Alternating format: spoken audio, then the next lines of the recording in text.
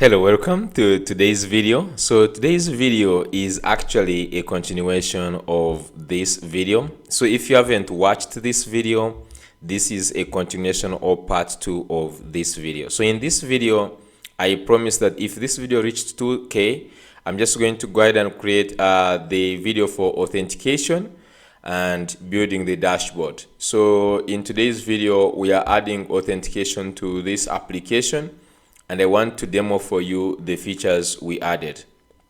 We added a lot of things, starting from fixing some like the application status for the active product, deploying the app to Vercel, and we also designed the dashboard. We added data table, we added custom authentication, we used the middleware for protection of routes, we added roles, and then we to make this one better, this was custom, so we didn't use any other auth libraries. So this was very custom. We created the sign up, the login, and all the protection of the pages. So let me show you.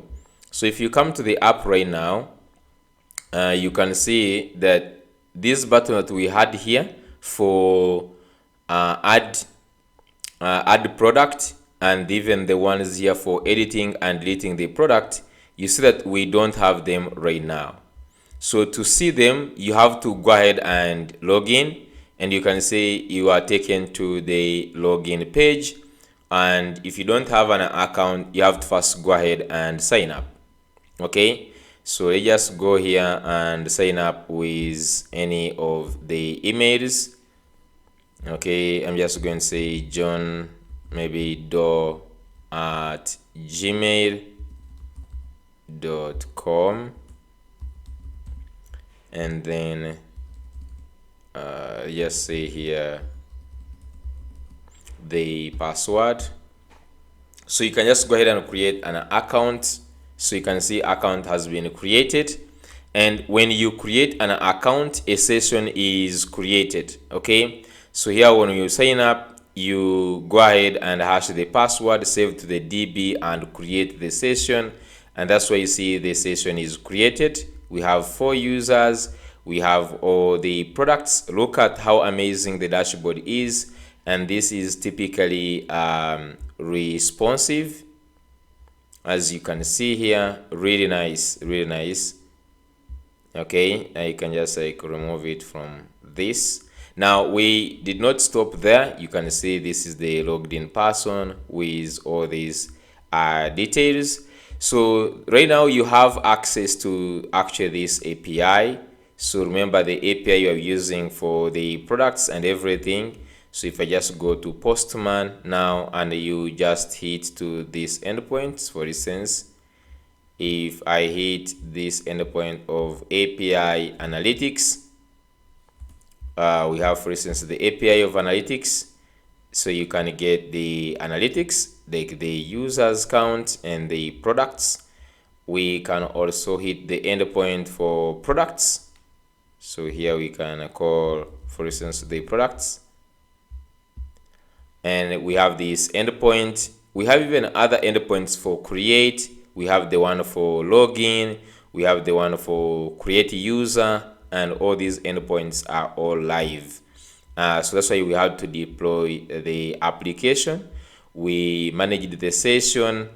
We have expiry dates for the session, the tokens, and everything that we had to do this authentication. Okay, the authentication is really serious. We are following all these things according to it is in the Next.js documentation. If you just go here to this authentication documentation, we followed this authentication, session management, and authorization, and we followed all this pattern. Actually, we used this very pattern, the way you are seeing here. Okay, this pattern you are seeing here is what we followed exactly to implement the authentication, this one here. So yeah, this is what we did in the today's video. We added authentication, data tables, I don't know if I've showed you the data tables. Just a second. So if you just go to the dashboard and you go to products, we have these nice products. You can see Hisense. So you can search, you can edit, you can delete a product. If you just come here, you can delete this product, deleted, and in real time you can see you get these products for, and you can edit. If you just go and just say updated, update, okay, so you can see this has updated. So we have all this CRUD that is working, search functionality, data table, all these nice things. Really, we made it professional. So we did a lot of work to really make this stand out, to design this whole work. So we really did a lot of work. And the first thing I request before you even start watching the video, first give it a like so that other people can actually find it. So thank you so much. Let's get started.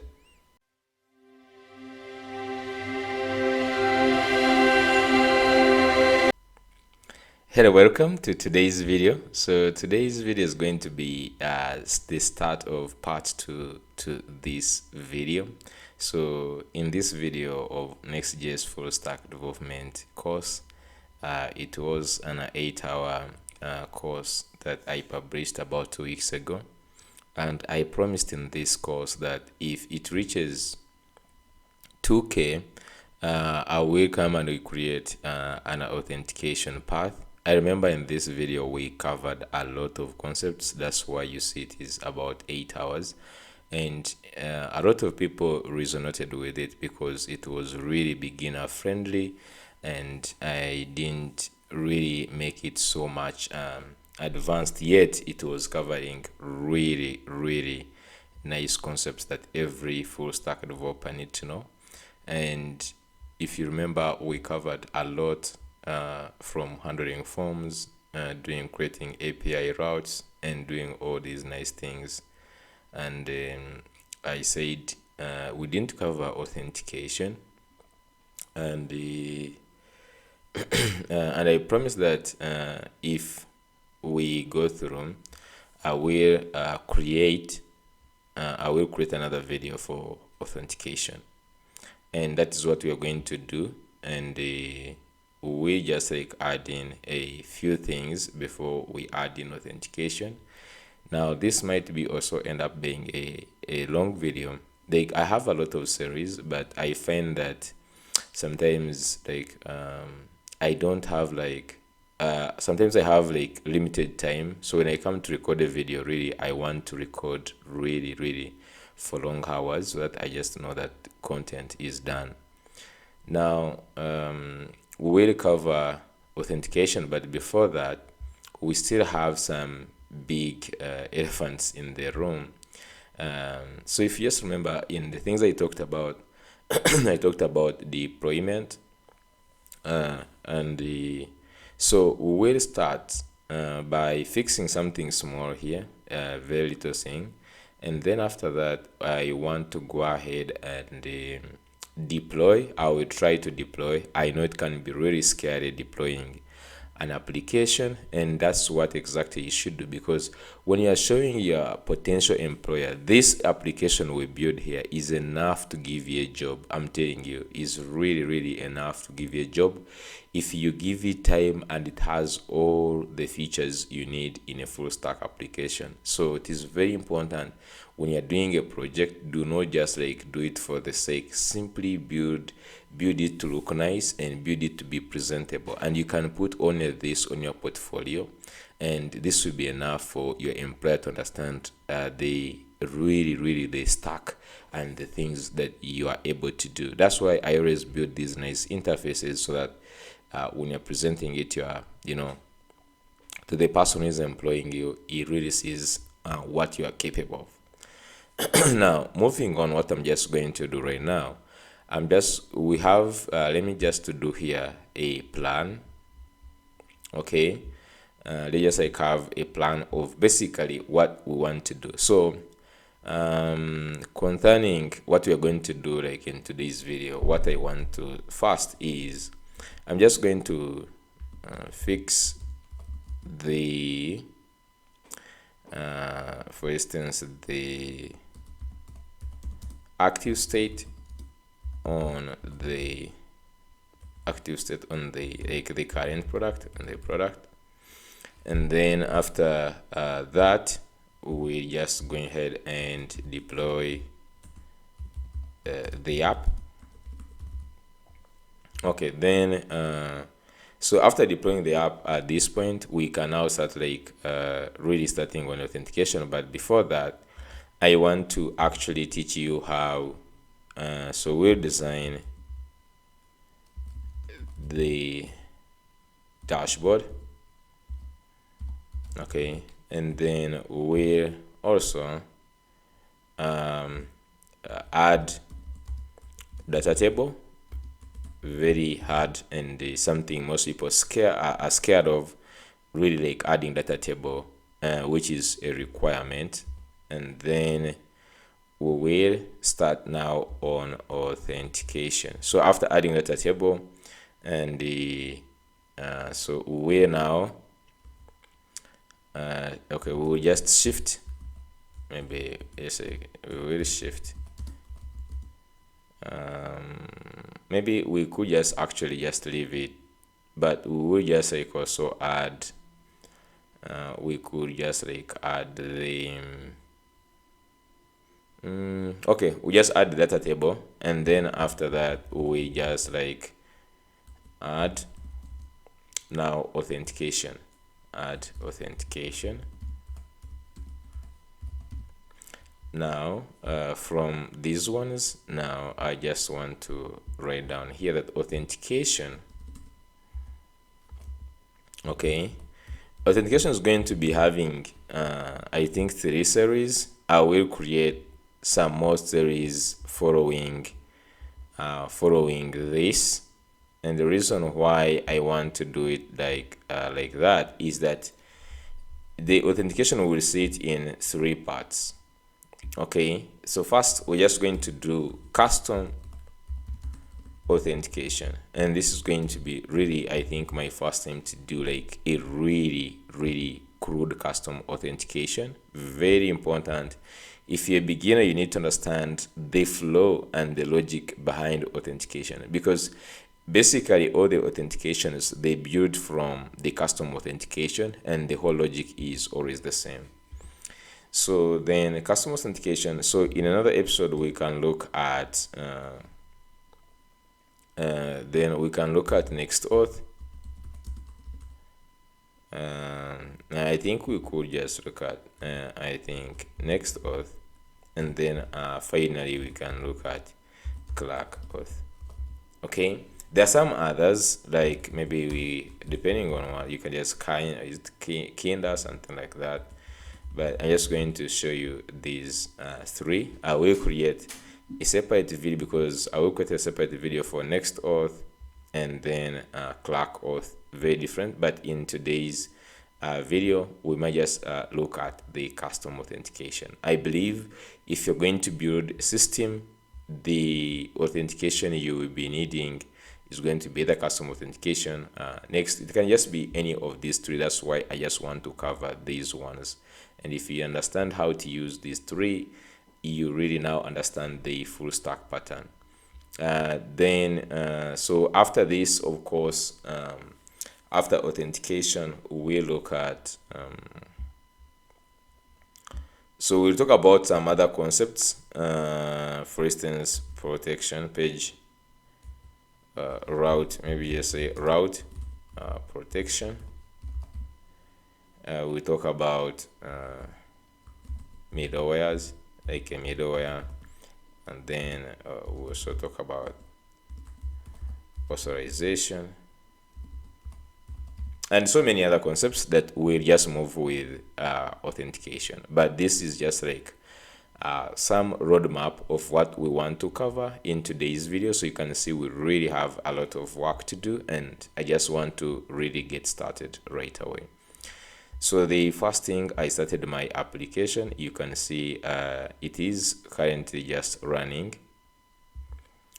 And if I just go back to this, you can see I have it running here. So when I opened, the first thing I noticed was, okay, this is Hisense 50-inch, it is this one, but it doesn't show that this is actually currently selected. It is supposed to show that this item right now is currently the selected one. So we need just like to add that state only so that this is actually currently selected.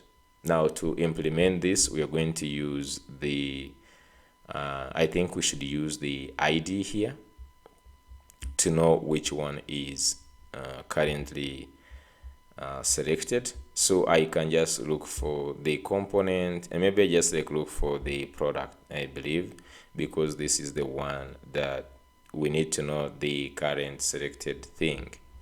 Now, if you just look here, the technique we are going to use, we are going to compare the product ID, because this product right now has a product ID. And then we also compare from the param. So we can just get this. Okay, we can just go ahead and get this. And then after getting this, then we compare it with, we can compare it with this ID here. Okay, so if we just go back to this, we must be having somewhere product list. So in the product list like this, so we can access the using, let me just go back here. So we could first check from, we could just say const. Okay, we could just first get the path name from here using use path name, just like this, from next navigation, just like this. You could just use this, and now you can actually console.log, for instance, the path name. Okay, we could just like go that route, and if we just go back to here. Okay, so first of all, make sure that this is now, since we are using the path name, make sure that this is right now a use client, just like this. Okay, so now if we just go here in the console. Okay, so you can see the path name will not work because the path name is giving us slash. Okay, so we cannot use that one. So let's try const, and I'm just going to use search param. So I want to get use search params. Okay, so if I just get this and I say params, for instance, is equal to use search params. So from this one, I can just say const, for instance, current ID. So you can say current ID is equal to params dot, so get, so you can just say get, for instance. So if you just look in the params we have here, we have the product ID. So you can just say product ID, and then by default, let's give this an empty. So just go ahead and console.log the current ID. So if I just go and do that, so you can see it actually shows you that the current ID is this. So it is actually reading this ID. So we can compare with the currently displayed item. So we can just come here. Okay, so just going to use something on the styles. Okay, we could just write if statement here, but if you install shard, it comes with something here in the utils, which is this tailwind merge. So this tailwind merge, what it does, it can allow you to write logic and display different classes of tailwind. And now by default, this comes from shard. It gives us this one because it uses it a lot. This one helps to solve the conflicts It helps to solve the conflicts. You can read about this CLX package. And so if you say CLX npm, you can just go ahead and definitely read about this package. But it is a package for constructing class name strings conditionally. So you can see a tiny utility for constructing class name strings conditionally. So this one helps you to write logic. So you can see here that if you say CLX, you can pass in some logic to display different things. Okay, so behind the scenes, they used tailwind merge with the CLX to be able to do this. So I'm going to use this. Okay, so if I just come here, how it works, if I go back to the product, so by default I want to show this class, right? So you can just cut this, and I saw cn, so you can say you can get this cn from utils, and then you pass in the default classes. So these are the default classes when there is nothing. Then here you can pass in your condition or your logic to display different classes. For instance, we want if the current ID, so you can say if the current ID is equal to product.id, this is the condition. If the current ID is equal to product.id, if this is true, so we can just say if this is true, so you can just say either say and then we display some color here. So for instance, I want the BG to be this blue here. Maybe we could even just say border, and then you like border blue, maybe 500. I don't know. So you could just like do this. Now if we just go back here, you said this now that logic is working because it is just a conditionally displaying if this is true. So now if I just go to this Apple Mac, okay, so I'm just like saying if this Apple Mac, just like this, click. Okay, so you can see now this is now also selected. Okay, so you could just like maybe don't put the border. I don't know if the border is really necessary. Maybe just make it also like blue, maybe 200 to make it maybe look not serious. Yeah, I think that one is more nice. Okay, so we have applied that. That can be really nice for detecting the current links. Okay, now that is nice. One thing I just noticed, I don't know if we have the loader. So when you click like this, there should be at least a loading spinner for this. Okay, that can be maybe really necessary to actually add a loading spinner as you are fetching this data. Now it will be also nice if this is only showing in this here. Okay, if this loading is happening in only this, maybe this component. The currently, if you are looking at how to add that, they are using if you go to Next.js docs, and now you actually talk about, okay, so you can just like go here and you search for loading. Okay, if you search for loading UI and streaming, there is a lot of things they show here.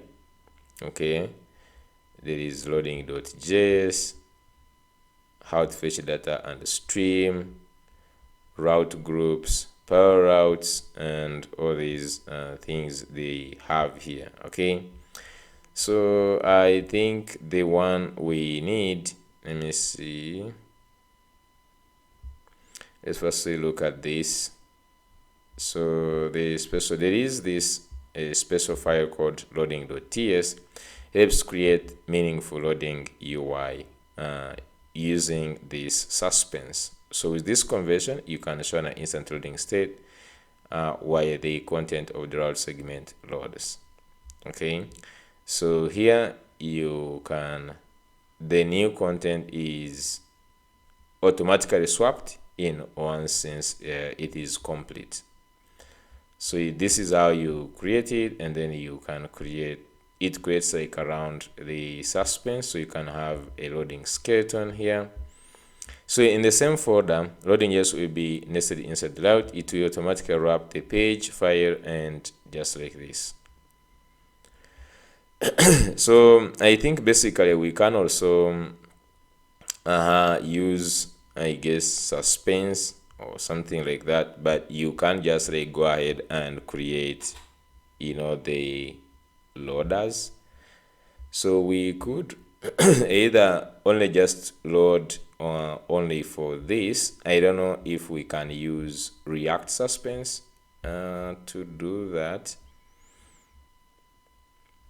The way they use it here, the React suspense. Let me just scroll down here. React suspense.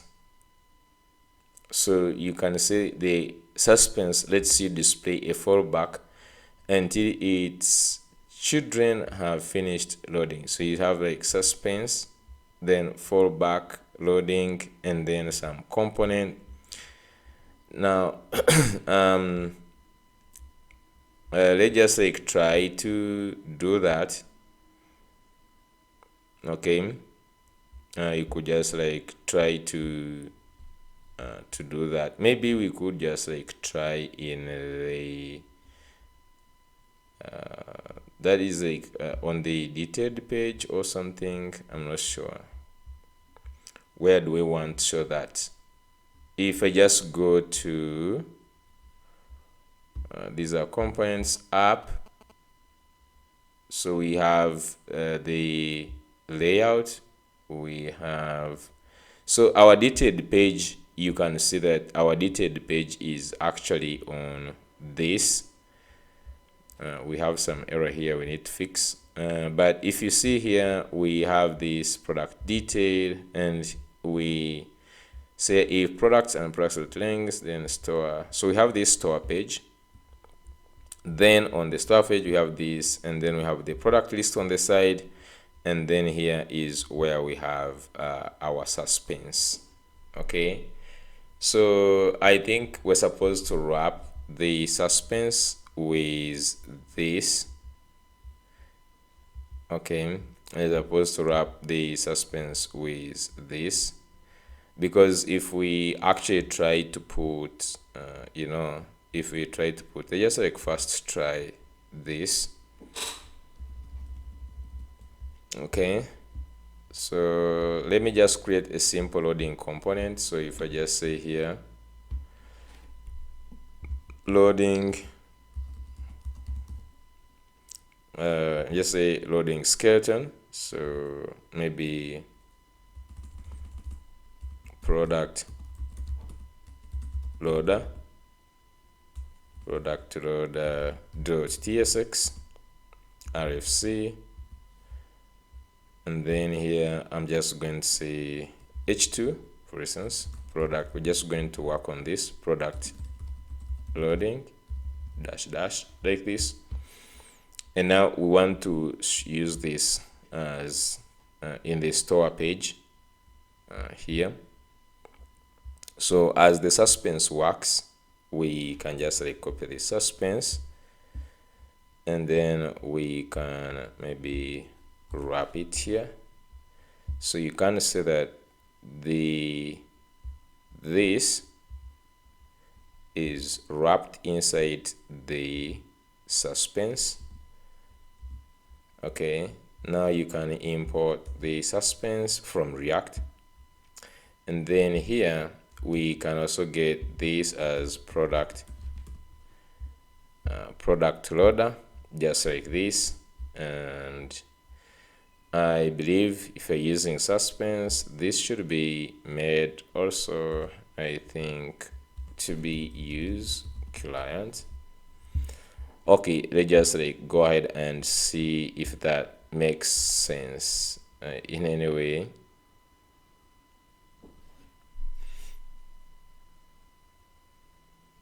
Okay, let's just like try to load some other.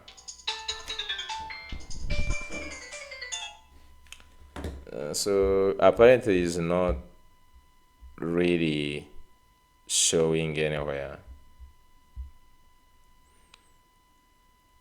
Okay, this loading.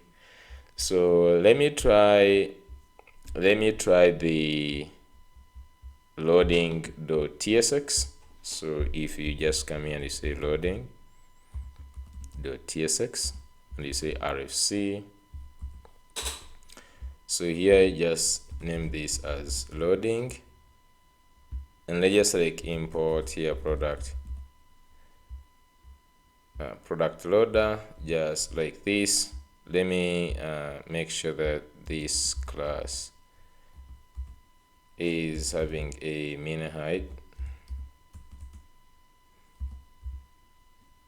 of screen flex items center justify center. Okay, so now they're saying the default is not a React component. Just export default loading. Maybe we need to refresh.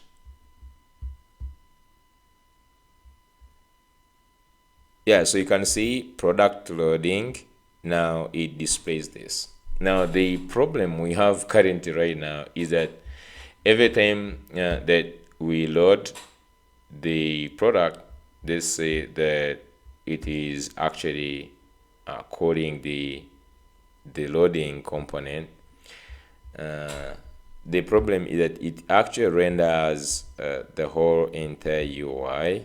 So let's go back to this. Okay, so if just like only changing this is not showing, I don't know how we can just do that, but they just like first leave that aside.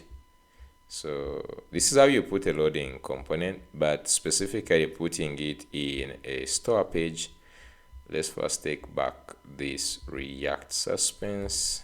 I think don't need it right now. So just copy this and let's leave it here, just like this. Okay, nice. Now this is the time where we just go for deployment. So let's first fix this before we go for deployment. So you can see here they say name, string, ID, description. This, if you scroll down, they say type never is missing this. Okay, so I think it's because of this.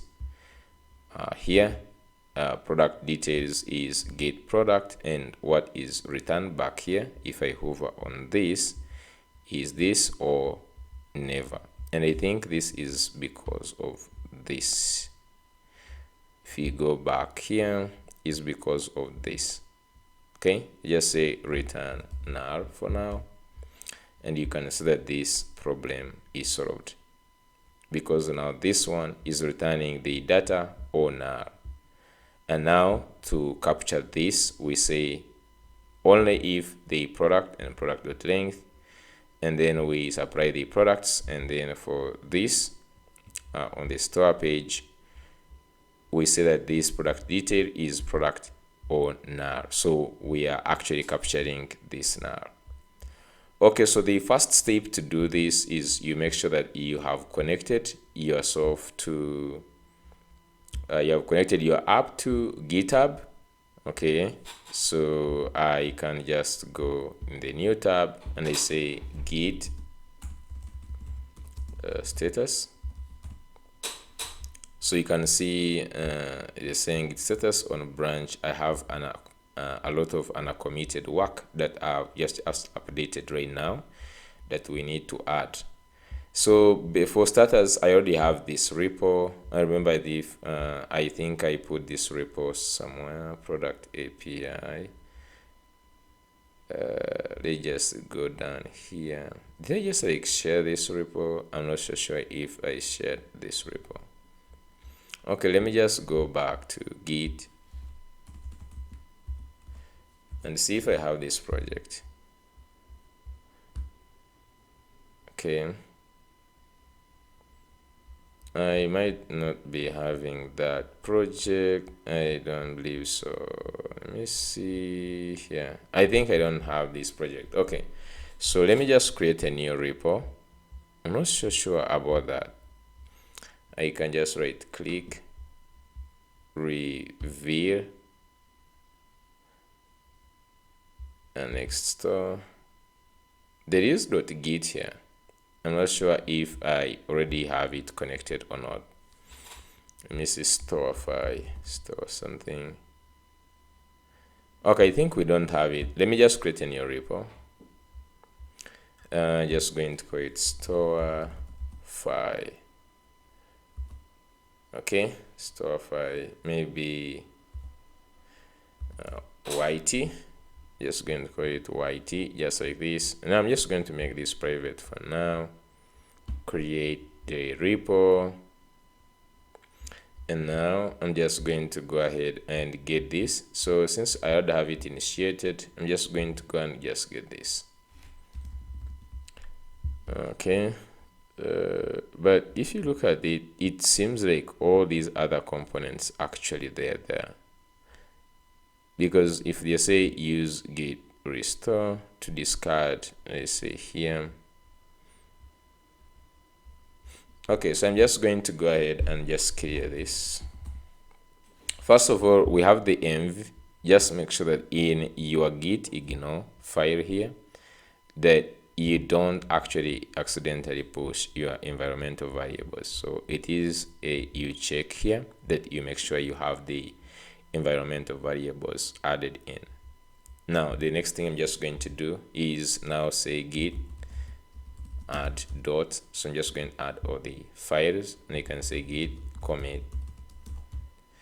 Okay, git commit, and then just say here maybe, I'm not sure if this is an initial commit. I don't remember me committing this, but this looks like it's only adding like a few files. Okay, just say git status now, git status. So they can see here on branch main, nothing to commit. So if I just say git push,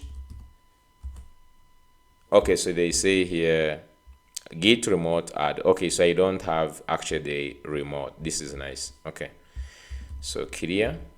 So now I can paste these ones I got. So you can git branch. So I'm just going to remove only one thing. Let me just go back here, just copy from git branch.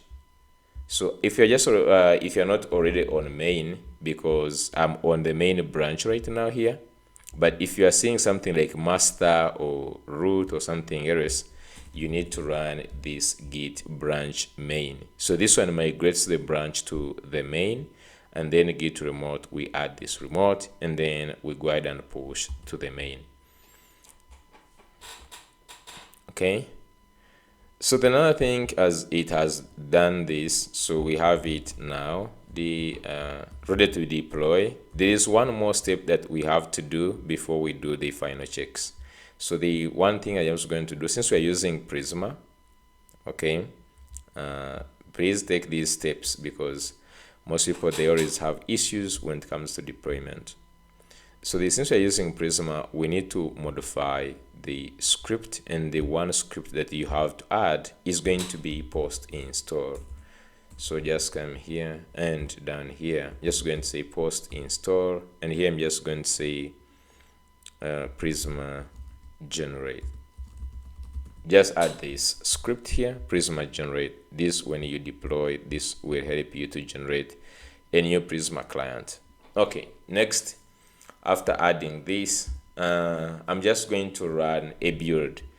So if you already have this .next, you can even just go here and delete this, the .next folder. I'm just going to show you that if you, maybe sometimes this folder can cause problems if you are going to run a build. So I'm just going to go here up like this, I'm just going to run. I can even first stop this, stop the server. Let me kill everything.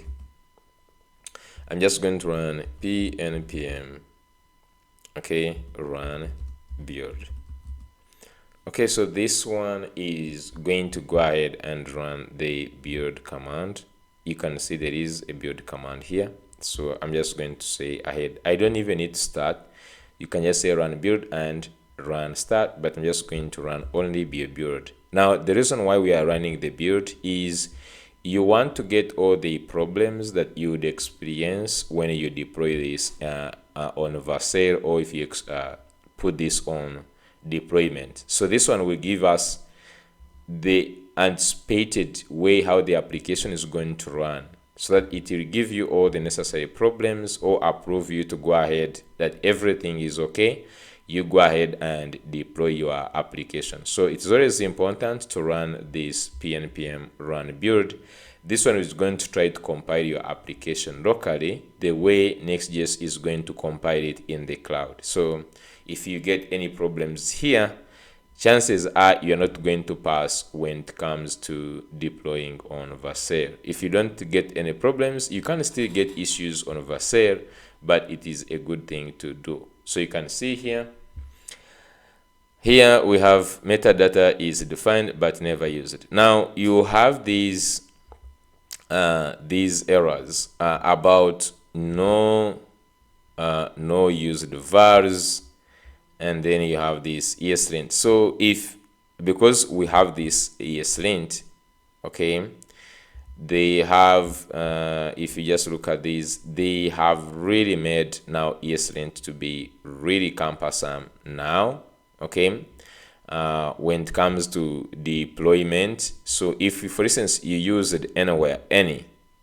you will not be able to deploy. If you use it anywhere in your application, for instance, you define a variable and you do not use it, you can see here, for instance, in the route, we have this delete product, we have something we did not use. Now, you have two options with this. One, you could just go and for what they told you, for instance, there is v1 product route.ts. So if I just go to route.ts, in app API v1 product route.ts. So if you just go here, okay, you see like we have maybe this product, it was maybe not necessary, would have just done just like this, await, and you don't define any variable. It is this one, delete is assigned but was never used. So it looks at all those variables you created in your application, and if you never used them, they will just go ahead and give you errors. Now, so you could do this and go fixing, looking for whatever there is an unknown, and for these specific things here, for instance, they say in the text area input, so text area input.ts, they say that we used any in this text area input, okay. So if you just go back to the components and you go to form input, text area input, so there is somewhere we defined any.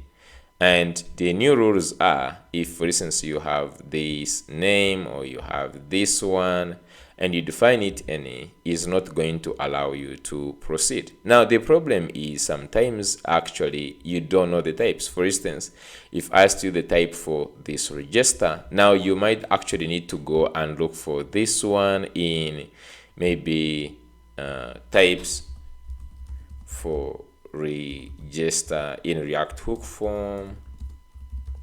So you might just go and want to search for this. Okay, so this one actually end up getting more cumbersome. So here they say props and they for instance a name. Here they're giving you some list, so you can see here, I don't know, like the register function, I don't know where they have it as type. So you might find yourself you're going to look for this, you can't get it. So sometimes you will need to use any, whether you want or not. In some circumstances you might need to use any, and in circumstances you might use to find that you have some you have these variables, like you assigned the variables and you never used them. And this is not about only the code you wrote, this is about the packages we use. So if you check, for instance, shadcn, you may find in the drawer component they have some unused variable, or they're just like having one of these errors.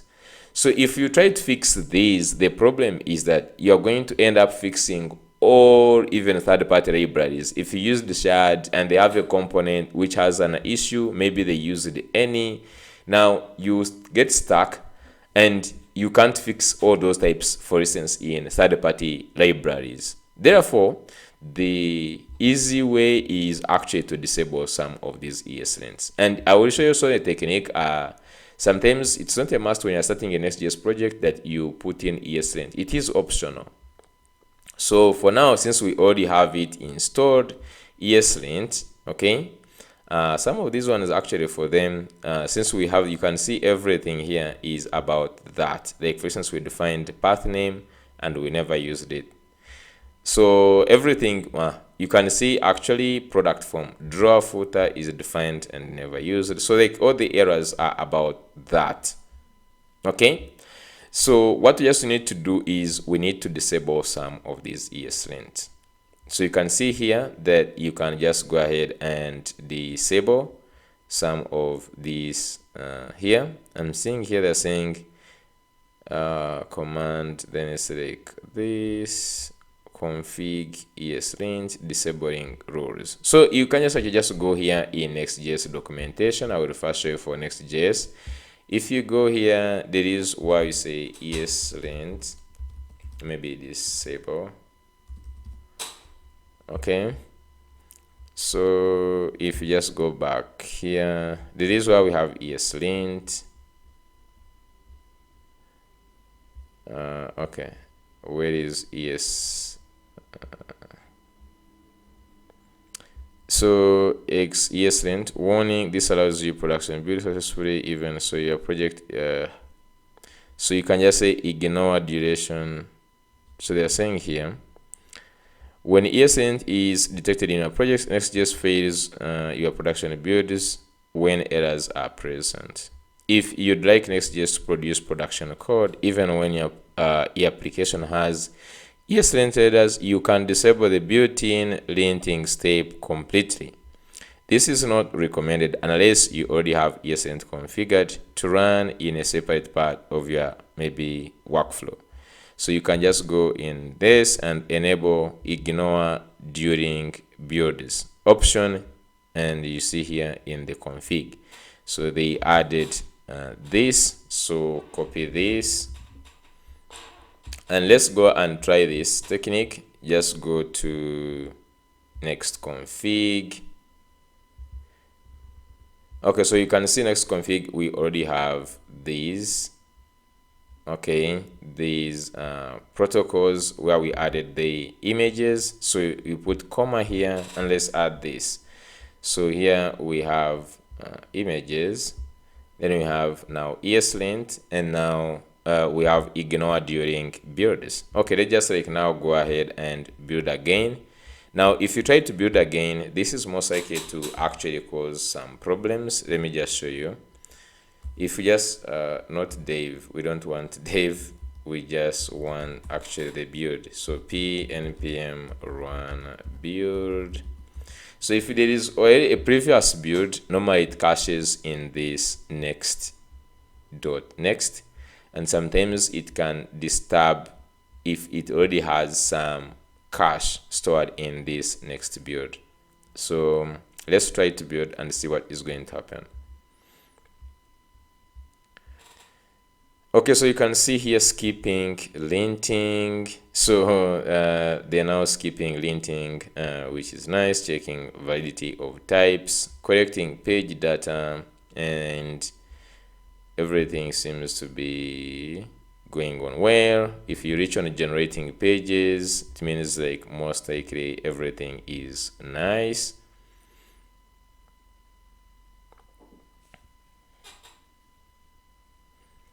Okay, yeah, So you can see that everything went well, finalizing page optimization, and this is your project build. Nice. Okay. So if this goes successful like this, now you have the ability to go ahead and test this in production. So one thing, I'm just going to push these last sync. So we're just going to say I'm just going to say git add. So we added some changes, git commit -m, and you can just say here disabled. So you say here disabled ESLint, and then you just go here and say and git push, and then you just like push this. Okay, nice. So we actually pushed this now. Here, let's go ahead and refresh this one, and you can see the last one is disabled ESLint. So the next thing is now to deploy this. So I'm just going to go to Vercel. Okay, so now on Vercel, just go ahead and add new project.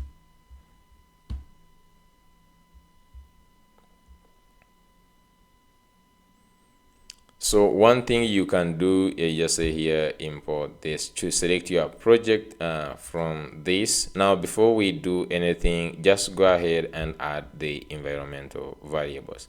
Now you have two ways. One, you have to simply you can simply paste. So you say paste a .env above to populate the form. So you can just go into your .env here. Okay, copy everything inside, Control A, Control C, just like this, and just come back here and click in the first key here and paste everything. This is going to go ahead and populate anything, or it will populate all the things you need. So you can just leave everything the way it is and click on deploy. This is where everyone actually freaks out, and you are just playing so hard that luckily now for something miraculous to happen, because in my at the coding school, my team members, this is the road where they actually all be praying I want my project to deploy, because deploying actually has never been easy.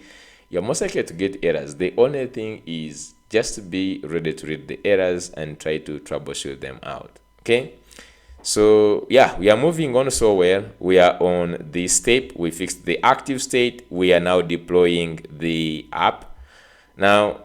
So just going to coming soon is going to be designing the dashboard and adding the data table. So since we are preparing ourselves to actually having to have authentication, it makes sense now to have the dashboard. If you go back to our application, it's still deploying here. Remember, let's go ahead and start it. I'm just going to clear everything, and let's say npm dev. Okay, npm dev. I'm just going to go ahead and go to localhost 3000. Where do we have localhost 3000? Okay, we have it here. So I'm just going to go simply I think call this. I think we already have the dashboard page. I think, did we have the dashboard page during the time we are building the routes? Okay, so far right now we have one route like this. So this is a point where we talk about the parallel routes. Okay, okay, it is loading here. Nice. Okay, so we have this done here. By the way, if you just want, you can add a very nice loader here. So let me show you. You can just go ahead and design a very nice loader, and if you just go, wow, so we have here, you deployed a new project, and congratulations, it went through. This is what you always want. Oh my goodness, you'll be waiting to see that page of congratulations. It does also not guarantee. I can see it is saying no products. I don't know, but let's just like try to go to this. Okay, so currently it's saying no products. I'm first going to copy this. If you remember that everything is connected to this somewhere, let me just see. So if you just go back to the home page here, okay, so we get these, the products are being fetched using this get products. If you look at the get products, is actually you getting the API using the base URL.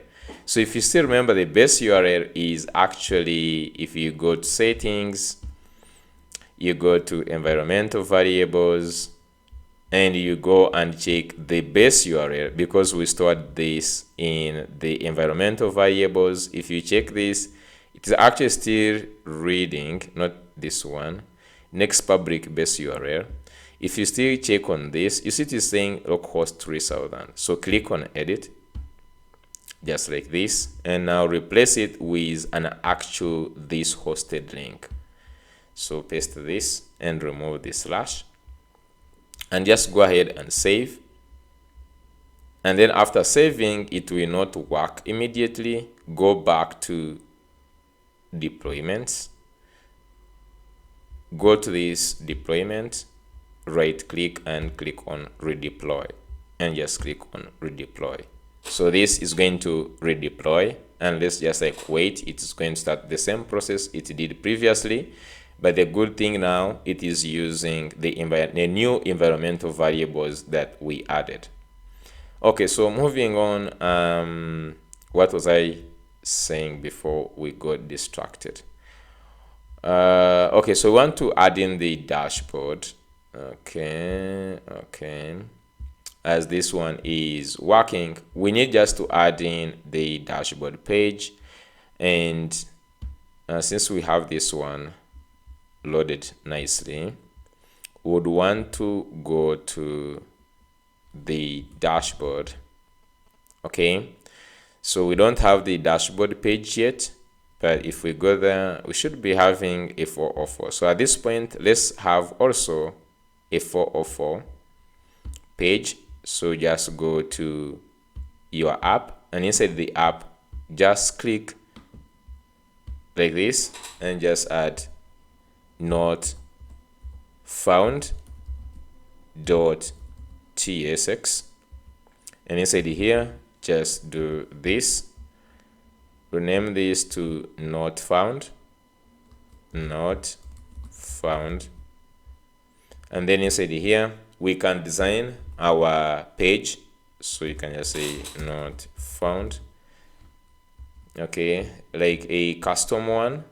To know that this is working, we can just give a class name, and we give a bg of maybe blue 50 to know that this custom is working.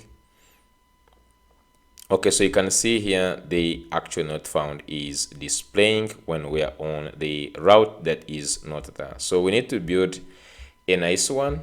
So you can just say 404 page, maybe tailwind. There are some things you don't need to really just start like finishing a lot of time to do this. You can start now at this point in your coding, start including a few of these packages and things which have some of the things free. Okay, so you just like, for instance, put 404 tailwind, and then some nice pages might show up. So if, for instance, there is this one, this has no problem, like it looks really great. Then you have this, which has even other links that you can go to. There is this one. Okay, so you can just like go here and get inspired with different pages. I cannot go to this one.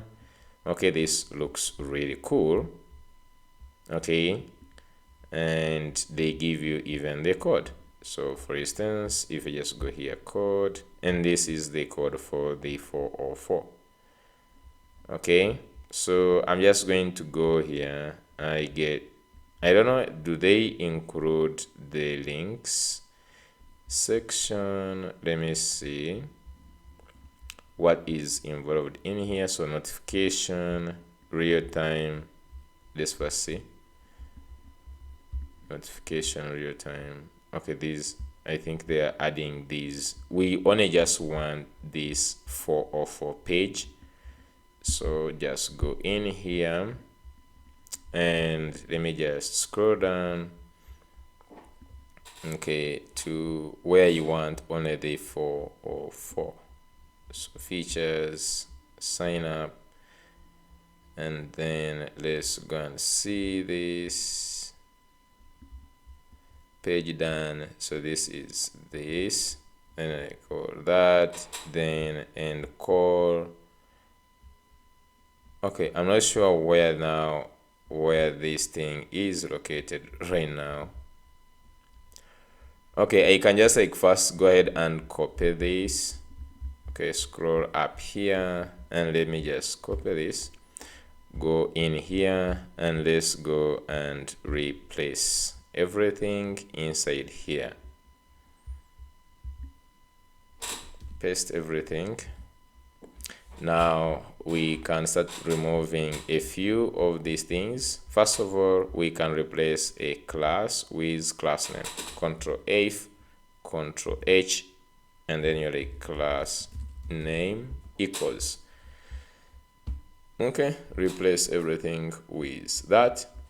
Next, let's go and remove unnecessary parts. So for instance, when you scroll down here,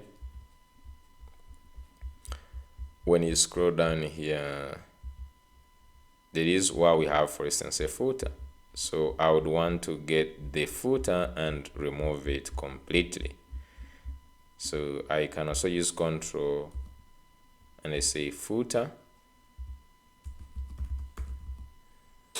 Okay, just go up here, and this is the footer here, and simply remove it.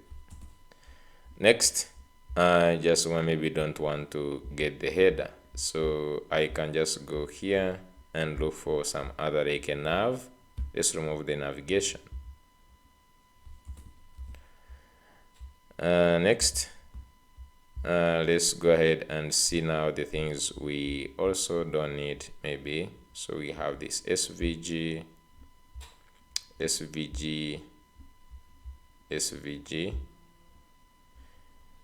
Okay, this looks like everything is okay. So I can remove this section.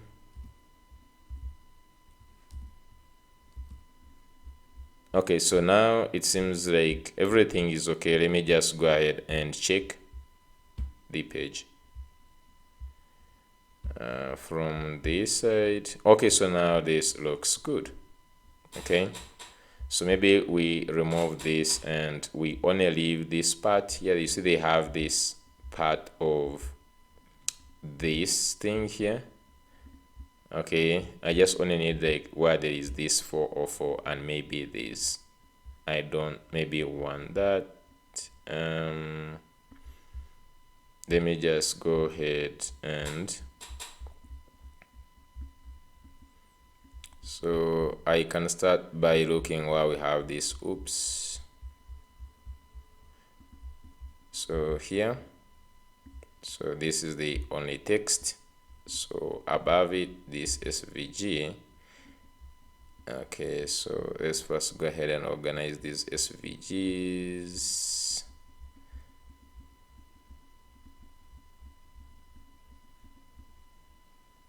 Okay, so this is the first SVG.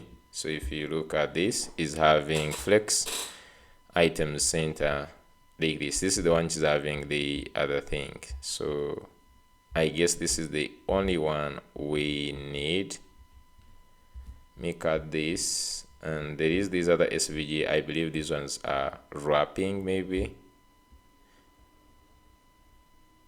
Okay, let me just first paste this only and see what do we have. Yeah, so this is what we need only, and the only class I'm just going to give here is to give a min height of screen. Okay, nice. Yeah, so this is our 404, and you can really get a tons of 404 pages. You don't need to only take maybe this one. There are some others from other pages, so you can see the 404 like this, but the one we have put really looks really nice and advanced. Okay, nice. If I refresh this, we should get our products loading, and we have the products. Nice. So you can just click on this, and we have everything working, and it is live online. So if you have reached this at this level, congratulations. Nice.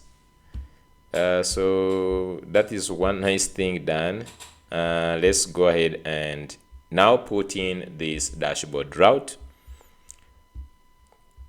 Okay, so if I just go here inside this app, and inside here I try to create another dashboard. So if I just say dashboard like this, and inside I put here page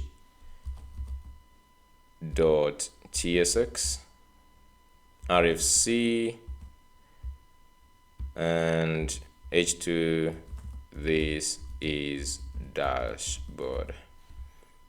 So if I just go back here now, this page is no longer absent, but it is actually there. So the only problem we have with putting it just direct like this is that if we want to change the dashboard layout, so I can just go to, I will just link some of the designs that we are going to be looking at. So I need something like this. Okay, I need something like this. We're not going to make all the thing and even like so much nice and responsive and all that. And so if I just want a dashboard to look like this, it has a sidebar, it has a header, and then it has this this whole nice thing, right? This is nice and great dashboard. So you want to have a typical different layout from the one we have on the home page. So you can see that on the home page we have a different layout. Okay, and you know the dashboard pages, all the dashboard pages, if you go maybe to products, the way you see here, if you go to products, it should just like have all the products, like it should maintain this page, like you can see the dashboard and report and all these other things like this, right? Okay, nice. So what I'm just going to do is I'm just going to go ahead and create the parallel pages. So the first thing you do inside the app, we are going to create two parallel groups. Sorry, just going to create the route groups. I talked to this in the previous video. So in the route groups here, create a new folder, and let's first create the first one. We're just going to call this front. Okay, just like this, and then we're just going to create another parallel group, and we're just going to call this one like dash or dashboard. So you can just like call it anything, doesn't matter. These two, they will not be included inside the routing. So what you can do right now is you can go ahead and drag this page here, okay, this whole page, drag this into the front, just like so. It goes inside the front, just like this. Now drag this dashboard route that we have just created, drag it into dash. Okay, nice. So we have now inside the dash, we have these. So these ones are going to be all the dashboard routes. So they will be inside here, this dashboard, and then all the front routes will be here. So right now we have created this, and this is going to be helpful in creating different routes, layouts. So you see in our layout right now, we don't have anything that apart from these toasters and everything. If we want to create a new layout, we can just go into the front. We use a new different layout here. And if we just want to create another one, we just go in this layout and we create the layout from there. Okay, so that is really cool. And if you just want, that's how you can create different layouts. So I'm just going to go ahead and right now create a layout we're going to use for the dashboard.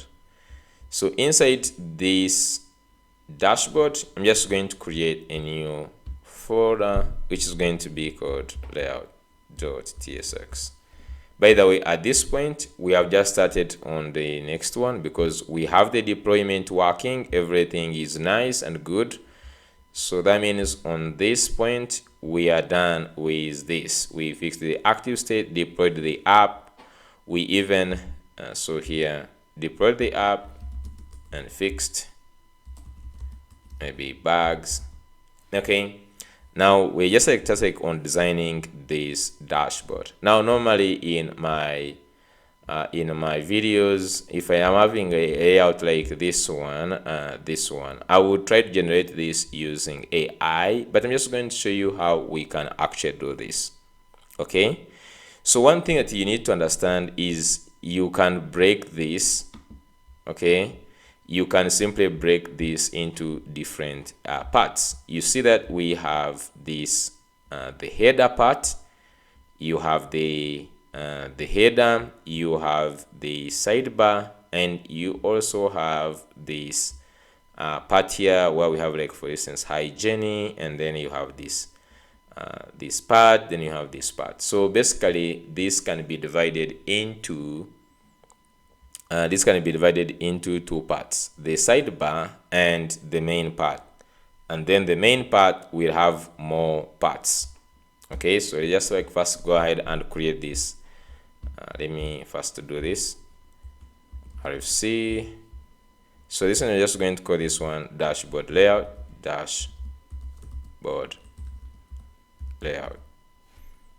Okay, just a second.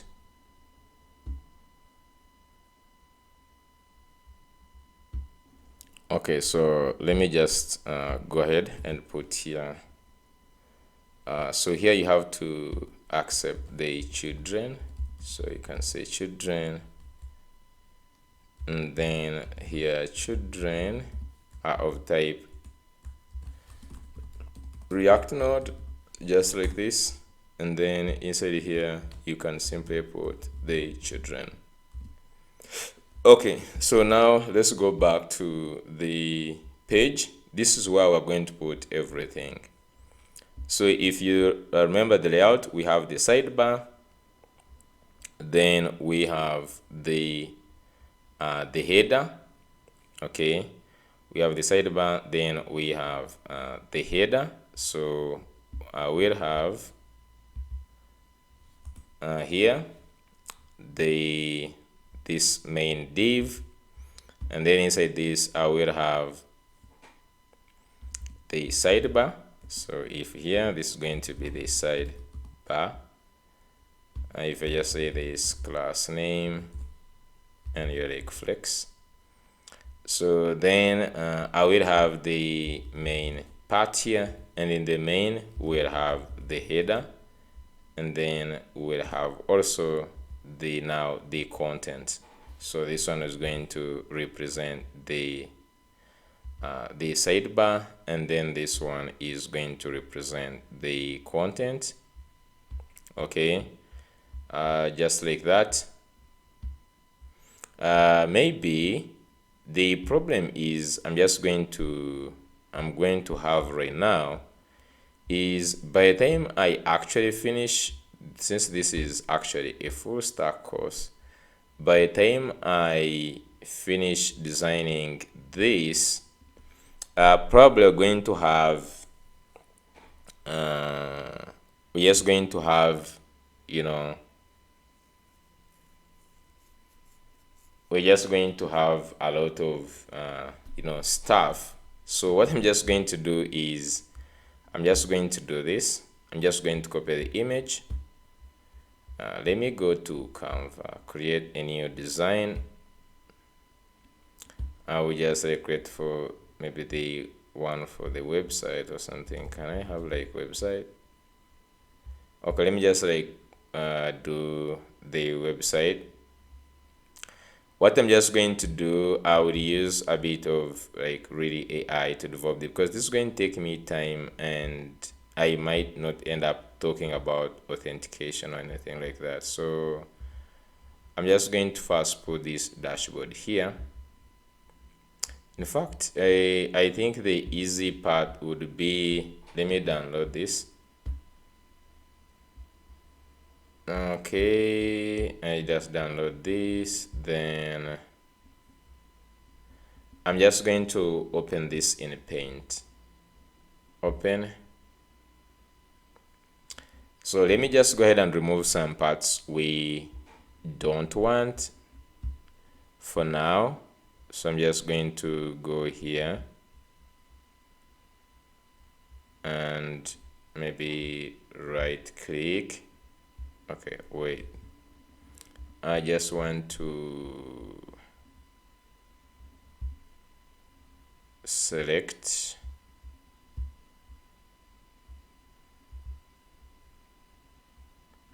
Control C, Control V. So I'm just going to bring to this part here, like so. Then all these, I'm just going to remove them up down here. Okay, so nice. So I will click outside. So I've removed those ones. I've left the layout we need only. So I'm just going to go ahead and save this, save as PNG in the downloads. Okay, modified. Okay, so after this, I'm just going to go to V0. The reason why I'm just going to use AI in this case is that building this layout is not something that is hard for me particularly, and you can't just give yourself a challenge to design this from scratch. Go and use Flex and all these nice things and design this. But what I want right now is to have this layout, and maybe I put in authentication, which is my aim right now. So just open V0 here, and at the same time I'll just like share with you this. If it creates this, it will do this. Okay. So right now I'm just going to go ahead and say create the dashboard layout as it is in the, maybe in the image or screenshot. So just go ahead and upload this layout. I will just make all these modifications, and I will share with you I think this design, so that you can access it at some point.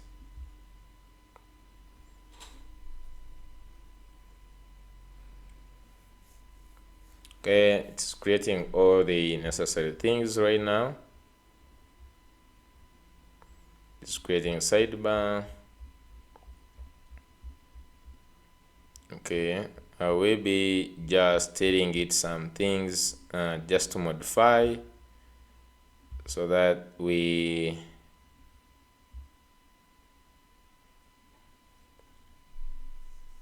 okay, it is modifying. Let's see right now.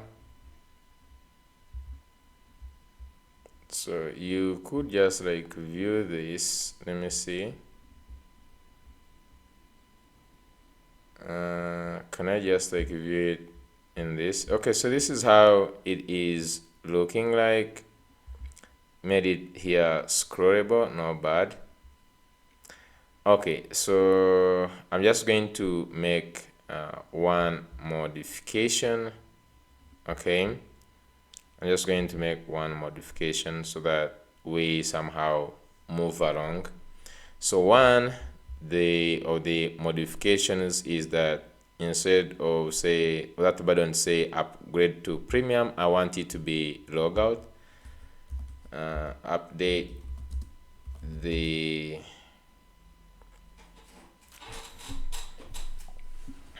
so this where is the image?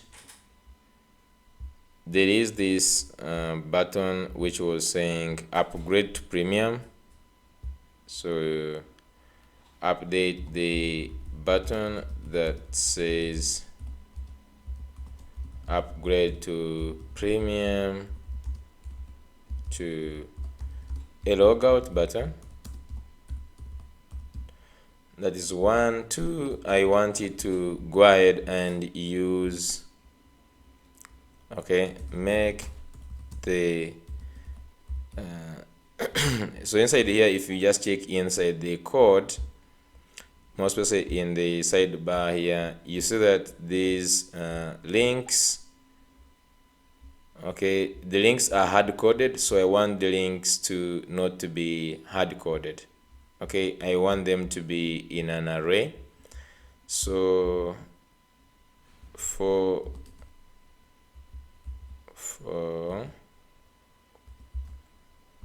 the sidebar links, add them in an array.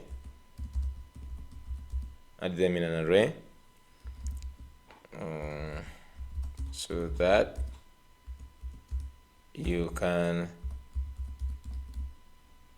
map them. Then I'm just going to say use the same links in the navbar. Okay, in the navbar,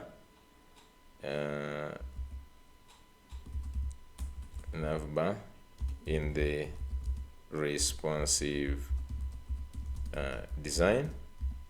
I'm also going to say make the layout responsive, and then now we can also finally let me just look at the design if there is anything else.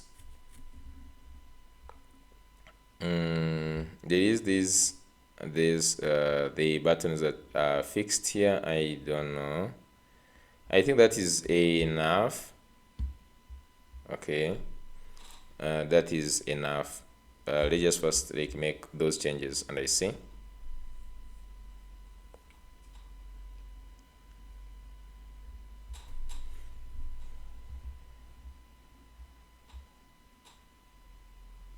So you can see now it added the links in the constants, which is always a nice thing. So let me just create here a folder as it is generating.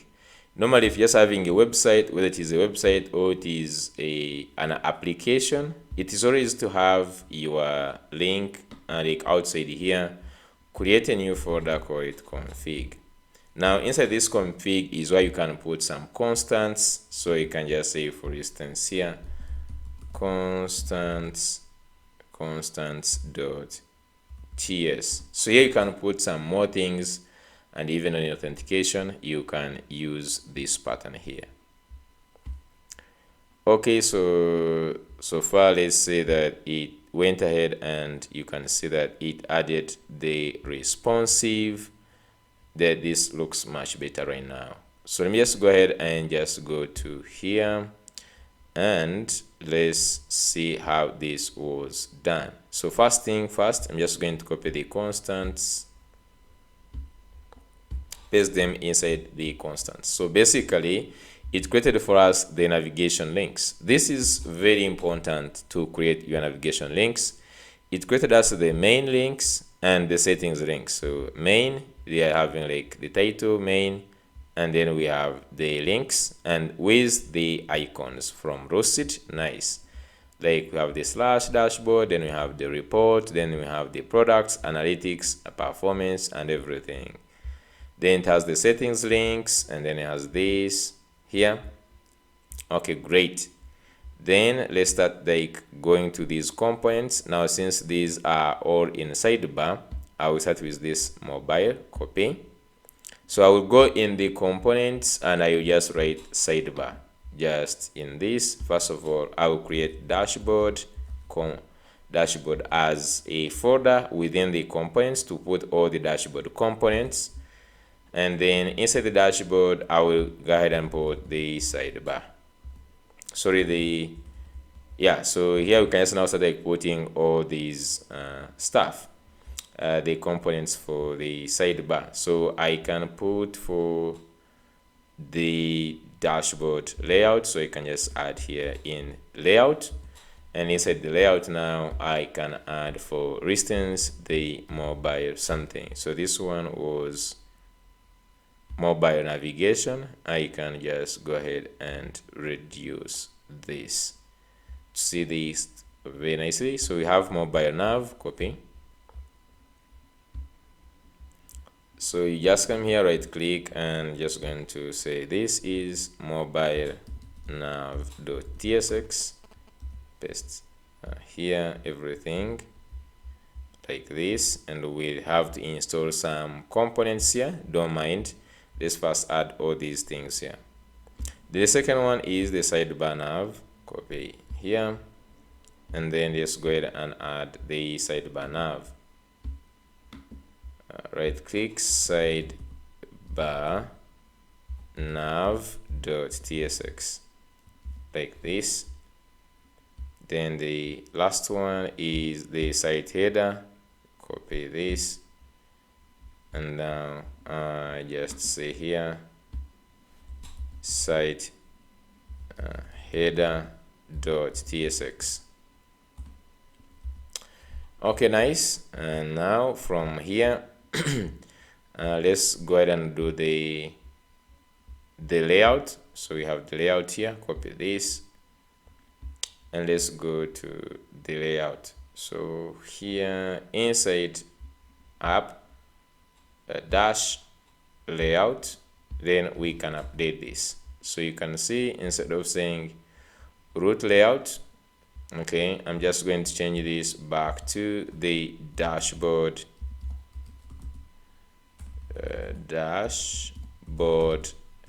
layout. And one thing you need to do is remove this everything here. We simply need this. Just remove these HTMLs. So we need it just to be like this. The sidebar nav, so you can see here we're using grid, and we give it this here. You can see this is grid template columns, and we give it two columns, one with 280 pixels and one with FR. This is where, by the way, the technique I wanted to show you is located. So when you see grid, so on the small screens we do grid colors 1, then on the large screen we do 2 grid columns, but then you want to give these grid columns with custom size. So when you do MD grid colors and then you define something like this with underscore, it will just take it to be these columns. It will create 2 columns, one with 280 pixels, another one with 1 FR. So what this means is that the sidebar here will occupy 280 pixels, and then this remaining 1 FR, this represents all the remaining size. It will take this one here. Okay, nice. So let's just go here, and I'm just going to remove these ones and import them according to where they are located. Also remove this CSS here. So I'm just going to go sidebar nav and get it components, and then this also get it from there. So after we have fixed the layout, we still have a lot of reds in our application. Starting from the mobile nav, let's start adding these missing things. Okay, so we need to add sheet and the scroll area. components from the .cn. So go to the next tab. Let me clear everything. Go to .cn.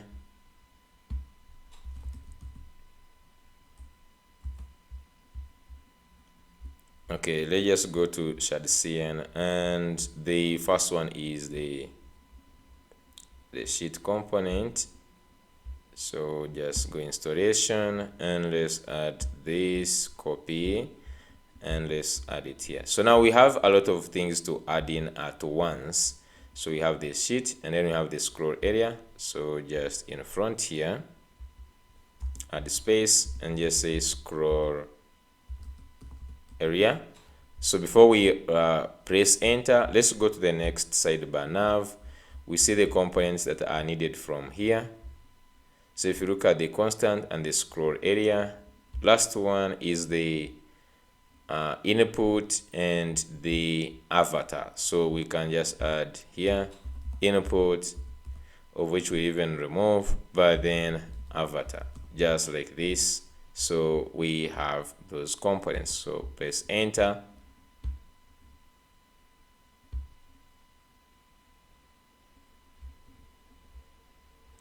So this is going to go ahead and install all those ones. Let's go ahead and fix also the constant thing. Since we are getting them not from the lib, we are getting them from different. So I'm just going to say here, sorry.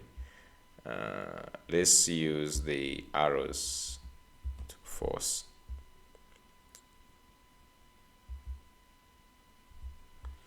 Okay, so I'm just going to fix this. Nav links are not coming from the lib, but they are inside the. So if we just go back like here, let's go ahead and remove this navigation link. You can just say at config. You can just say at config just like this, and then you can copy now this link, and let's replace it even here where we have this same thing. So now we have these nav links coming from the config folder. Now everything seems actually to be looking good. I'm just going to go back to the dashboard. I look at how actually it looks. I'm just going to go to the page. At least right now I'm just going to add the one thing. Let me just remove everything here. I'm just going to put here h2 as dashboard page. So let's go back to the app here. Let's go and visit the dashboard. So slash dashboard.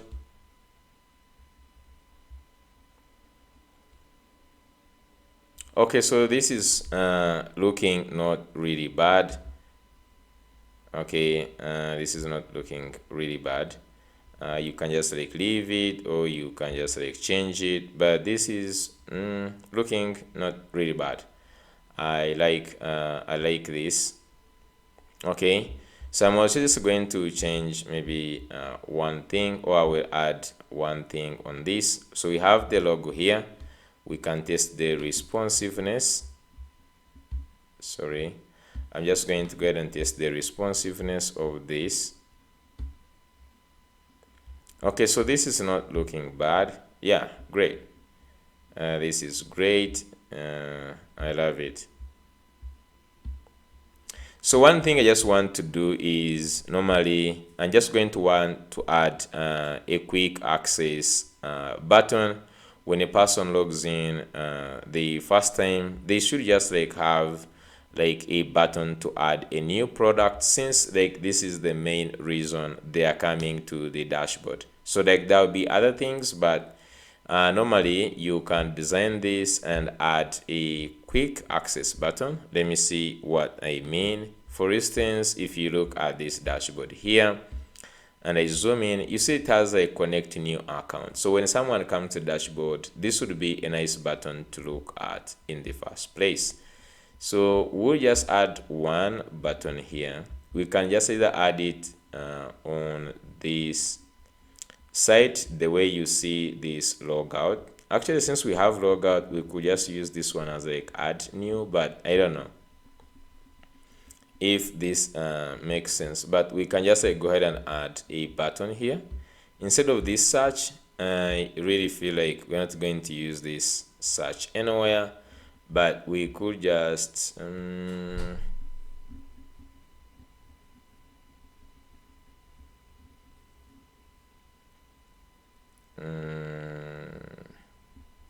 so the way they fix this logout, let me first check this logout button. So go to the side navigation, let me just check for logout here. So this is the button for the logout, and if you just look at it, is actually outside the scroll area. So if I just copy this very thing the way it is, and I simply go outside the scroll area here, take this, okay, and before the scroll area, let's add another button. I'm just going to change this one to something like add new product, and let me just add this one as a plus icon, okay, and then we don't want to give it a variant of destructive, and then this SM, let me just leave it as a default size.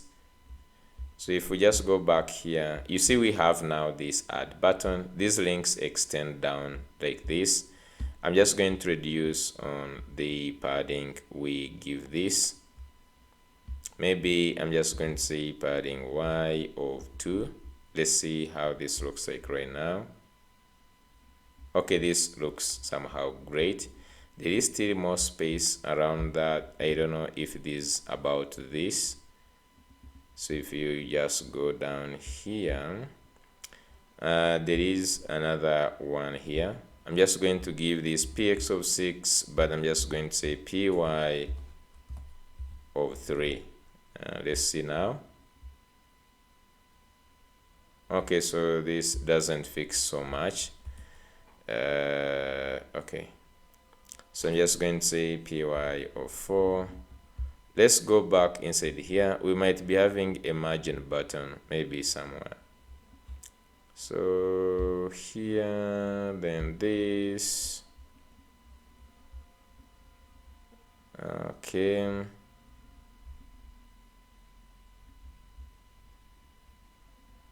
There is also this padding of 4.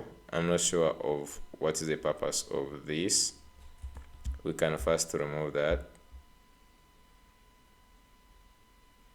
Okay, so that maybe we only leave it on px.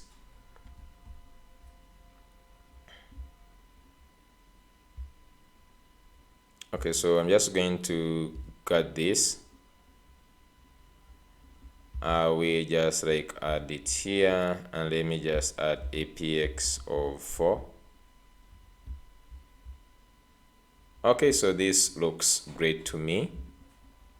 Okay, add new product, and then we have the logo for the company, and the person has this quick menu to add the new product. Okay, so this is great, and I'm just going to show you how we can also activate the add new product, the other thing for adding a new product, and I think we are going to start with that one in a second.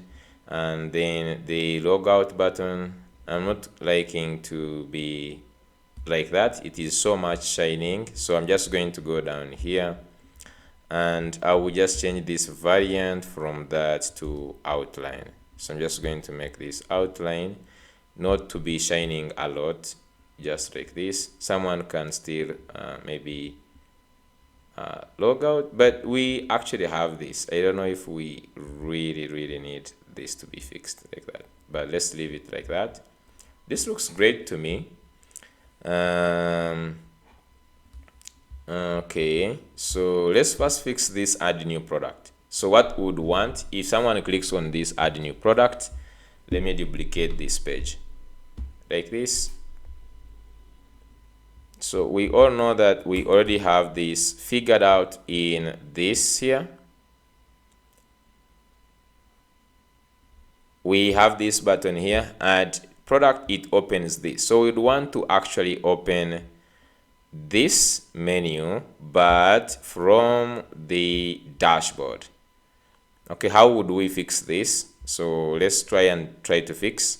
I'm just going to first copy this button exactly the way it is in here. Copy this button, Control C, and let's go to where we have this button. So if you go to, I think, product form or something, product form, you can see it is here where we have this add product here. So I'm just going to add one more param that we can use to know where this is coming from.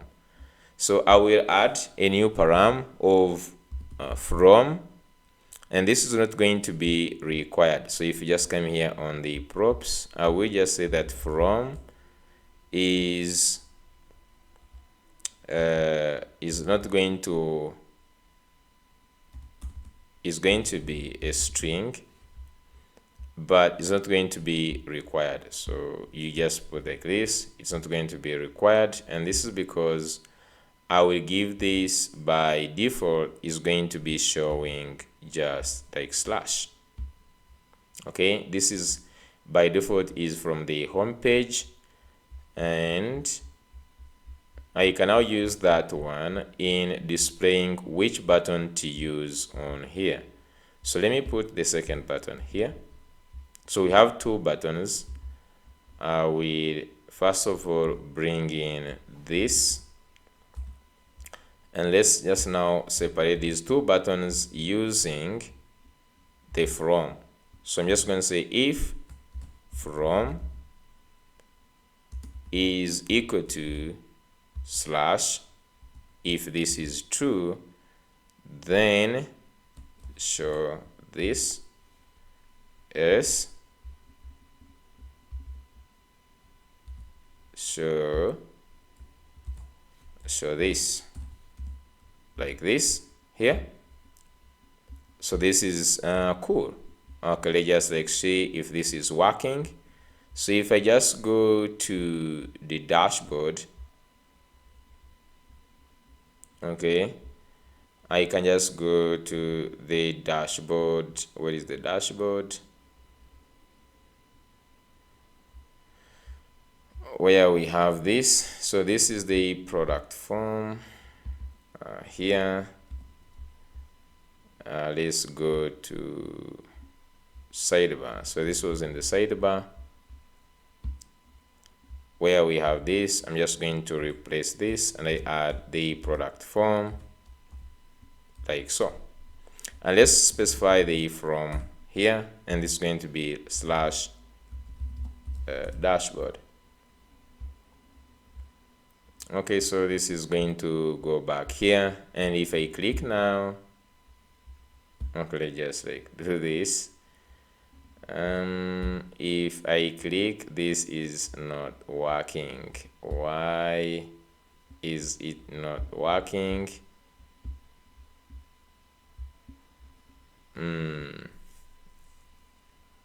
That would be that would have been a nice one. So I might just take a different approach to that. On the home page, let me see if you go back to the home page where we are calling this in the store front. We are showing this on the side product list. I think it's in the header somewhere.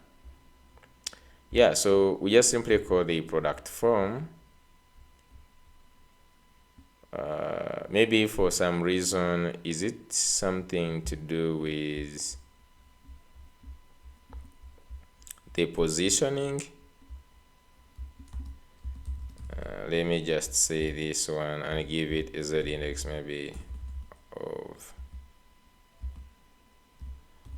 99. I don't know, like if that is a problem of z index. but so far this is not displaying right now.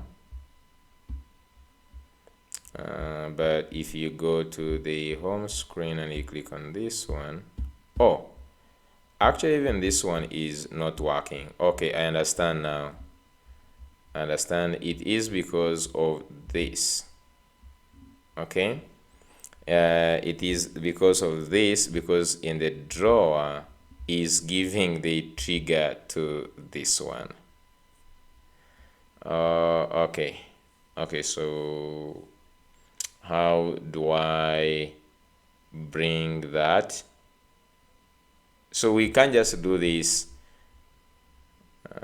Do we need, so because of this here, okay, we could do this if check from outside. So if I just say function render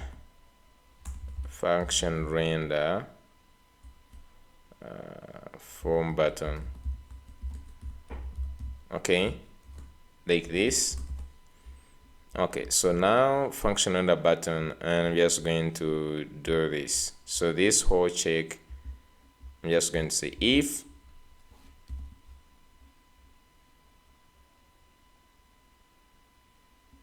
okay, still it will not display direct, so we have this. If editing, we show this.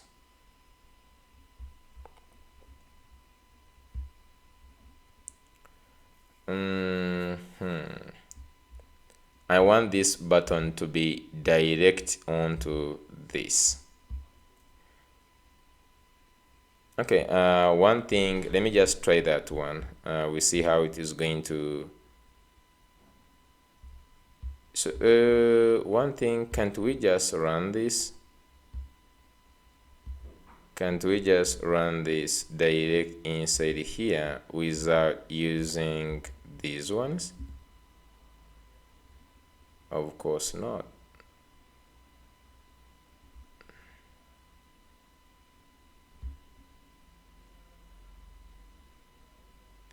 This condition will appear false since JavaScript compares this. Okay. I'm just going to, if you have here this render button and you say, for instance, if from is equal to maybe slash, and then you're like, I want to return. So here you copy this and you return this,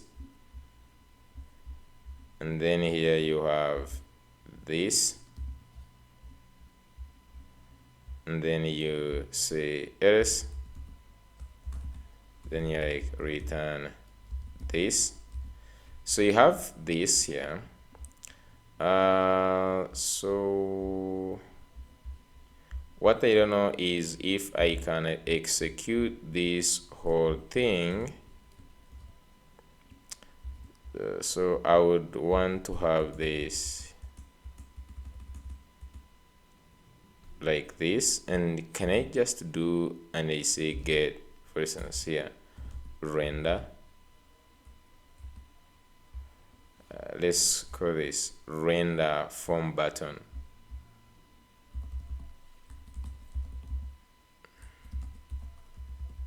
So the problem is you can just call it this direct like this. As you can see here, is you need to have a React component here. How about not putting that, and you cannot also put this direct here? How do I solve that problem? Let's see, go back. Let's go back to this. How do we pass in this?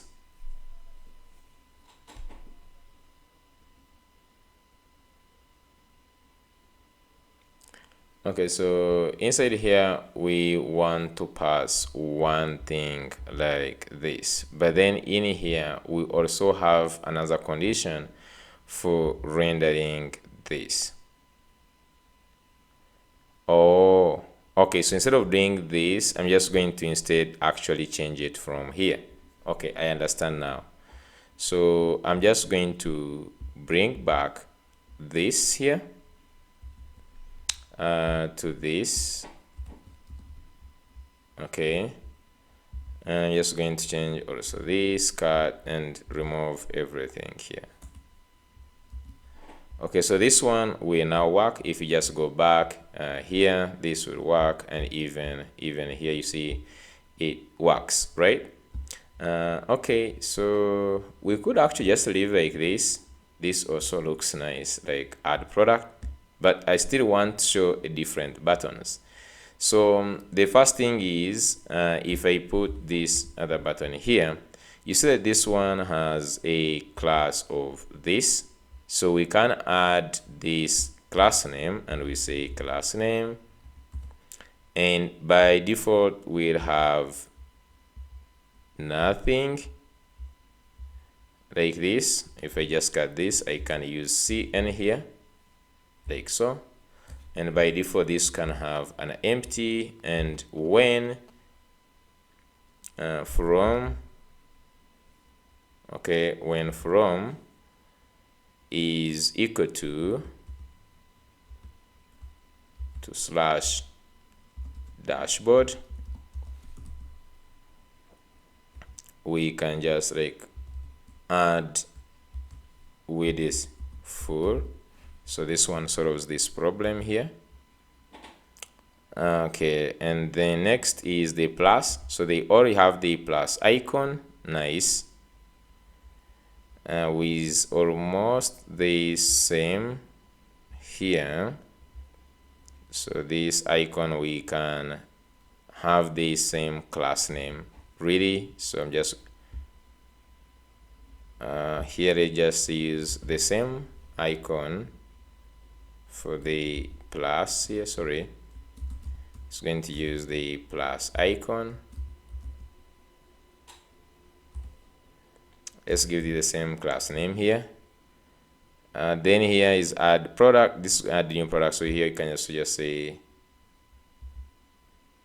here, if this is from is equal to slash, let's just say use let's just use this, else use add new product. Add new product, and that's it. Remove this. Okay, so we are saying then the variant here, let's just change the variant. So this one is having ghost, so we can say by default if from is equal to slash, then we use ghost. So in this case we can use ghost. Else let's use default. So now if I just go back this side, you can see this is showing exactly the way we want, and then this one is still the way it was. Okay, so this works, and also this works. Nice. That is a nice thing. We can just go and actually test if we still have this working. Test product price 100, stock 100. This is a test description, and then let's add. Okay, product added. Cancel this. Okay, so it refreshes the page. If we just go back this side, refresh. Okay, so you can see the item was actually created. Nice. We can of course go ahead and delete this item if we want. We added those all those nice things, we added them.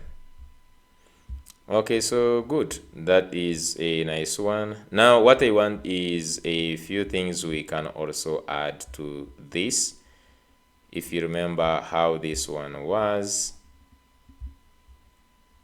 okay, I would want to add these two things, some of these cards here. Okay, these cards here for statistics, and then we'll go to authentication. I'm just going to go ahead get this. So for this one, we can just like simply add the name of the person on the dashboard, and then we have these cards. These cards we can also still get them in the pre-line analytics cards.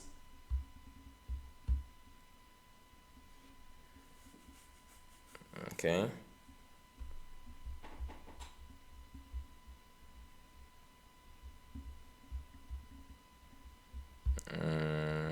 Let's just see here. Okay, I think they are for statistics, not cards. So these ones, they are cards. Let's just go for the statistics. Okay, so you have these nice stats. You can just get these kind of statistics, but they all look actually to be maybe paid for, so you can just like go ahead and design these, like they have users and then have these ones. So if you just go back to our original image we gotten from here, you can see it has this plus these other selections, and then it has these cards.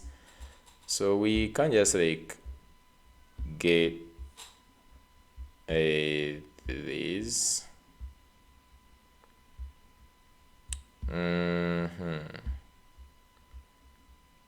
We can have these cards here. I'm just going to screenshot these.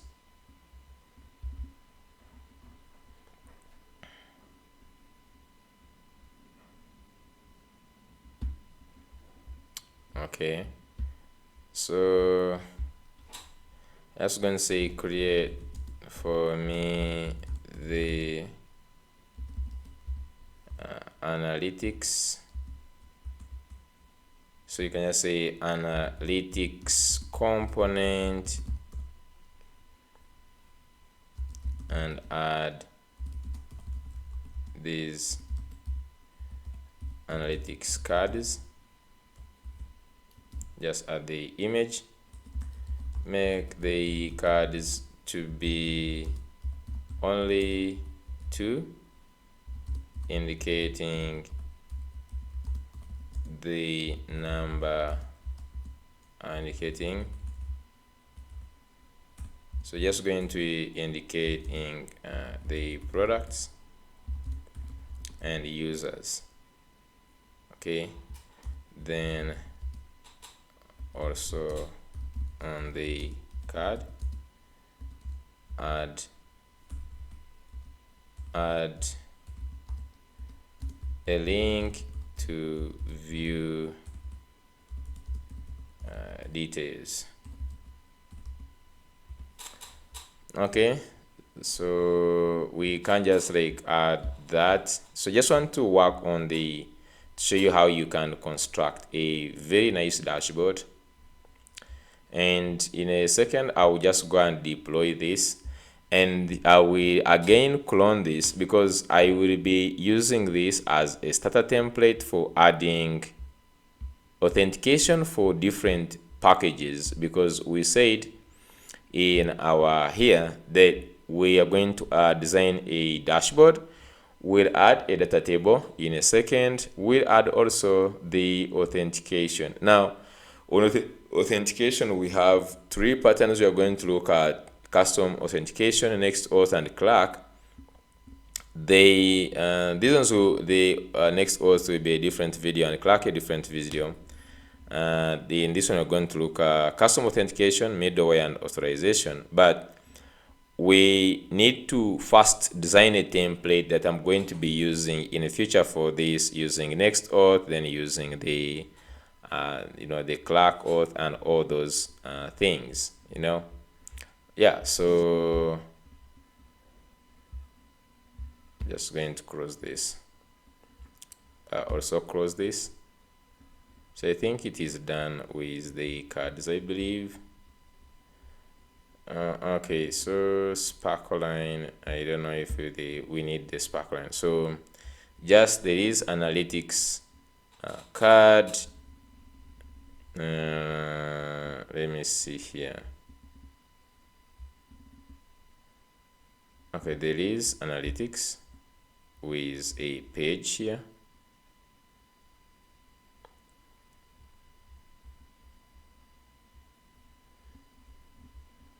Just copy this and let's go to dashboard. So inside the dashboard, I will just create analytics, just like this, .tsx, paste this. Okay, so we need to have the card. So let me just go ahead and get the analytics card, which is this one.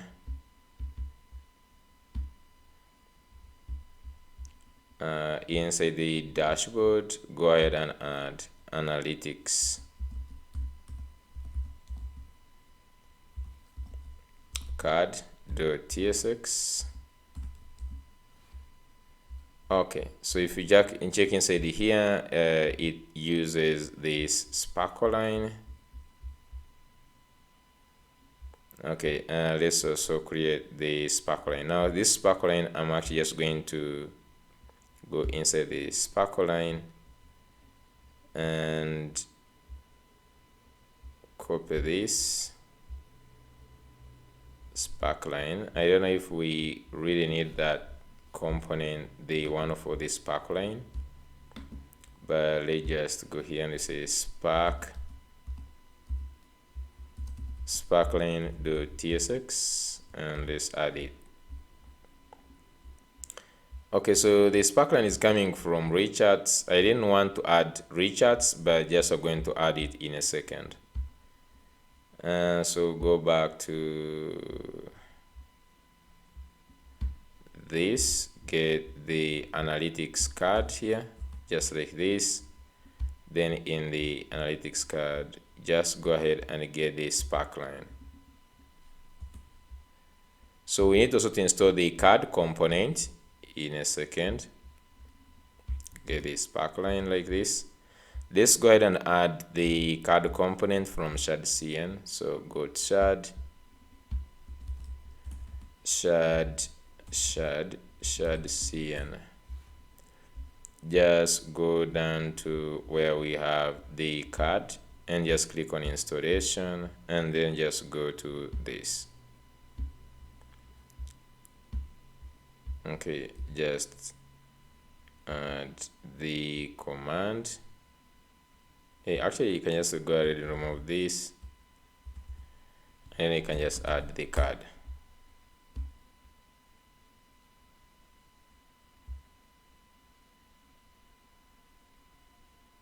Okay, the card has been added. Now we are remaining with only one thing, which is the recharts. So you can just say npm add recharts.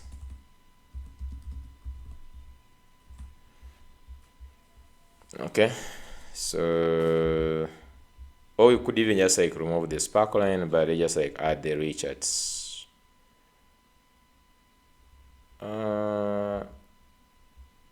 Whatever we are adding, what did we add?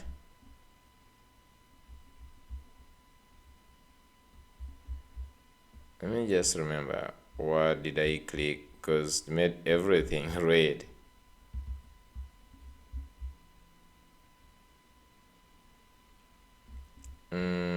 It is having a lot of dependencies. I believe it is fixing whatever it is downloading. It seems not to be right.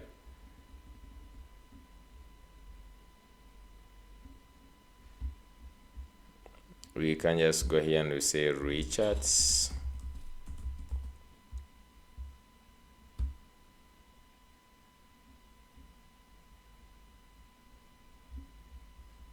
And then here installation is npm install recharts.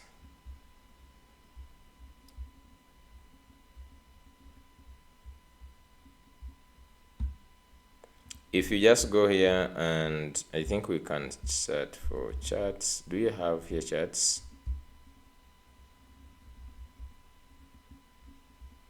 Okay, so we have here these charts, and if you just go back here on the documentation, you see that installation. Okay, I guess would have added using this. Let's first see what is happening. Okay, so whatever happened, we need to reset back because this is not good. Okay, I'm not sure what happened, guys. Oh my goodness. So first of all, I'm just going to say npm remove recharts. Okay, I think that's how you remove a package. npm remove something. Yeah, so this is how you remove a package from npm. Okay, you can just remove something like this. So since we have removed the recharts, I will go ahead and maybe let's go ahead and see this. So all these things here, they are making noise now. I think because of roasted, so you can say npm add roasted react. Okay,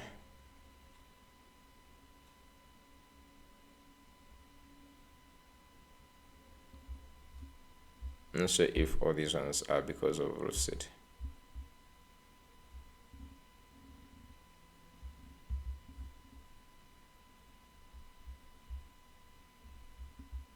Okay, so basically what we can do right now, I can see we have a lot of problems that we caused because of the sparkline. Okay, so I'm just going to do right now, I'm just going to how about this. First of all, I will just go ahead and remove this sparkle line. So it was inside this, and you're not going to use this from the recharts. So let me just go and remove this sparkle line component, and then I'll remove it from here, and then I will also remove it from here. Okay, nice. So let me clear out.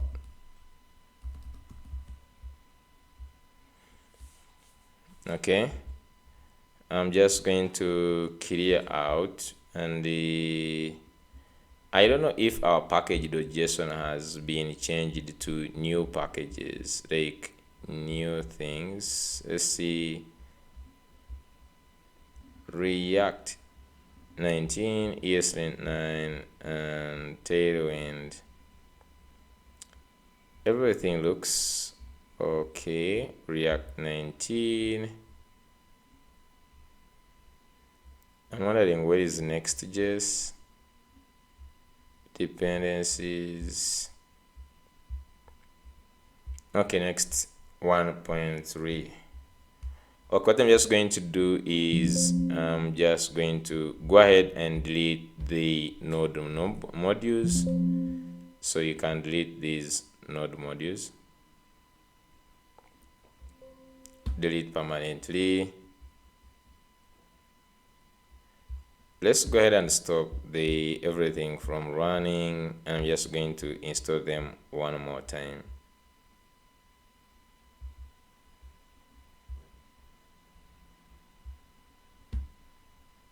Let me close this.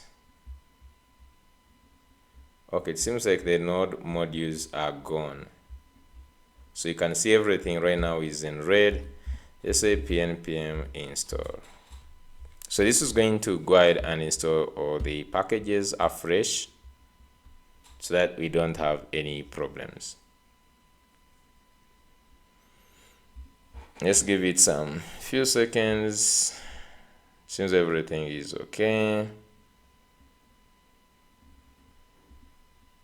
So these kind of things happen, and I'm happy that maybe it happened. Maybe someone might be facing the same problems. So to make sure everything is working, let's start the server one more time. And let's go ahead and use this analytics component that we created. So inside the page, I'm just going to add a greeting message, like the one that is here. Hey, here is what's happening with your store today. Let me just say here, hello JB, welcome back. Here is what's happening to your store today. So I want to say this hello JB, I just want to put this in a span of font board. So I'm just going to say font board, add this, and let's also go ahead and add some analytics down here. So I'm just going to add analytics. We have here this analytics here, which is analytics page. We just say this is dashboard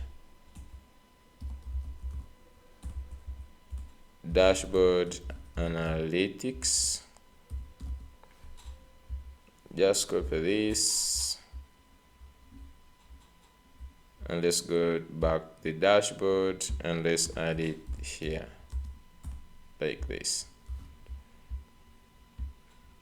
Okay, so if we just go back and refresh in the dashboard, let's refresh to see everything.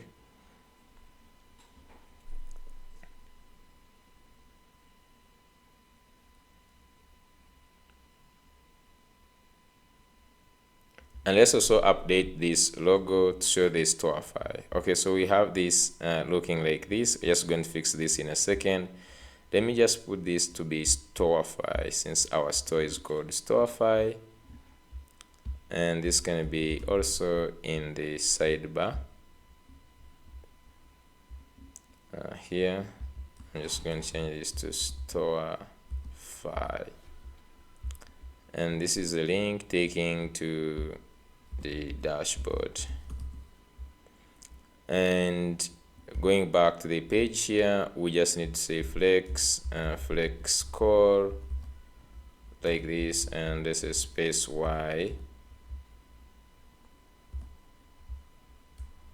space y of 4. Okay, so if you just go back here, you have something like this analytics overview where you have these products and the users. Now we can sort this also by saying the card is in this there will be maybe 4. Let's first see try on a small screen. Let's say grid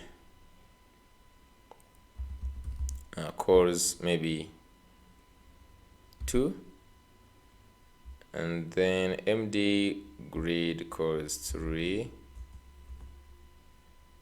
then LG let's say grid cores 4. Let's first see how these ones look like. Okay, I think these ones are okay. Okay, we see the products and the users. So right now let's go ahead and fetch some a few analytics and then come and display here. So if we just want we can just like get, do we use this?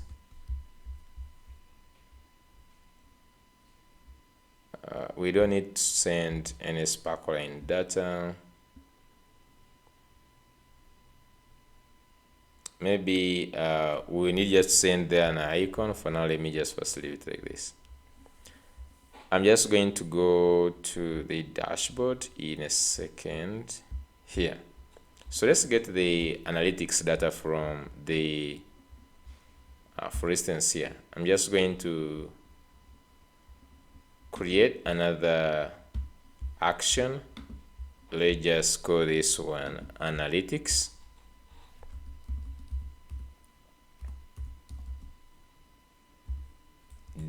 .ts like this, RFC, and this is use server. So we're also going to create an endpoint for the analytics. So inside this side in the API v1, I'm just going to create another one, which is going to be a folder, call it analytics. Create here, and I'm just going to create route.ts. So we just need to create a get route. So just go here. I'm just going to copy one get route. So the get here, const, and let me just paste it here. Okay, so one, we're just going to first get the product count. So let's import this db, and let's also get the next response. So I will just get, for instance, the products count. So products count, I will just go here and I say db.product.count. So here they just use this count. There is no need of passing anything in here. Then I will also get, for instance, the users and all that. So for now, let's just say const users count is equal to 0. So let's create an object, const analytics is equal to. Okay, so now if you look at this analytics, we need the title, we need this number. Now we remove these ones and we'll also have this detailed link. Those are the only two things we need. So I will create an object. This is going to be, an array. So create an array, and let's create an object, and I'm just going to start with saying the title, maybe this, like say products, and then we add the count, which is going to be products count, and then we have another one, then the view link. Now this one we cannot predict where it is going to be, because where these products are going to be located is we cannot know. But I'm just going to say here, like details link.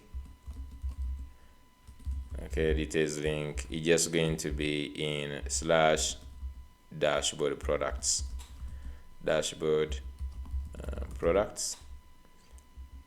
And now I'm just going to simply Ctrl C, and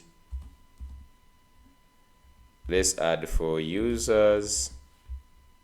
This is going to be users count, and this is dashboard users. And then in here, we're just going to return the analytics like this. So everything should be now great. So we can just go to this where we have, for instance, get products. I'm just going to try the same thing here on get analytics. So below here, I will have get analytics. Let's get the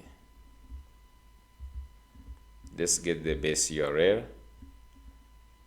I will also define this here. So down here, let me just go ahead and say the base URL is this. And so here, just going to get v1 analytics response to this API. Let's get analytics data dot. Okay, so we don't need to create it in this format. We already have, I think, the required format. So result.data is the analytics. I'm not going to format it in any other way. And now just going to say analytics, return analytics as. So just going to go here and say analytics.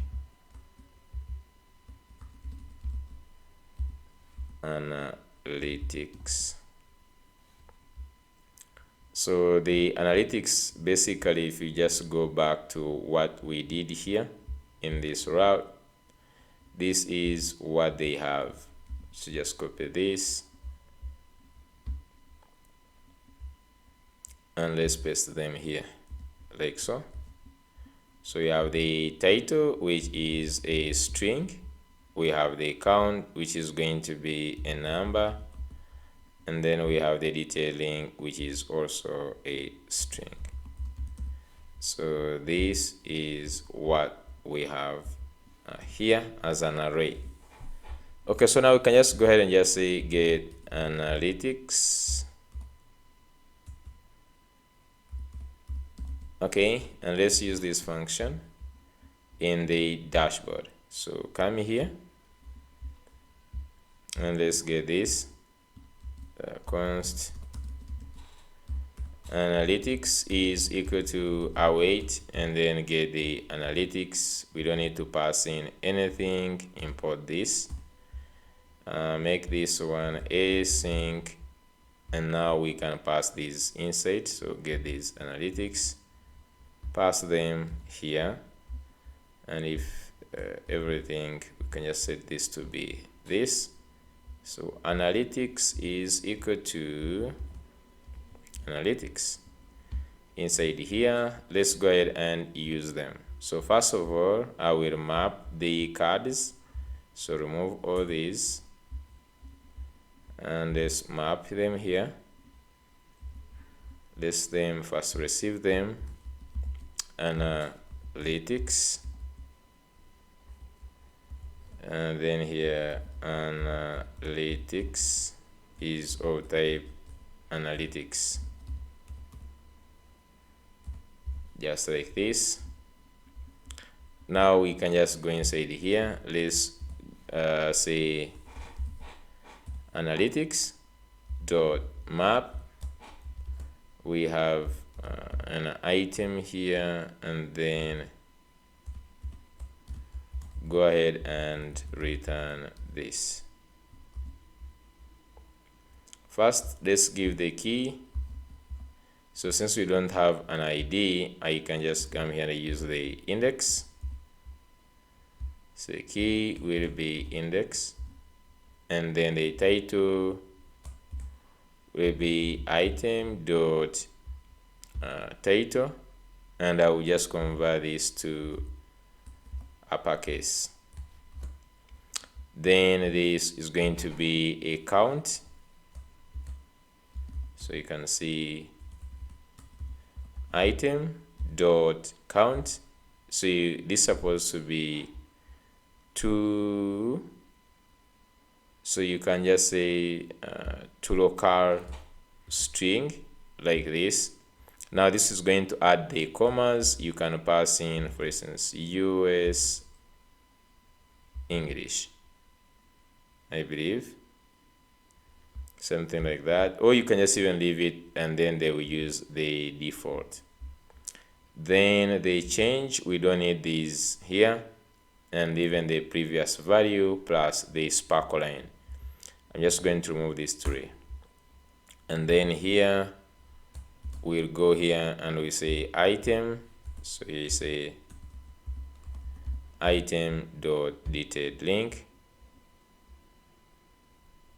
So go to the analytics card and let's remove all these other things. We don't need sparkle line data, previous value, change. We don't need all those ones.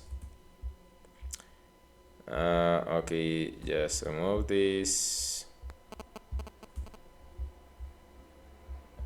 Just down here where we have all these div, so this div here, I can just go ahead and take it off. Okay, we are still remaining with one error, which is in the analytics.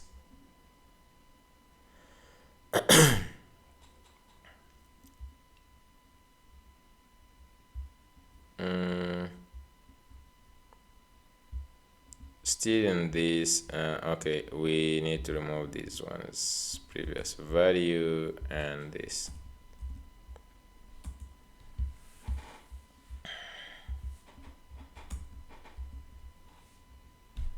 Okay, so if I just go here now and you have these, so you can see we have 5 products, and then we have 0 users. Okay, so for now this is good. At least now we have the products and we have 0 users. So at this point we are done with this first step. We have designed the dashboard. Now the next thing is adding a data table to show all the products. Okay, so the data table, if you go to CN here and then you go to components, now you could even just like search in here and you say data table. So you can see there is a data table here. So we want to add a table with something with a search, so where you can search products like this, and you can also just like, you can see even hide the columns. So we're just going to add this data table, and if you look at this data table, is a component from TurnStack table. Here you can see this is TurnStack table v8, and these people, they create a lot of actionized things here. Okay, so I'm just going to go ahead and see how we can add in this. So basically the first thing to do is the installation. So just go ahead and add the table, and then you will have to add also the TurnStack table. So let's first add this table here, just like this. And now let's go ahead and add this, the React table, TurnStack React table, and they're saying the prerequisites, we are going to build a table to show recent payments, and here is our data looks like. So they show you the type of the data they have, and then they show you the data itself, and then they show you the project structure that they should have. I'm just going to go here and install this. So you can see this is the structure that you should follow if you want to get this done. You need the columns, data table, plus the page. So basically, what I'm just going to do, you can just go to your dashboard and let's add a new page, which is going to be products, and this is going to display all the products. So here I'm just going to say new, so create here a products, and then you have to create these three things here: the columns, data table, plus page. So you need three things inside this. You need to create three things. The first one is going to be the columns.tsx. Then you will also require to have the data table.tsx, and then lastly you have the page, which will display the things, page.tsx. So this is the actually how the structure of everywhere you want to use data table must have follow this structure: the columns, data table, and the page. Then we can go ahead and they tell you the columns, it's a client component having the column definitions. So for our case, actually, if we just go here and we test, for instance, our API store file, get products, for instance, let's go here, get these products. Okay, so for us it's going to be having like this: the name, for instance, and then the stock, the price, and then the image. So you want to have these looking like this, the columns to be of this type. Okay, so that the ones that they say the column definitions, then the data table component, and the server component where we fetch the data and render our table. So basically this is what we need. You need to define the columns like this. So since we're using this one, we are going to first actually use this and we see how this goes. So get this and let's edit into the columns like so. So you can see there is nothing much. We import the column definition from TurnStack. We have the types of what we are rendering. Then we have the columns. So this is how you do it: columns, use the column definition, and then you add this. Okay, nice. Then next is data table component. So I will create this data table component to render the table. So you can see payments, data table.tsx, copy this, and then inside this data table here, let's add this. So if you look at this, what it is doing, basically it is also a client component that is actually receiving the data and the columns.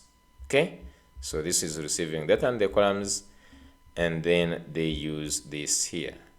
Okay, nice. Then the third thing is rendering the table inside the page. So just copy this and just go to the page and we do this. So you can see you have the data, okay, which is the get data function, then get the data here, and then we pass it in here. Nice. So then now you can do let's format the amount cell. So you can just go ahead and format. So you can see in the columns you can actually write the custom components. For instance, there they are. So on the amount, they are changing it to this one. So let me just go ahead and change this. Return. So copy this. So while they have an amount, so we also change this. So where they have this accessor key amount, just replace it with this. So you can use this header component to give the, and then you can put anything you want. Okay, nice. Then the row actions. So if you want to add a drop down of something to do, you can use this. Okay, we might not just even put right now. If you want to add the pagination, so data table, we can add in the pagination. So just come here, import this.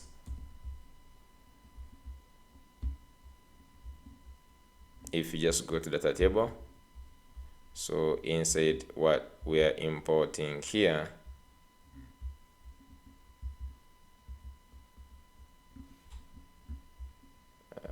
the ones we're importing here,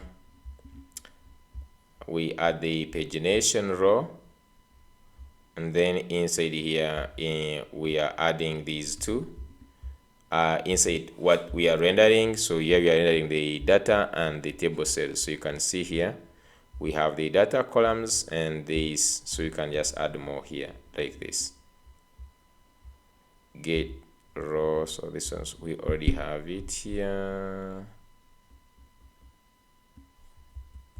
Okay, so we could just even just go back to this and we see what is changing. So if we just go slash products, okay, so that you can see what is happening. So you can see it has pending and then example email and this. So you can see it is so far not looking great, but also it is not bad. So let's continue with the customizations here. So if you go back to the shared CN here, then you can add the pagination controls. Okay, then they say see reusable component section for more advanced pagination. So this you can just keep on adding, filtering. This, I think I have these videos showing this. I feel like I'm just going to be really taking really much time, but this is what you follow, a step by step to add all these things here. There is a video I have for, let me see, if I just go to my channel, okay,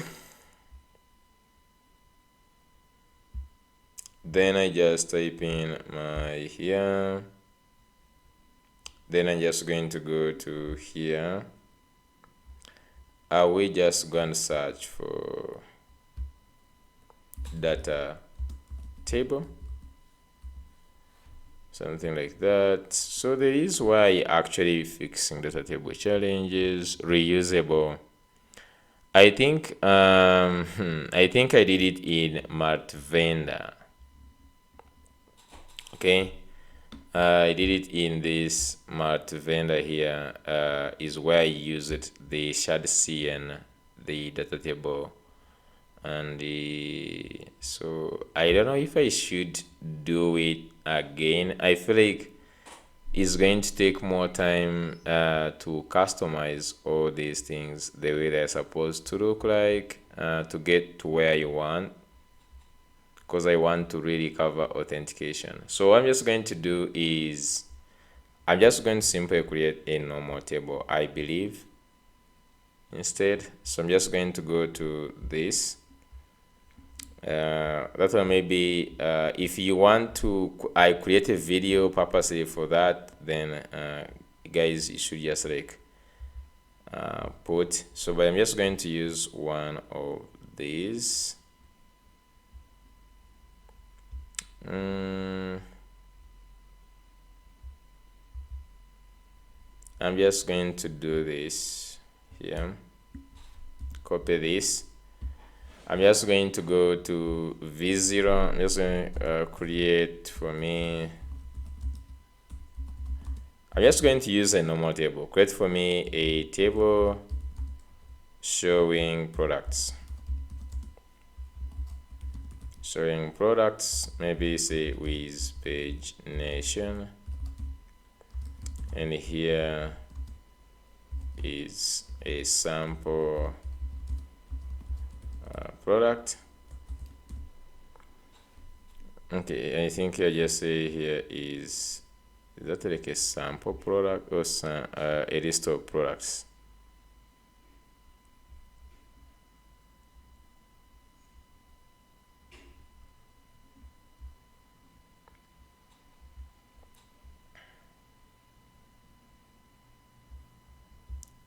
Let's see, what did I copy here? Okay, I copied, I think, 2 products. Yeah, copied 2 products. Is here the sample. I'm just going to only leave only one. Okay, I'm just going to that the name, description. So you can just say leave out the ID, and then another thing you can leave out is updated ad. Can also leave out the description. Okay, so and maybe you can also say add the search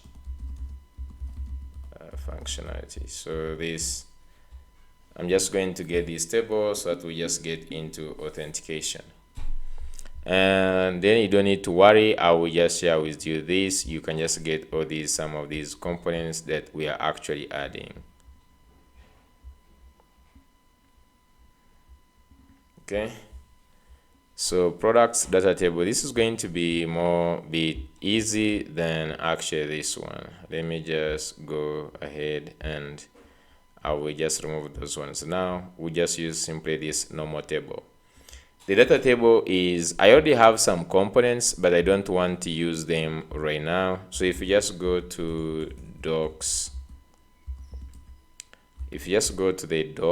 I already have the components for the data table somewhere. So if you just go to Next.js, there is we have charts, reusable, and then there is where we have data table. So I have this. Even when you are following this, you really see it is really advanced. I don't want to really get to this to scare you really right now, but just know if you use this one, you will get something like, let me just show you one e-commerce here that where I used that. Maybe you could just get the concept. And by the way, this one is in the course. We built this in the course, the Next.js course. If you really want to master Next.js to the next level, I have a course where we built this whole entire Stockify. But if you just go here, you can see we have the products. And I'm just going to show that this is the table I'm talking about. So you can see it comes with these nice things.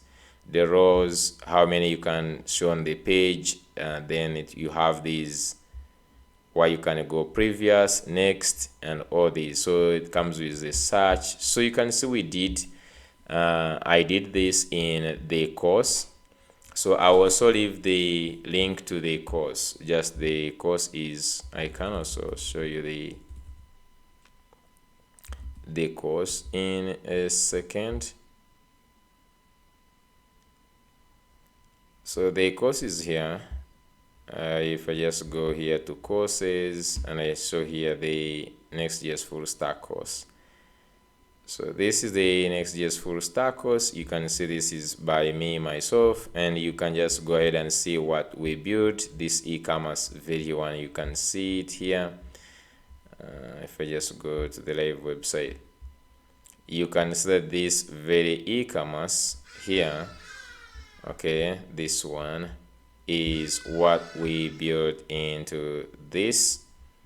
Of course, we built more things like the full stack portfolio, e-commerce inventory management system, and all the stuff here. Okay, so you can just like, I will leave the page to, I will leave a link to this page, and you can just go ahead and grab this course. It has more advanced things. For here, I'm just going to try to get to what I want minus overwhelming you. So let's go here and see what this did for us. Nice. So if you just go back to the, see, this is going to work for now, really. You can search. You can search, I think, license like 1 or something. Yeah. Let me just go and get the code for this. So in the page, we simply want the products somewhere. Let me see. Components, products. So let me just go here in the components. Then here I'm just going to create products. Sorry, in small cases maybe.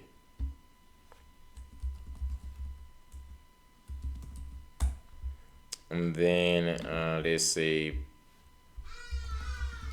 products, maybe table or something, the tsx, and then add this. So this is the product table. It takes in the array of products. We're just going to look at that in a second. Okay, and let's go and then display these products. So we can just get this, and let me just go ahead and go to the dashboard page. So instead of showing this, I'm just going to use this one. Okay, so this one is page. Remove this here, the data table thing, remove the get data, we get the data. Okay, nice.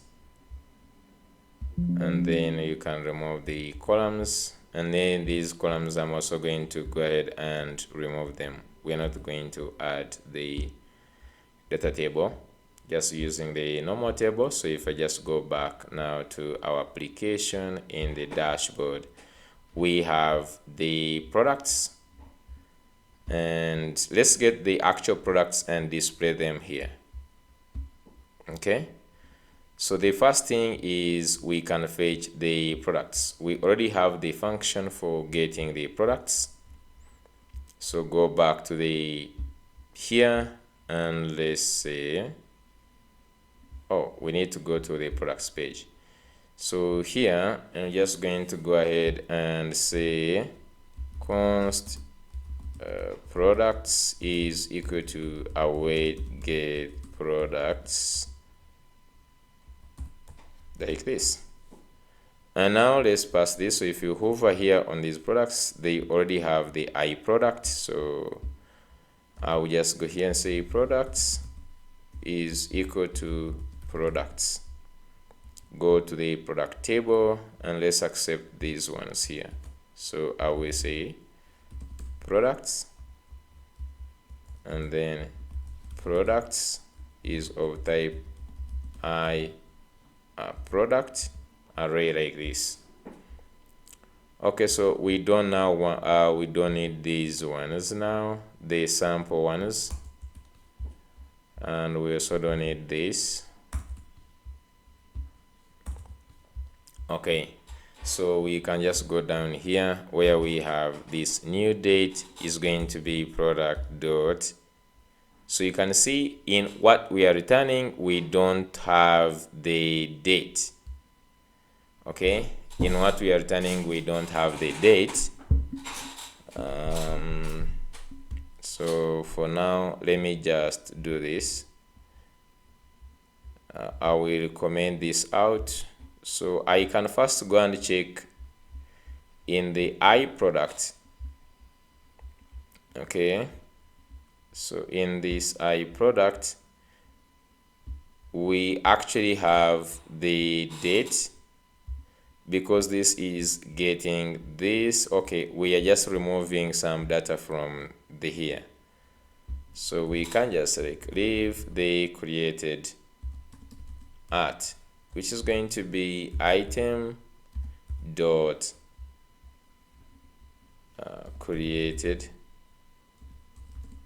art. I believe like in the postman, if you just go in the postman here, you have this as created art, so you can just copy this and then paste it here to be sure. So this one is of which type? So if we add it there and you go in the iProduct and then we add the created art, now we can just say this is a string or date. I think I know which one is going to be favorable. So if we go back to the products table, there is why we have this here. Okay, so you just have now dot created art.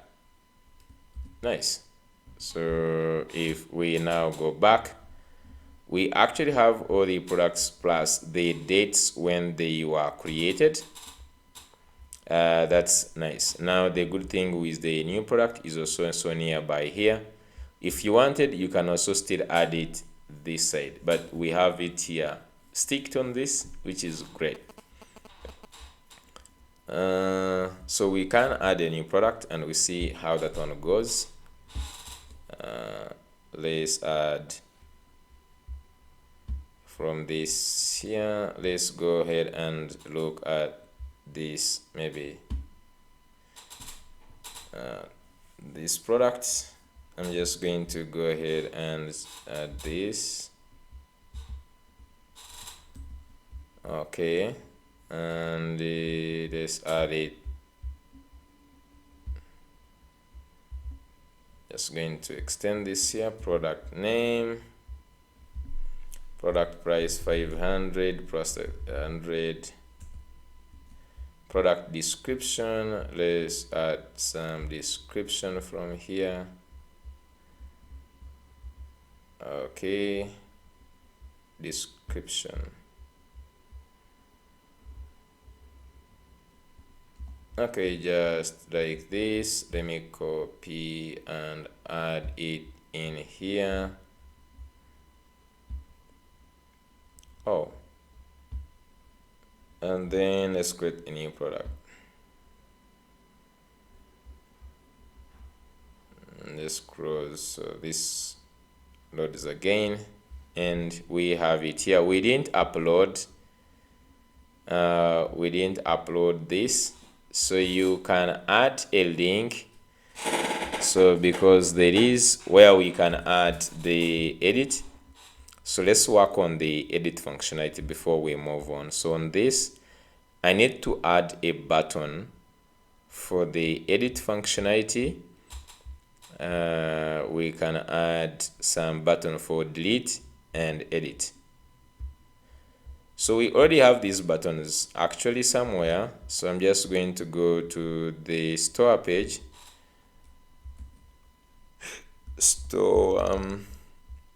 page, and I just want to find where you have those icons on the product details somewhere. So below somewhere we have these ones, and you can see we have this button on click, and then we have the one for the edit. So I'm just going to copy this. Okay, and let's go to the table. So this is inside the dashboard. We have products table here. So we can add one more column for action. So if you just go up here, I can duplicate before the created art. I can duplicate this, and then I'm just going to say that I'm just going to say that these are actions. So even here before, so before this is stock, this is price. Before they created at, let me just do this. Okay, so I'm just going to go ahead and add this inside here, like so. Okay, let's go ahead and get this, and then let's also get these buttons, then the trash. Then we don't need the bookmark, we just don't need the bookmark right now. So for this, initial data is going to be the product. So here is going to be the product, and then this is going to be product.id. If you look at this, I think there is some data that is missing. Okay, let's just go here. So initial data is of type product, and this one has even the updated at. It has even the description, has all this: name, ID, description, stock, price, and it has this updated at now, of which we actually don't have. So the easy way you can do this, I could just say this is same as I product. I don't know if this affects something here. I product does not have description.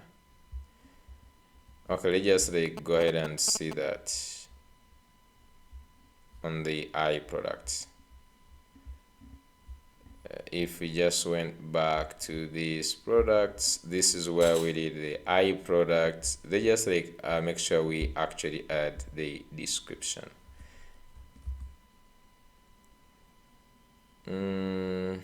So here we are ending up like fetching a lot of data. I didn't want that.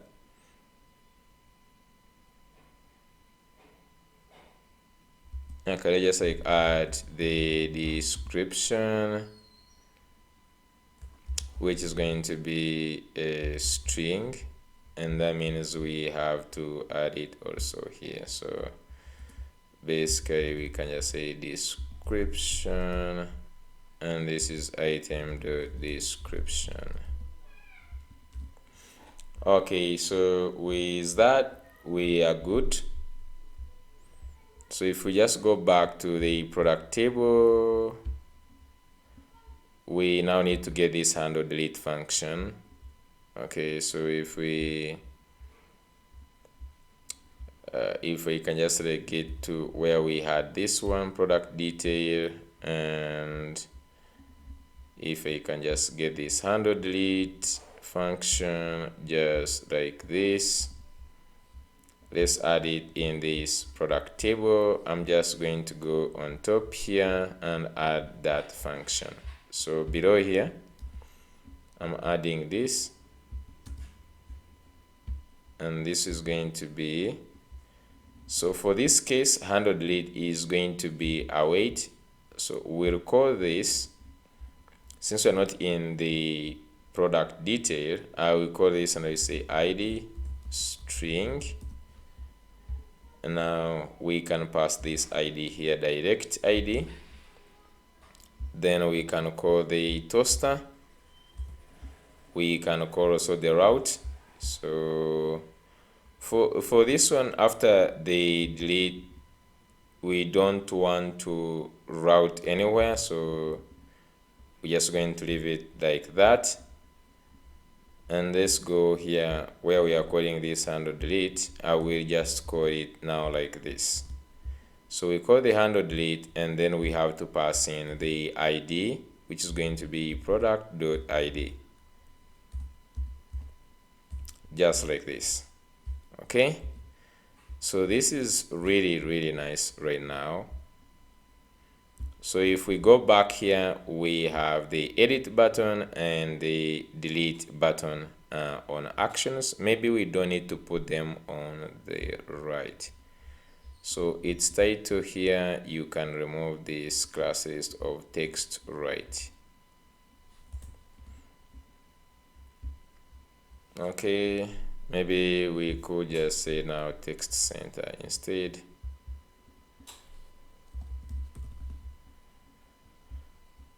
Okay, so we have the actions, which is the edit button and the delete button. So we could just like try the delete from here. So click and product deleted, but we need to also like to make sure that this actually goes away. So what we could do is we could just simply refresh the page. So on this handle delete, we can just say, after this, I could just say set timeout.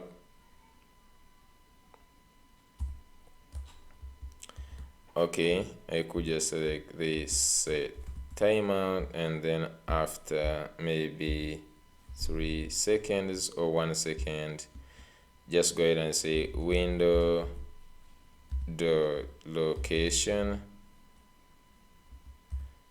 dot reload, just like this. So let's go ahead and maybe put 2 seconds. Okay, let's create a test product. Create a test. I'm just going to do fake field, create product,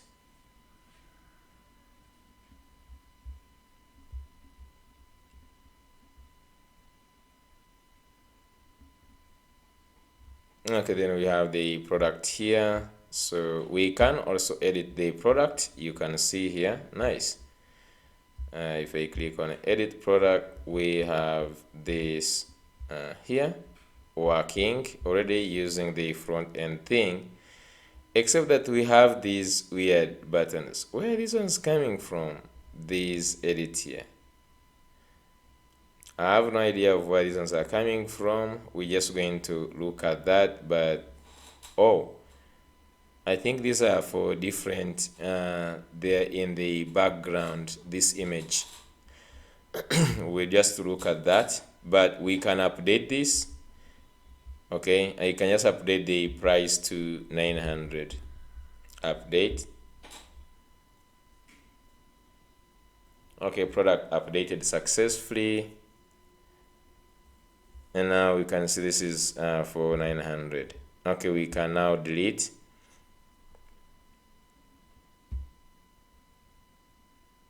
Okay, product deleted. This also refreshes the page and it is gone. Okay, so the so far this is good. Let's see if we have Hisense. You can see the search is also working.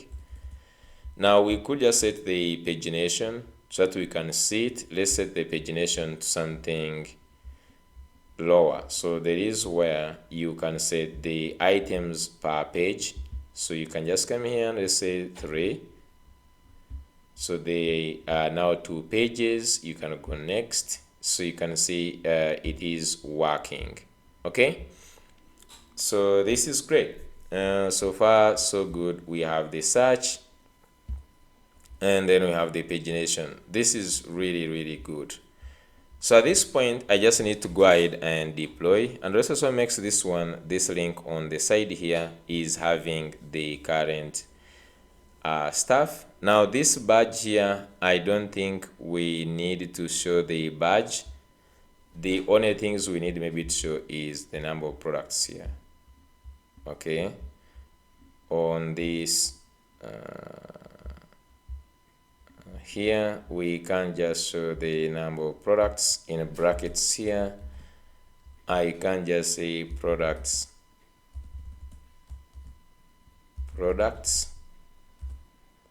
dot length, just like this, and let's give here the default of an empty like this. So there are 5 products. We don't need to show them on the sides like this. So I'm just going to go on this sidebar,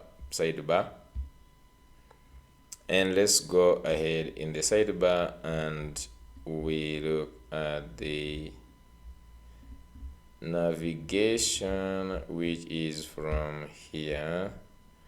So the badges are optional, so we can just go say report, and then on the products, let me just remove the badge.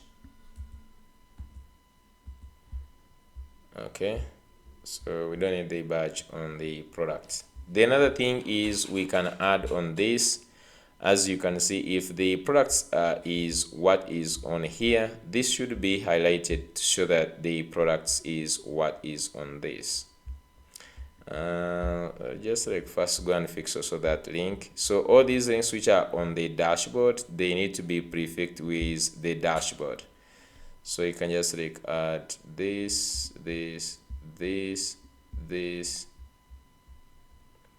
and this. So you say slash dashboard.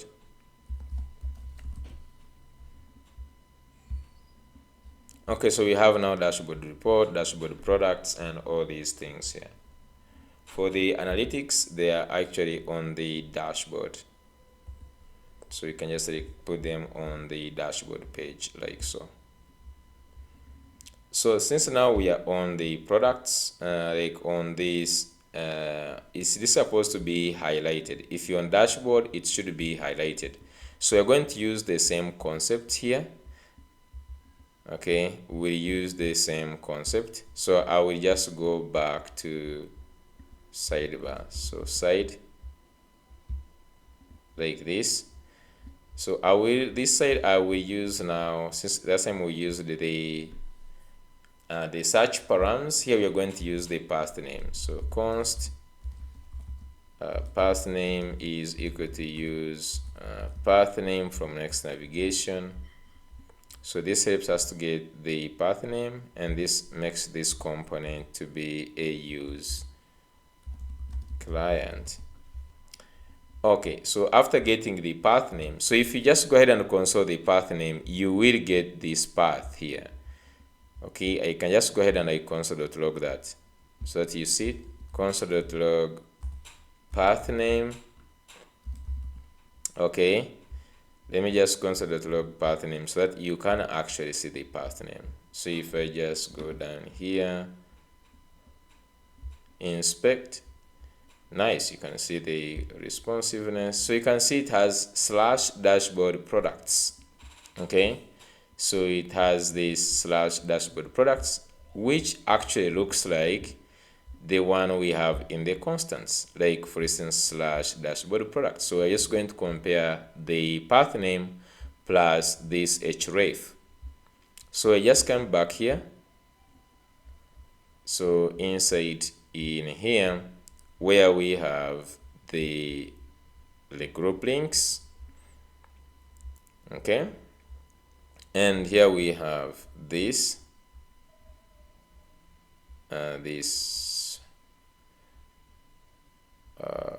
button. Inside we have the link. Okay, so this seems like they're using a button of type ghost. Okay, so would want to use the default. I think the styles here are going to be really easy, so I can just come here and I say if the link dot, so here href is equal to path name is equal to the path name. Okay, if this is true, then you want to maybe, I don't know, default or secondary, like any of these ones, then else we show the ghost, the one that was there, like this. So if we just go back, remove this, so you can see the selected one now is like this. Okay, it is showing that products right now are the ones which are active. If I click on the dashboard,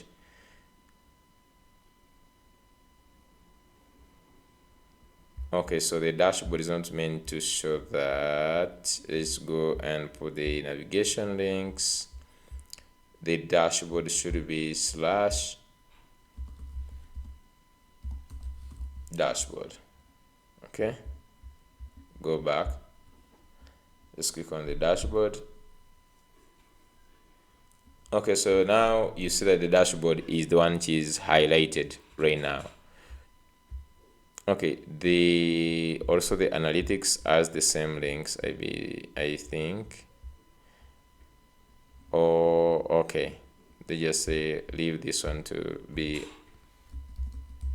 analytics.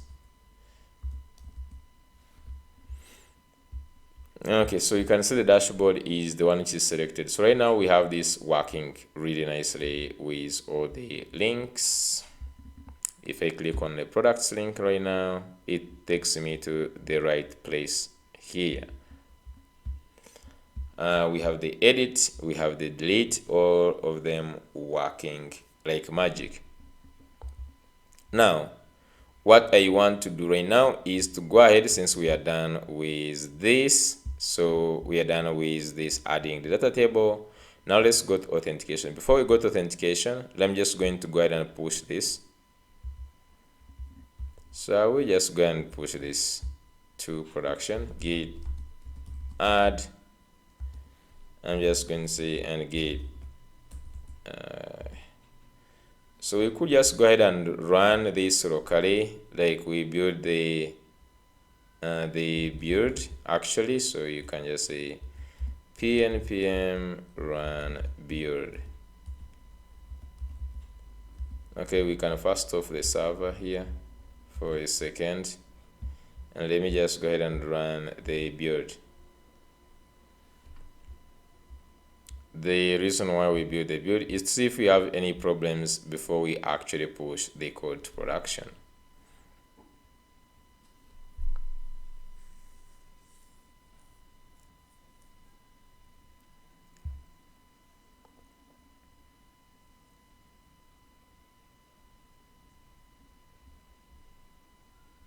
So I'm just like waiting to see all this. So meanwhile, we're just going to go on authentication, and we just look at the authentication flow, and then from the authentication flow, so we look at the custom authentication. So let me just add here custom authentication. Okay, and the most important thing is to understand the flow of authentication, and you know exactly what you're supposed to do. And also we look at different pitfalls and all other things that we need to talk about on this authentication.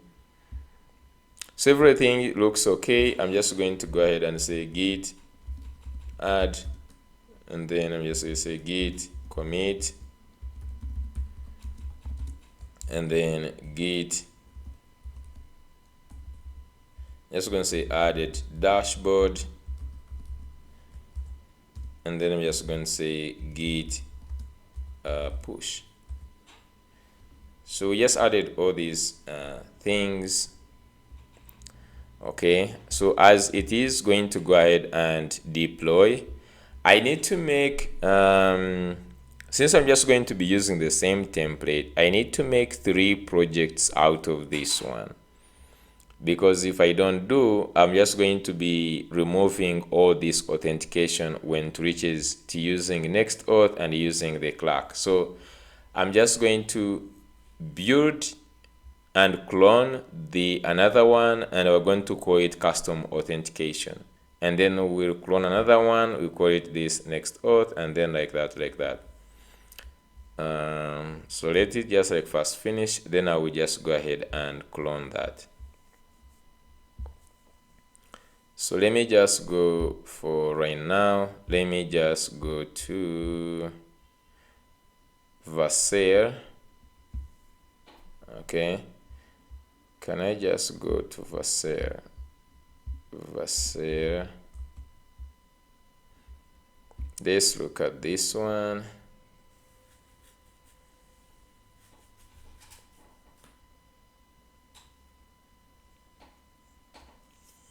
We can just go ahead and look at the deployments. Must be right now deploying.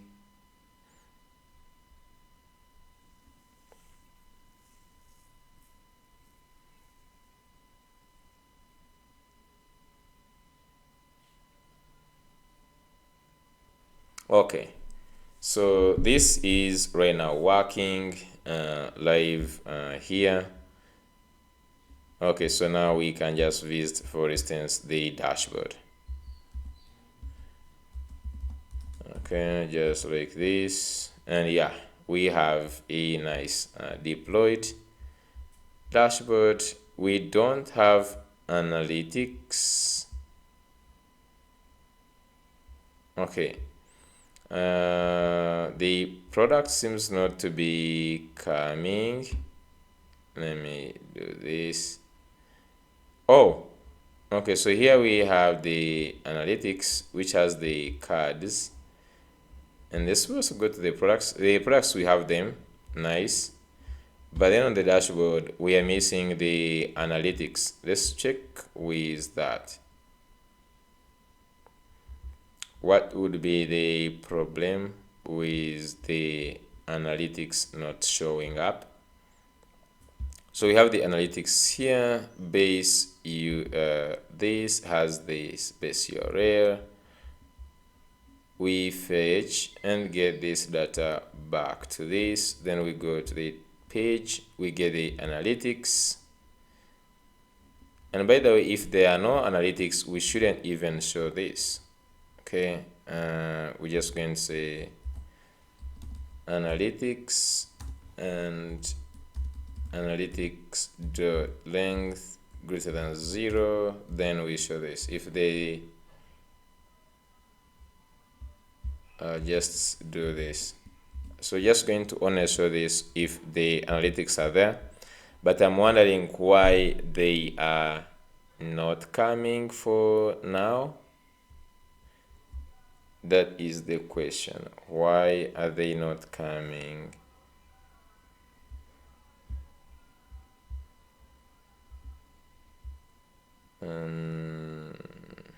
Okay, I don't know why the analytics are not coming. The products are coming really nicely. This here is not coming. Now on the one we have locally, if you go to the dashboard, oh, okay, let's first start the server. npm dev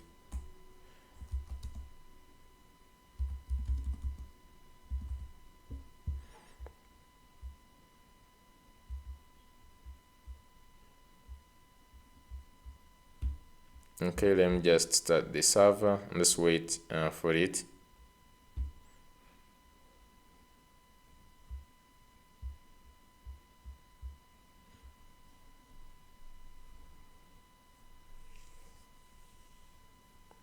Okay, so here the analytics are coming really nicely. I don't know why in production these are not showing.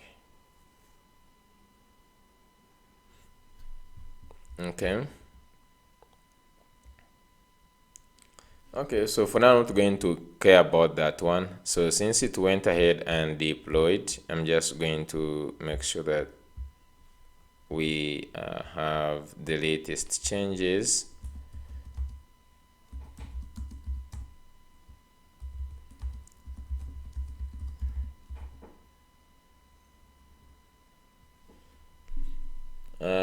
Maybe we actually first build the authentication flow, then when it reaches on adding the custom authentication, then we'll just do that. Okay, so they just go back to our here. So let's talk about authentication. Okay, So Next.js explained this really nicely. I'm just going to use Next.js documentation for this.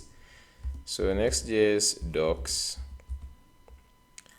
you can just go to the docs, and in fact you can see here I had searched this many times, authentication. So you can just come here, you search about authentication,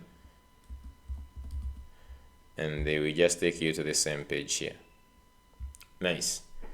So they say understanding authentication is crucial for protecting your application's data. Okay, this page will guide you through what React and Next.js features to use to implement authentication, and this is specifically you're going to see for adding local authentication, like adding custom authentication. So they first define what the authentication does. So you can see here they say that authentication verifies if the user is who they say they are. It requires the user to prove their identity with something they have, such as a username and a password. Okay, so this is where we have, for instance, the login page.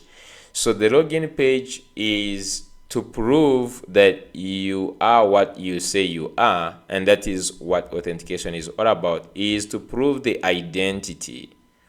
Okay, so when they ask you what is authentication, is the process of identifying and proving the identity of the user.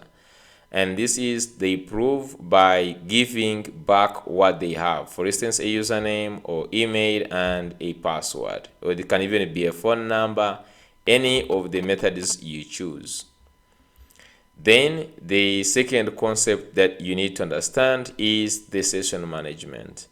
And the session management tracks the user's auth state across the requests. For instance, the user is going to be, so the user came to our page like on this here, and maybe he wants to go to the dashboard.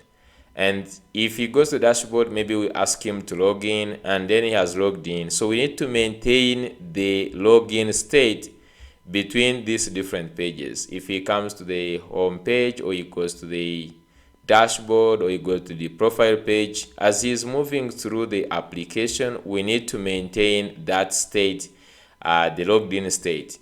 So to do that, that's when we use session. So we have to keep that session. So that state of a user being either logged in or logged out is what we call the session. So when a user logs in, we start a session, and when he logs out, we close that session, or we kill the session. Then the third concept that we need to talk about is authorization. Authorization decides what routes and data the user can access. So after the user has logged in, is he allowed to visit or to delete a product? Maybe he's only allowed to view the products and maybe add a new product, but he cannot delete the product. So authorization decides what routes and data the user can access. So you can maybe hide some pages, maybe have only for the admin. For instance, we have the admin with the statistics or analytics. We can hide it from some other users. So authorization is what does this. And normally here we use a concept of roles. So here they give you also the diagram that is talking about the things you need to be able to do this. So you can see a sign up or login. This is on the client side. Then we have the server, where we have the server actions, and then we have this auth provider.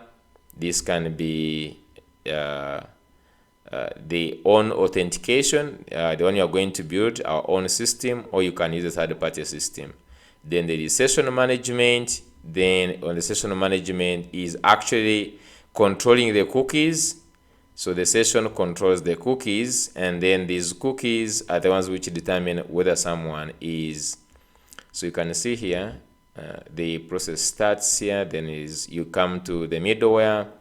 The middleware checks if someone is authorized, and then they use cookies and all this. So you're going to actually be looking at this diagram and breaking it down to look at this. Someone goes authentication, If he authorized, we manage the state, and then we also authorized him to view a particular routes. Okay, so you can see here, this example on this page walks you through basic username and password auth for educational purposes. While you can implement a custom auth solution for increased security and simplicity, we recommend using authentication libraries, and the auth libraries, they are also here. They have a whole entire page with different auth libraries like auth0, Clark, Kind, Next.auth, and all these other ones. And that's why we will cover Clark with Next.auth in some other videos. But in this one, we're going to look at custom authentication. And I want you to really pay attention when this starts, so that we actually be moving together on this. So the first step of authentication is actually having these forms. Let me just first give you this the flow here on this.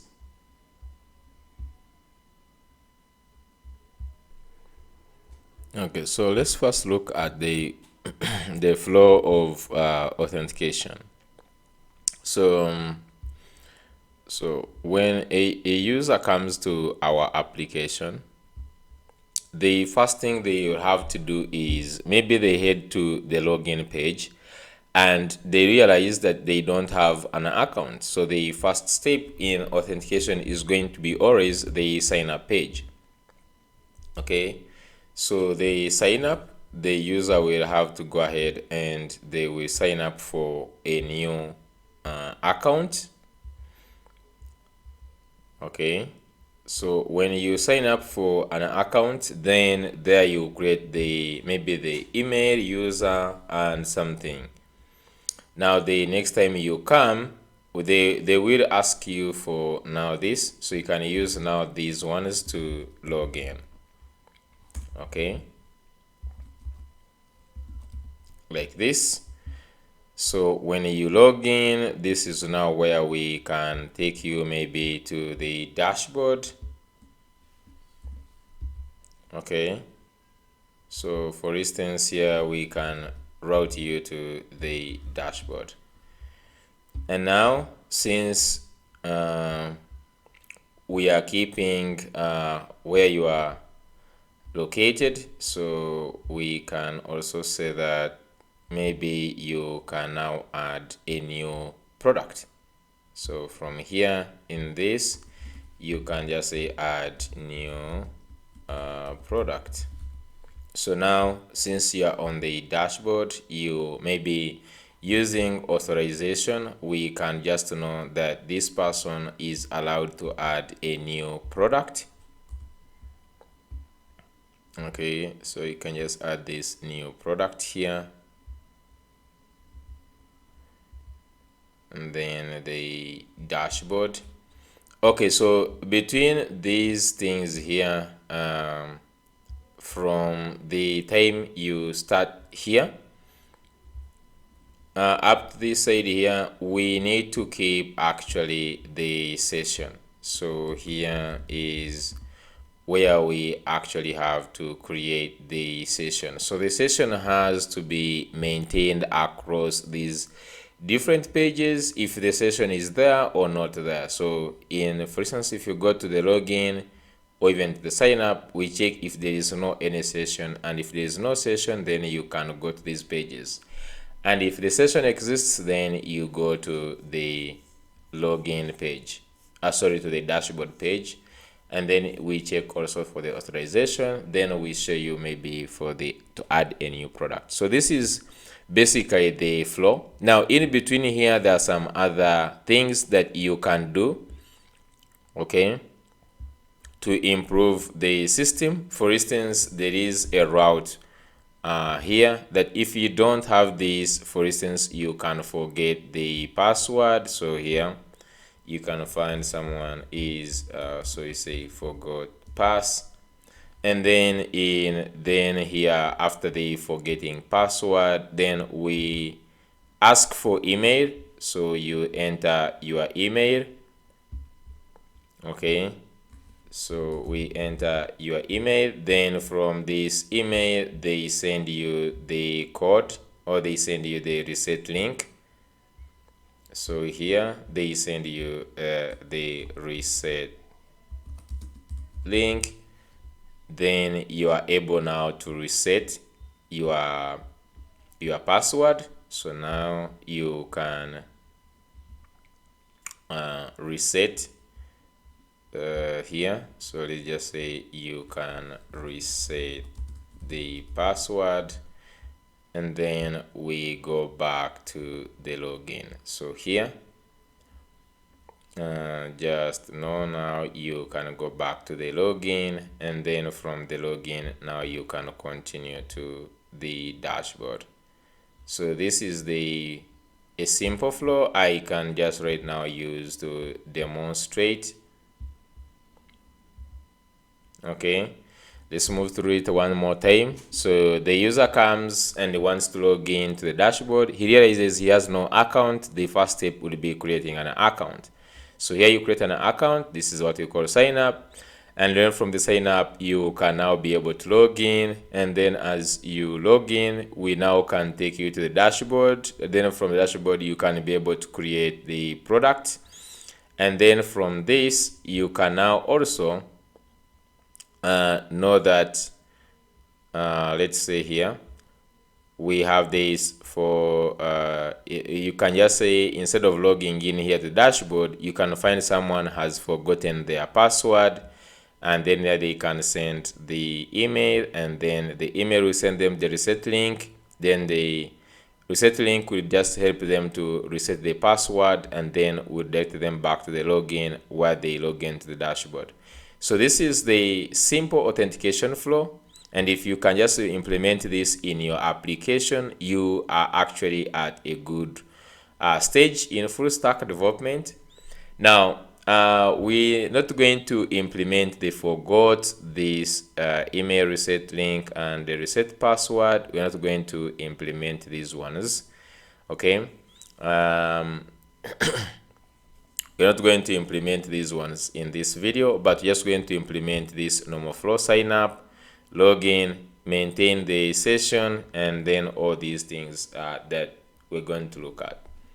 Now I'm not going to take all the credit. If you just came here on YouTube and you just search how to use not even how to do this, how to do custom authentication on YouTube here, you will see these prominent these two people here. This is Lee Lob. Lee Lob works at Next.js, and even Deliba also worked at Next.js. And if you look at these, they all actually, these two videos that are here, you can also go ahead and watch them. I'll also leave a link to, more especially this one for Deliba. You can see it is latest, and it has a thumbnail of Next 15.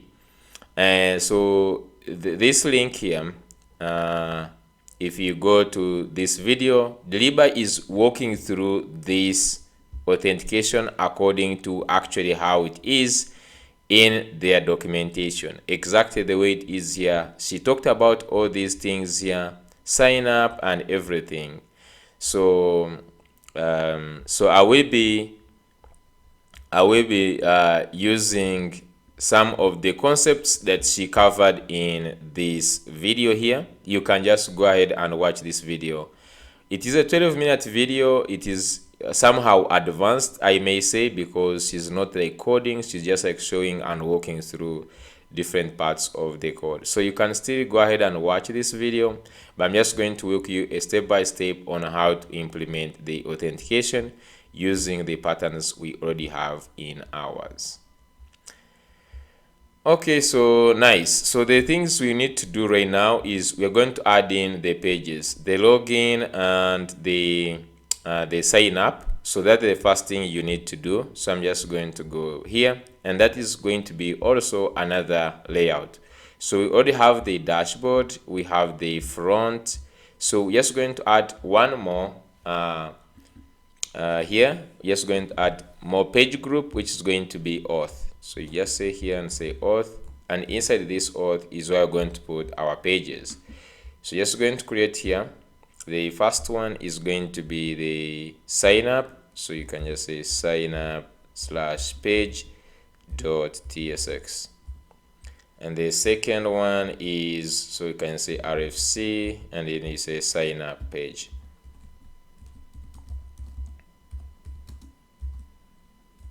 Sign up page, just like this. And then the last one, you can duplicate this very one and then you create it as the login page. So login, and then inside the login we just have the page which says login page.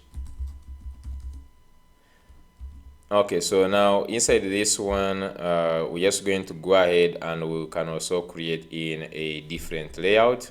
So you can copy the layout for this dashboard and just simply paste it in this one.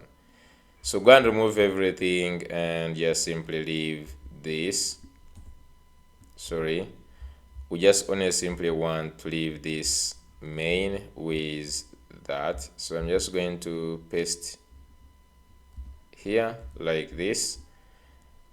This can be a div, and you can also remove the flex. And then this one, I'm just going to call it auth layout like this, and let's remove all these other imports. So this is the auth layout. I'm not putting anything right now. So if we just go here, we can just say slash sign up. And you can see here we have the sign up page as well as the login page. Okay, nice. So the first thing is to be able to create these pages. Okay, so I have here the sum of the design. I will also leave the link to these designs, of course. So there is this nice design. It is very simple with this kind of thing here. Okay, so we just need to do something like this on our here. So we have, I'm just going to create a grid. So if you just go, for instance, on our sign up here, I'm just going to create this one as a grid. Actually, I'm just going to copy in one of, I think, let me see. This one is actually okay. Let's just really look at this. So it has two columns, this and this. So I'm just going to use that grid, and then say grid cores 1, and then you just, in fact, you just say grid, and then you say md grid cores 2. Okay, so here I'm just going to have the first div which has some logo and some text. So I'm just going to say maybe create account. So here I'm just going to have h2 which says create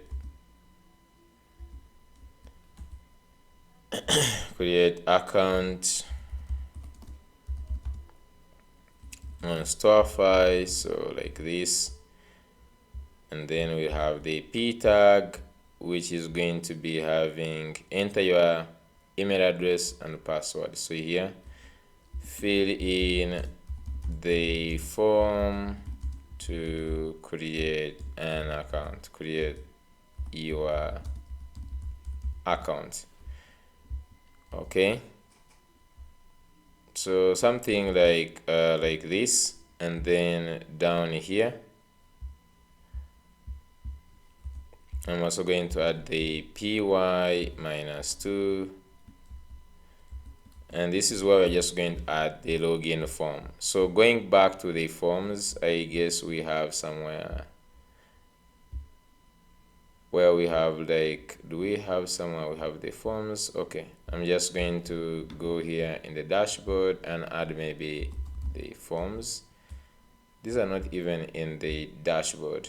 In the components, let's create auth, and then let's create, for instance, the login form. So I will say login form.tsx rfc, and let me just say h2 of login form. Okay, so going back to this, I'm just going to go back here. Okay, and I can just go ahead and go to Flowbyte. Okay, and you can just get a form. That is why we have like forms like this. Okay, I'm just going to get one thing here, which is going to be a card.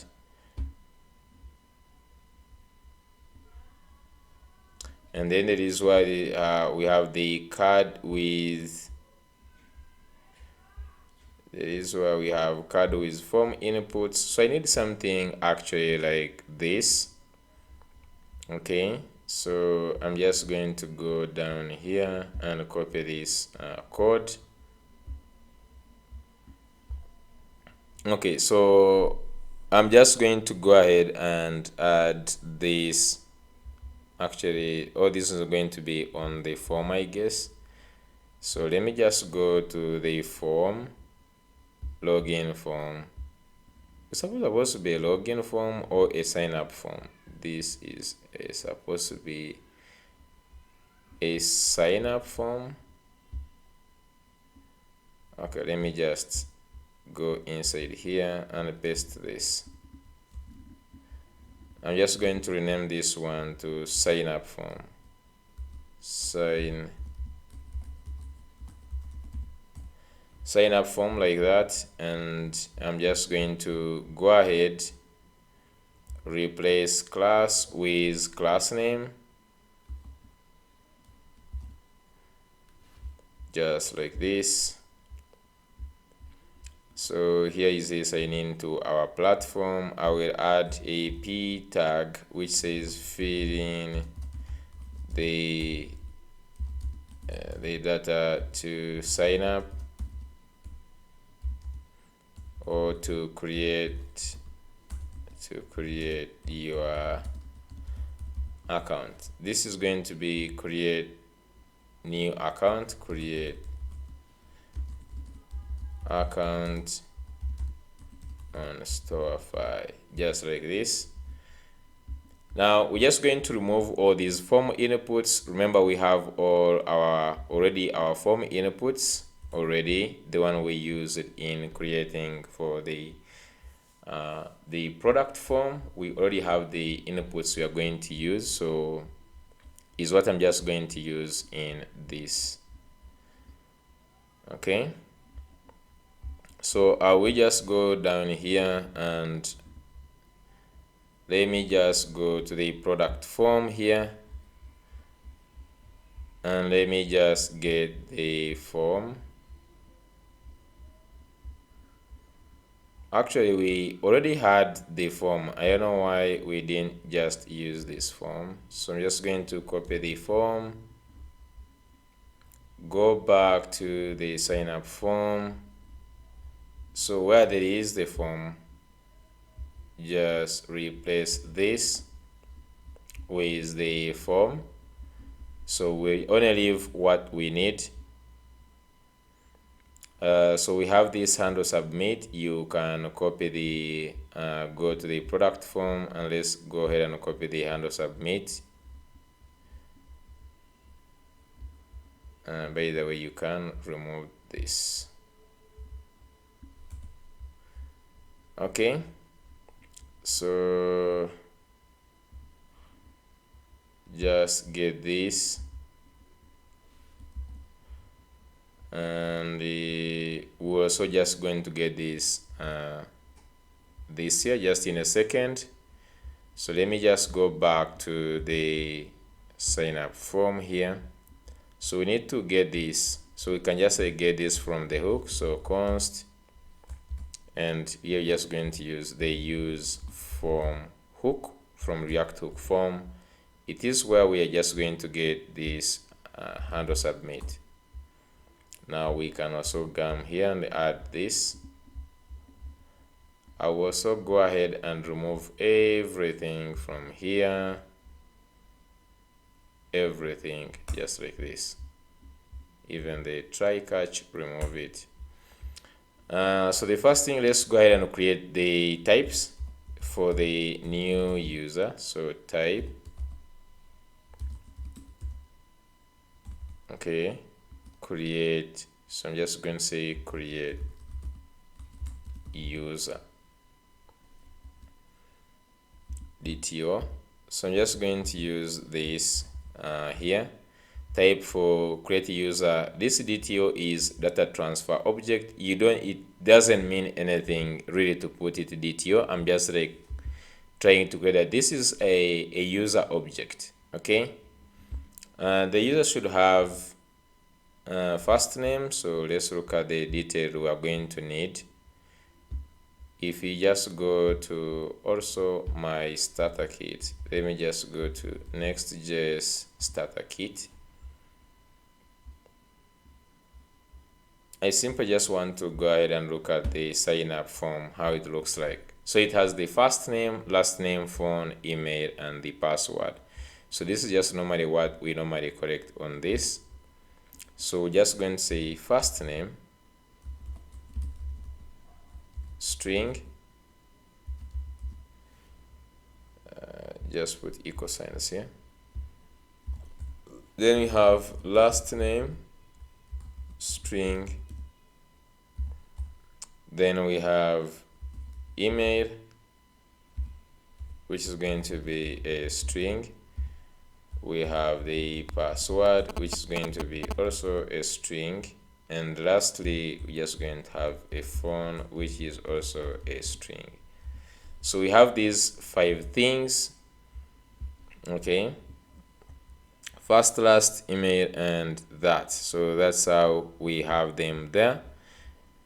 And this is what we are going to use here. This is going to be create user DTO.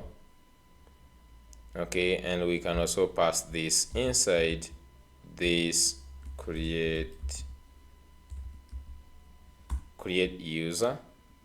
Okay, so let's go ahead and add these text inputs. So we are using the grid. So this is going to be the first name. Let me first import this. This is going to be the first name. First name. Then let's get the register. So you can just go ahead and get the register function also. So you can also get the errors. So we can just say form state, and then here we get the errors. So this is going to be first name. Let me hope that the ones I put there. So enter. So here you can say you can just say John, and then it's going to be last name. So here's going to be last name. You're like last name. Okay, and then this type is going to be the text. The placeholder is maybe DOI, like this. Remove this here.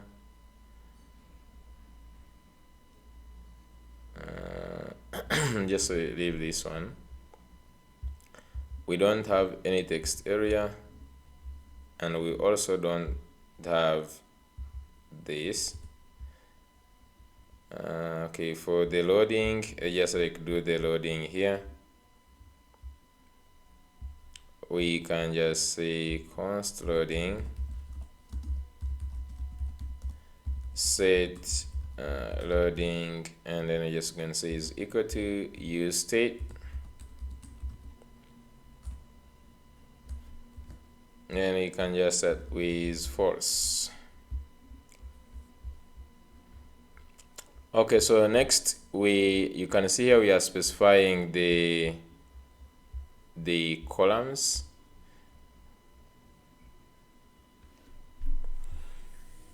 We'll just look at the design in a second.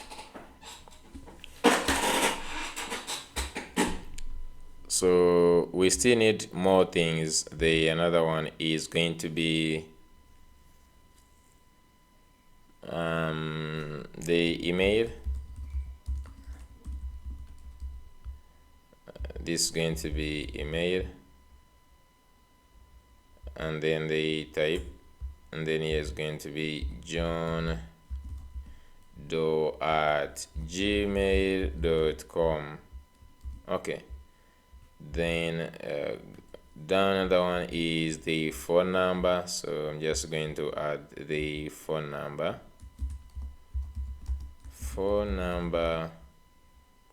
and here is going to be phone, and then here is going to be 07063160. Then lastly is going to be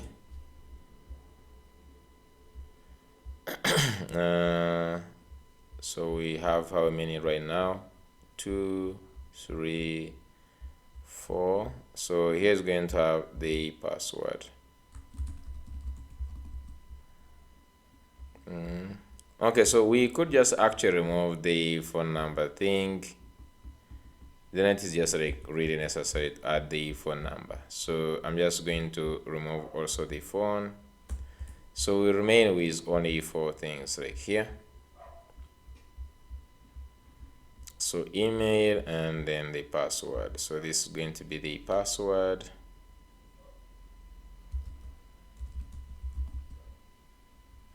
Okay, then here just going to say enter password, and the type is going to be type password.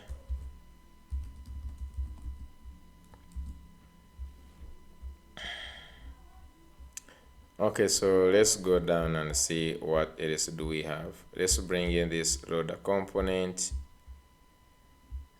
We're not going to have editing, so I'm just going to add create something.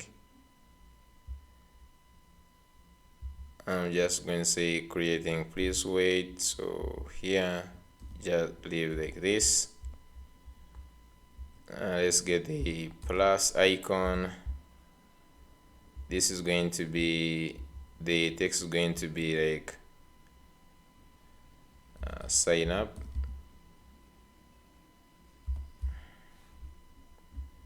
Then we don't need this draw thing. Okay, just need to look at this, how terrible this looks like. So we can just like get this to say this is the sign up form. Get the sign up form. Let's get it to the sign up page inside here. So you can inside this grid. Okay, inside here, let's say sign up form. Just cross it here.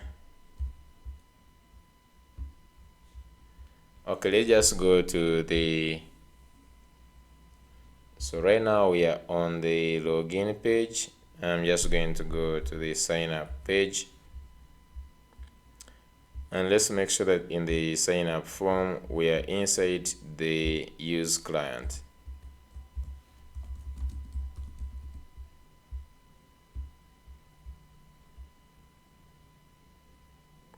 Okay, this is how it looks like. This is not really good, but let's just go ahead and adjust a little bit. So we just want them to be full columns. So since here we are saying grid md is 2 columns. Okay, so just say grid cores 1 and then md grid cores 2. So in the sign up page, first of all is width is full. I'm just going to remove this to make sure that the is full, and then this the grid, let's see now. Okay, so this is expanding entirely like this. Okay, so what do I need to do? We don't necessarily need it to be in any card. If you look at this page, you don't need it to be in any card whatsoever. So we could just actually go ahead and remove all these here. I'm just going to, I want to know where we have the titles. Let me see, go back to this. Okay, we need to have somewhere to have those the titles, maybe on the page. Okay, so we just entirely have this form. Let me see how this looks like. Okay, this is looking much better. So I want all of them to be full, just like this. Let me see if you look at this. Since we are only having a few of them, we have the first name. In fact, we're just going to use the full name to reduce on the fields that we need. So instead of just saying first name and last name, I'm just going to use full name. So here I'm just going to say full name, and then here is going to be full name, and then this is going to be John Doe. Okay, so I also change here to, instead of first name and last name, is going to be full name. Remove this, so we have only 3 things here, like so. Okay, so they are going to be all of them full. So instead of putting, you can see this one, there is no any column on the class name. So just go ahead and remove this and this. So these, they'll be also full like this. Okay, this is nice. So let's go ahead and add some, this here. Add the title. So for the titles, you can also go back to shard, I believe. You can just go to shard, and you go under where we have typography, and I'm just going to get h2 here. I'm just going to have this here that says create an account on the sign up page here. So we can have the h2 here like this, and I will just like also put this in like in a max with this, or in a px of maybe 4 something like this. So we're just going to say create account. So we can just like go here, we get this, create an account on Storify or something. Then we can just have a small text like that, still from here, maybe a small text like this. Okay, then just go to the p tag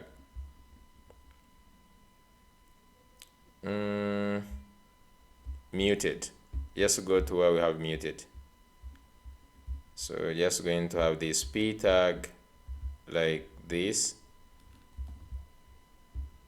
and just below here I'm just going to say fill in or enter your details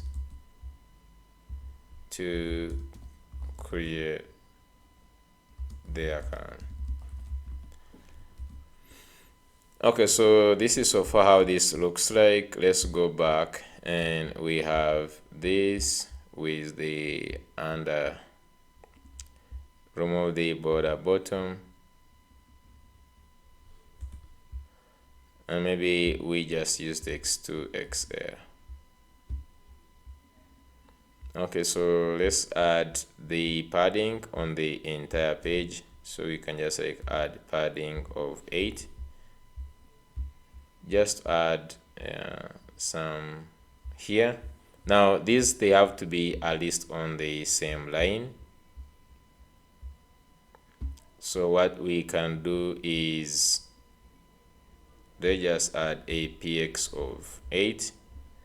In the sign up form, we can go ahead and remove this here. Okay, so you can see now they are on here. Now the whole entire page, let's give it some max width. So we can just go here in the sign up, and then we have this whole entire thing here. We can just say max width of 6xl mx auto. Okay, so it extends this side here, and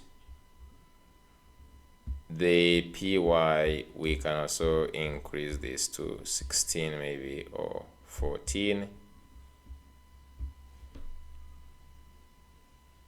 Okay, so this is good.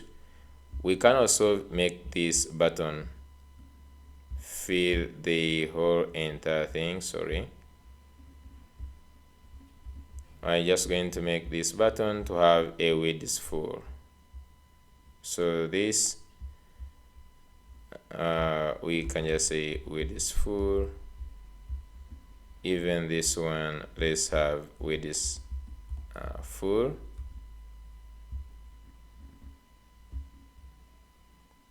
Okay, so they I don't know why these ones seems like they are not also having the width full, because this is, I think, the entire width of this. Let me first go here and pass in a class name here of width full. Let's see.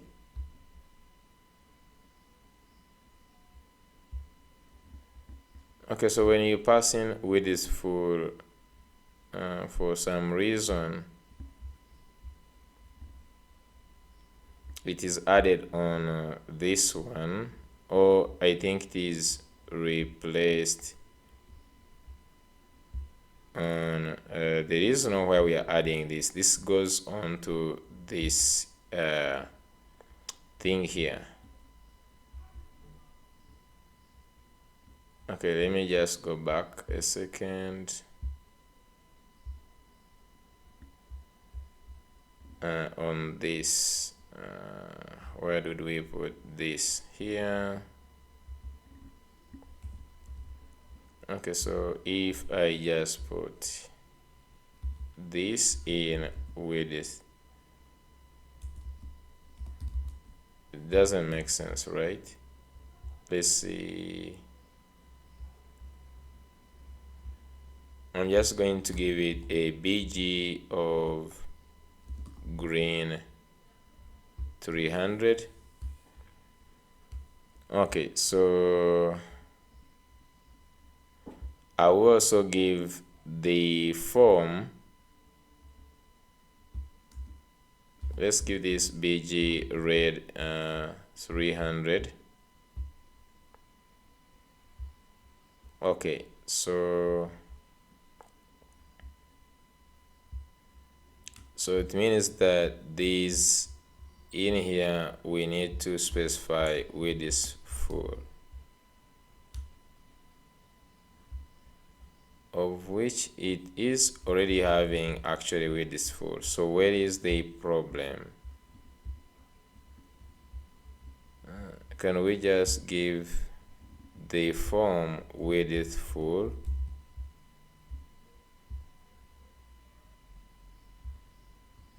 Okay, so what does the form if I just give it bg blue 400? Okay, so the form it seems like it is finishing this whole entire thing. So it is this div which is having the correspond 8. Okay, so we can either give get all these and remove these ones like so. Okay, so that's nice. So I can just go ahead and put back this here. And remove this.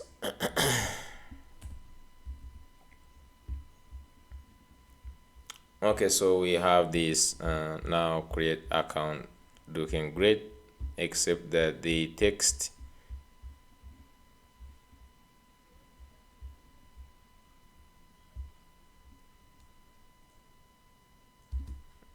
we need just to have justify center. Even this one should have justify center. Okay, so this looks good. Maybe on the side here we just need to add in you can add in a photo or something. You can just go to maybe free pick.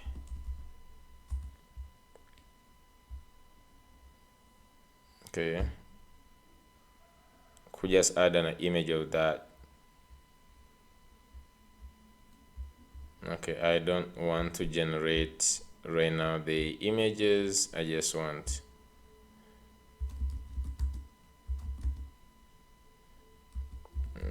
just a smiling, maybe business woman, just like this. Okay, so you can just like get any of these images maybe, and just like you specify on your login page.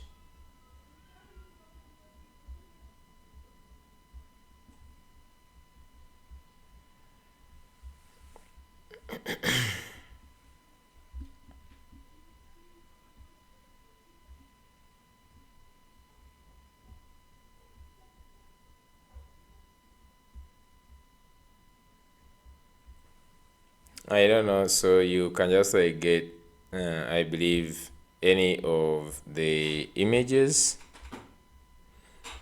Really doesn't matter at this point. So I'm just going to go ahead and download this image.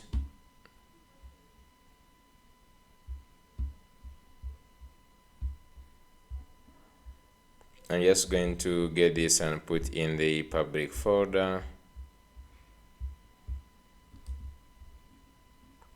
And let's go ahead and rename this. Maybe say I'm just going to call it maybe woman. Okay, I'm just going to go to the sign up page. Here where we have this px8, I will just create another one and then just add this image. Okay, so let's add the source.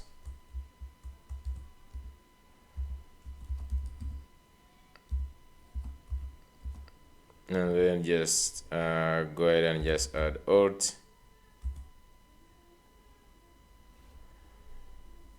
Okay, and let's go ahead and add the width, and also add the height.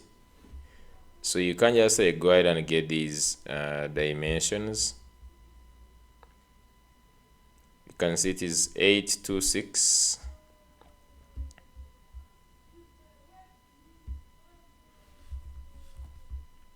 by 551. So if I just go back here, you can see the images here.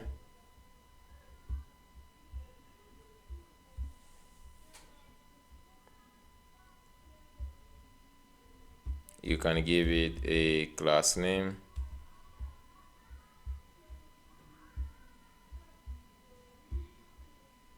So if this whole thing maybe if you just go back here, I just want to get this, the max width of this here. If you could just go ahead and put everything in a card,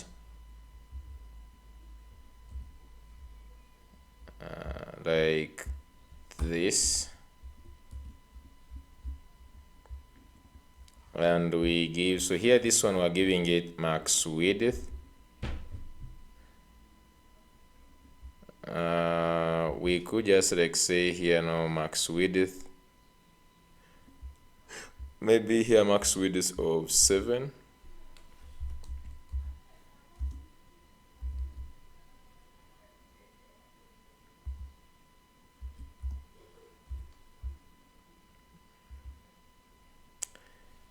Padding of 16.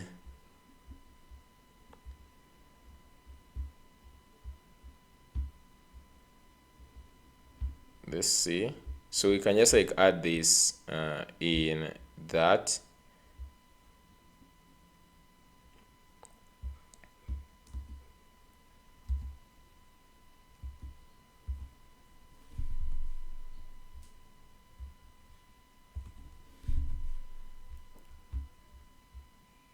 Okay, so let's see.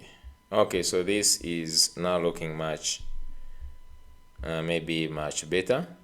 So you can just go here and get maybe this to maybe margin top of 8. Okay, so since the image, we could just make sure that the image, I'm just going to remove the padding on this. Okay, and I'm just going to go here and I say for this height to be full,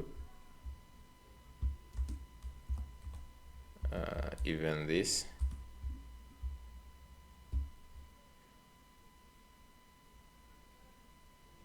I don't need any padding of any way. Let me see.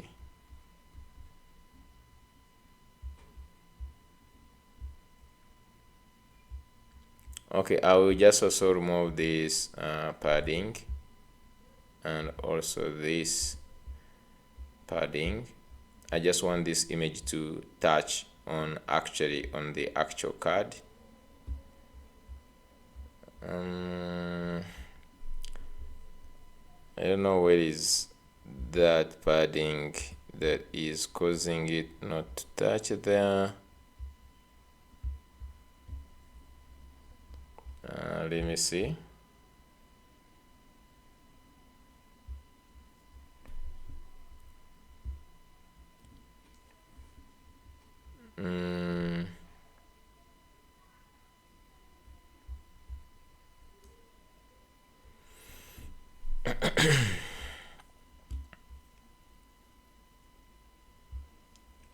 Okay.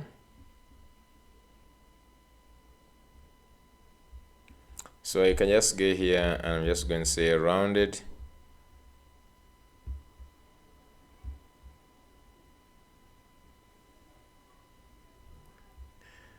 Okay, so then I can just like maybe add this in the center.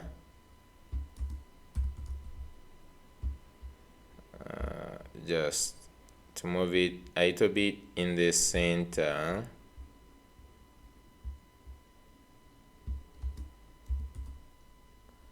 I'm just going to get this height screen.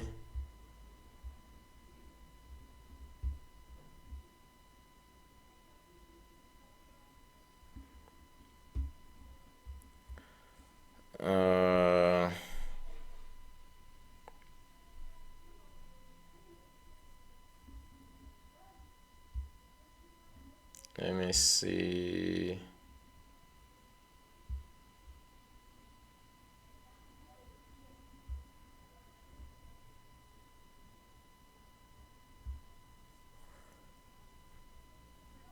I'm just going to add margin of 16.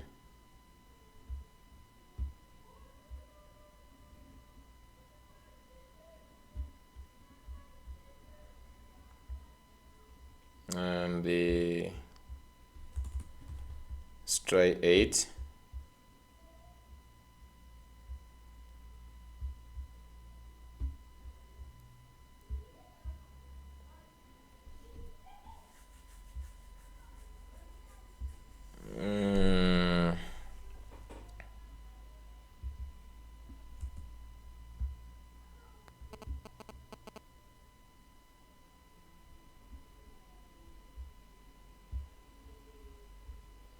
It still seems to have something I'm not seeing here.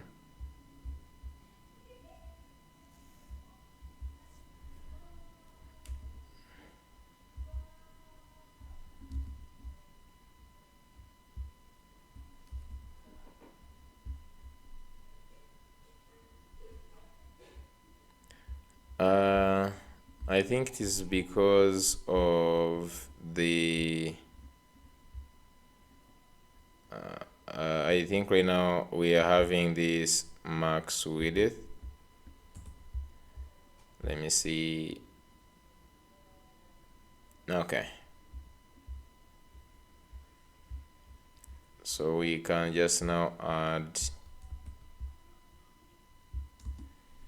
a padding x of maybe 16.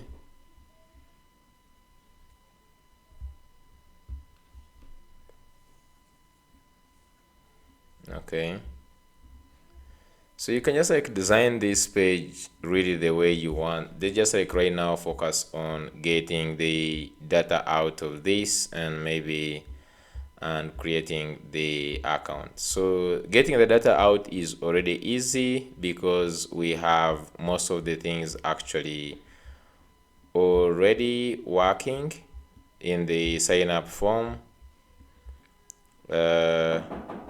We can just go ahead and we console.log data here.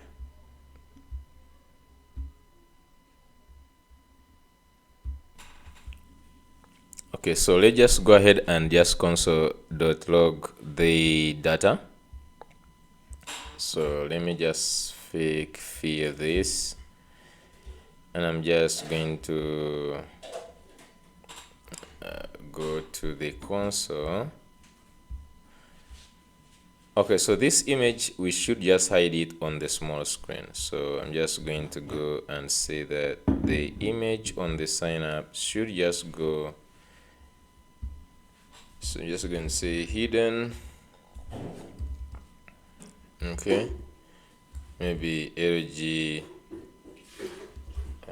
is it LG block or something? So if you just see hidden is having display none, and this one has that, maybe MD. So now this image should just be hidden, and we have this nice this nice thing. Okay, this padding, just a second. So we have this px. I'm just going to say px of 8, and maybe this should only show on MD. So now if we just go back here, this should just be looking much better. It looks like it still have like a lot of padding on the side. I don't know, where does that one come from? This should also be margin. Yes, I set this margin to be margin 2, and then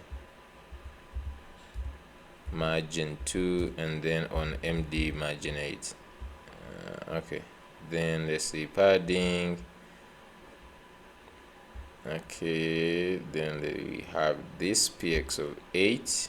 Okay, let's just also just work on this one. We can just say MD px, and then px of maybe 4.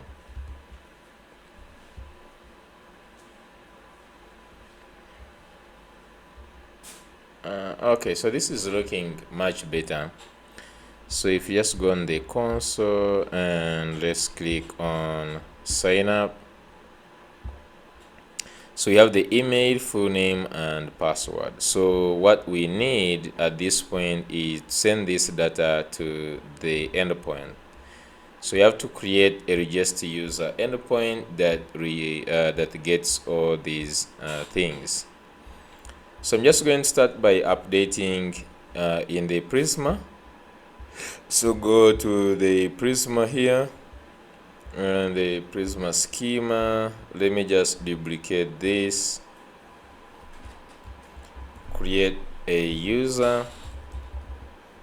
So user should have an ID, should have this as full name, and then should have email. So just going to make email unique, so we can pass at unique. Okay, and then we have the password, so we can have the password here, and the password is going to be also a string. Now we can have also the image, which is going to be a string but not required, and we can give this a default value, maybe default. So you can just say at default, and then we can just like give a default image. Okay, so for the default image, I'm just going to say here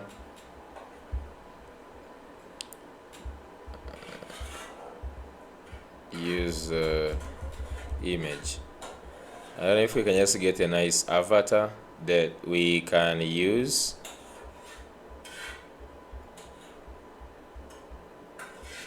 You can have a nice avatar that we can use for that case.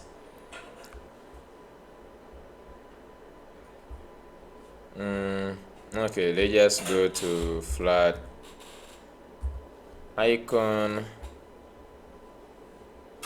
and then you can just search for the placeholder. So you can just get any image and then use it for the for that. Maybe you could just say avatar or something. So just say avatar.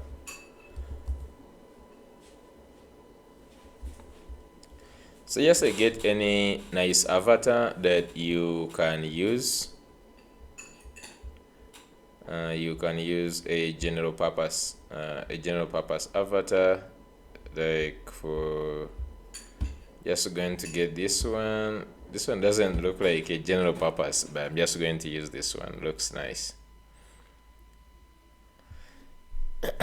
So just go ahead, you can just go ahead and download this.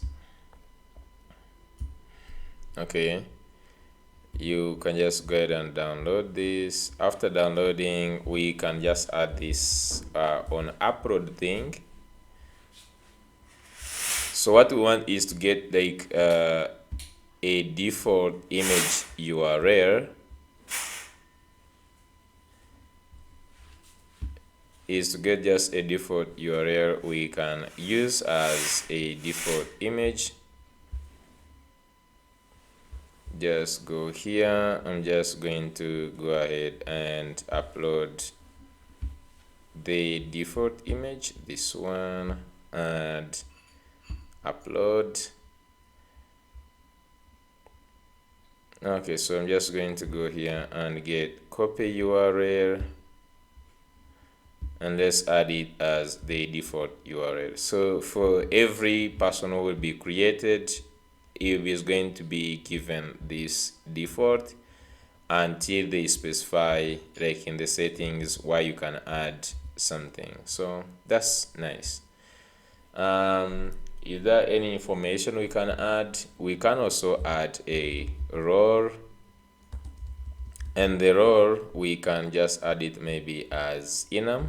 So we can just say enum, and then we say use role, and then we can just say, for instance, admin, and then a normal user, just like this.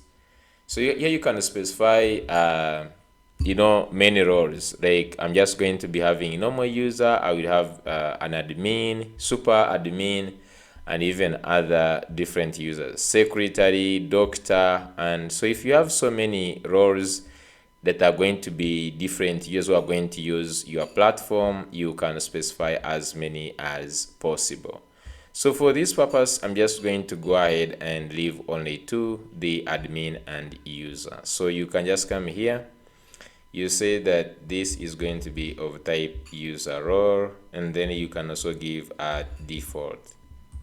So here at default, you can just go ahead and say user. So when someone creates an account, we default to this user, and meaning that in the data we need, we only need these three fields: the full name, email, and password. You can just go ahead and put other things like reset token for resetting the password. When you're resetting the password, you can just put, for instance, the token or reset token, and then you just say that this is a string that is also not required. So you can add as many fields in the user for different purposes when at different times. So this is enough. I'm just going to go ahead and push this. So what you have to do is stop the server, Control C, and let's run npx prisma db push. Okay, db push, if I can write it, and then just say and npm dev. Okay, so this is going to push and start the server at the same time. So you need to first create that. Sorry for that. So it is still pushing. Okay, so database now is in sync with Prisma. Nice.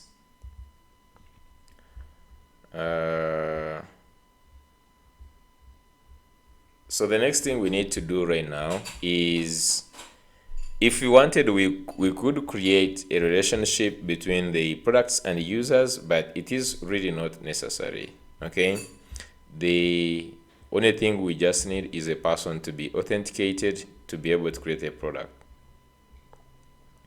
So after that, I'm just going to go ahead and create authentication API. So we just go inside I'm just going to go inside API. So we have here this analytics. I'm just going to go v1. So in the v1, we're just going to have inside here, I will create user. Okay, I will create user, and inside the user I'm just going to have the route.ts. Now we just simply need to create, so I'm just going to go inside the product and just get the post route. Okay, just like this, and paste this inside the user.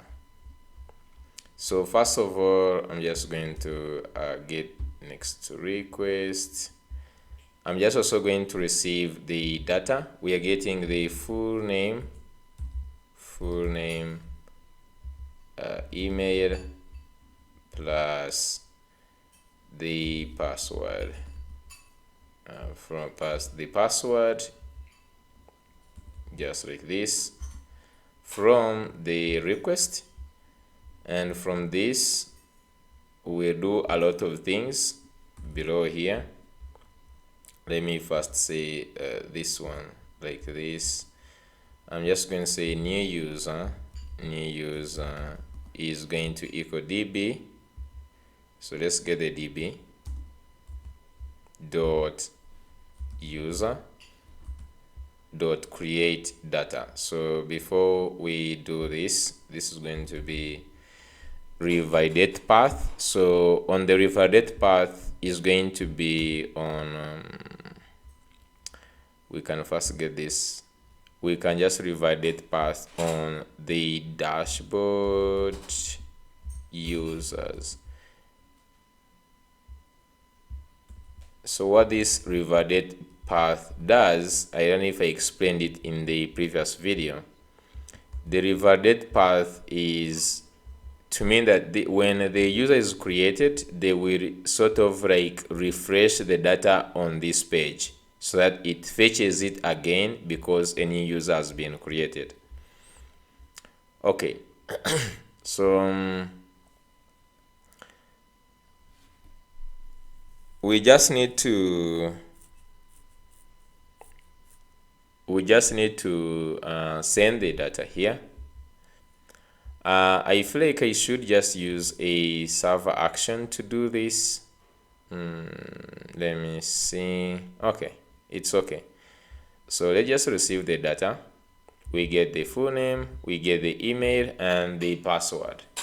So what do we need to really validate on the user create? So if you just remember on this diagram, I explained here that we have the sign up. So there are different validation rules that you actually check on each of these. So just like look at the logic. During the sign up, so I'm just going to say sign up. One is you need to validate the data. So this is to make sure that the email, password, and all this data are all sent. So all the fields are required. If you want to put, you can put more validation on the password. You tell the user that the password should be 8 characters and all those. The second thing that you need to do here, the checks, now you have to check if the user email already exists. So here choose check the user email if it already exists. Okay, if the user email already exists, like that. So check if the user email already exists. The next one would be what do you check?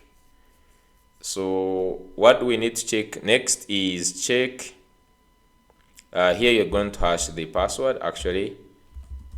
Hash the password and then save the data to the DB. So this is what you need to do on the sign up page. Okay. So this is the sign up page. We also talk about what we do on the login page. So we need to do these things here. So what I'm just going to do is, for easy purposes of validation, okay, okay, I guess I could do it from this way anyways.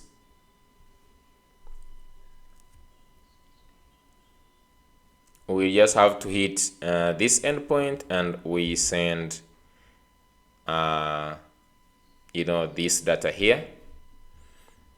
So if I just come here, the first thing that we need to do is, we have already validated the information. So if you just come here and you don't put, for instance, the password, you can see password is required. The same thing like this.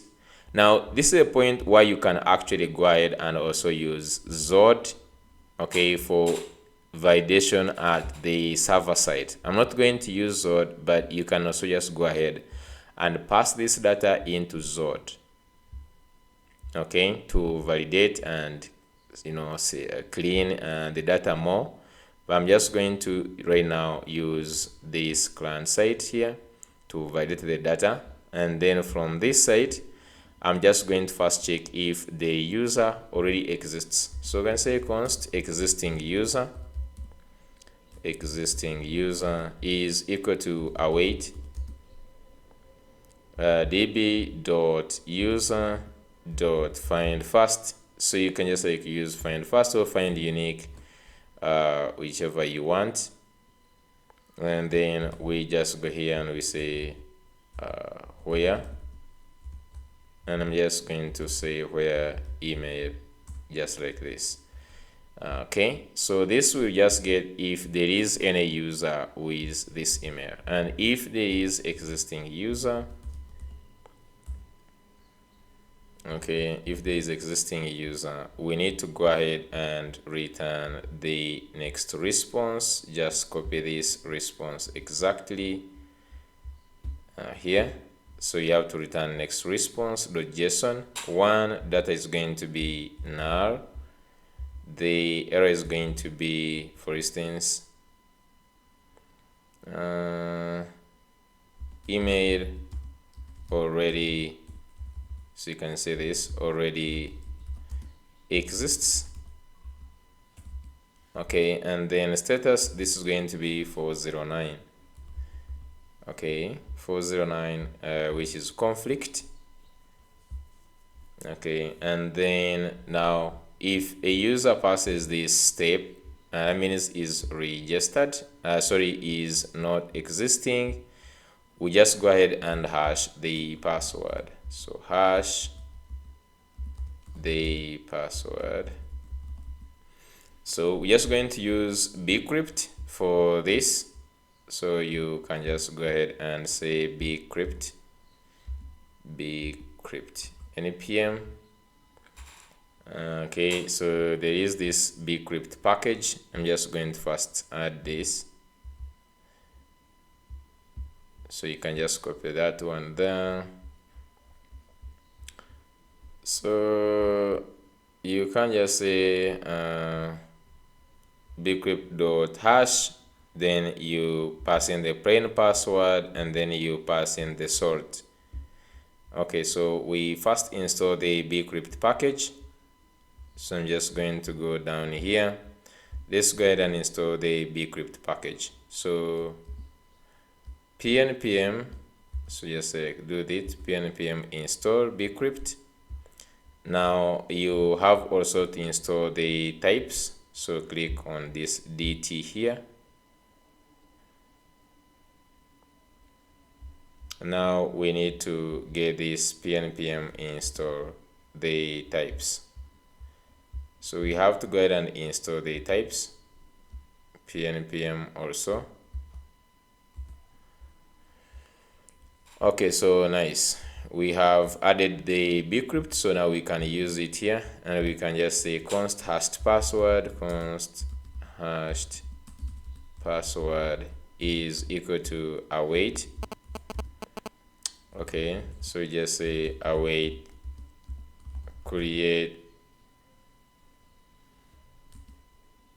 sorry, is going to be bcrypt bcrypt. Okay, so let me just go ahead and use it here.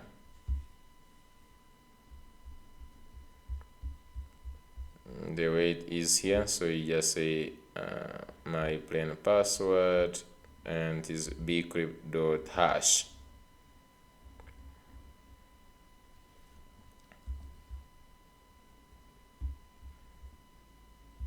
Okay, bcrypt.hash. So you can just go ahead and get this bcrypt. So on top here, import bcrypt from bcrypt. Okay, and now we can use the bcrypt, and then here we pass in the password, and then we simply need to pass in the sort round here. So you pass in how many rounds you want to hash the password, or this is like how many times do you want to encrypt the password. So 10 is always a good number, is not small and is not big. If you pass in a very big number, it will take more times hashing it, and if you pass in a less, might be less secure. So we don't just like use 10, but it's not a must. You can use any number here really. So here you just get a hashed password, and now we can create the data object. So the data object is needed is to have the full name, email, plus the password, which is going to be hashed password, just like this. Now we can pass in the data in the user like this. So here is saying that the full name is missing. Full name is missing. Let's first go to the schema and see. Okay, in the schema we have full name, email, and password. I don't know why it is saying. So we have the full name. Okay, so this is going to be full name. Okay, so we have the full name. So we have full name. Password is not signable.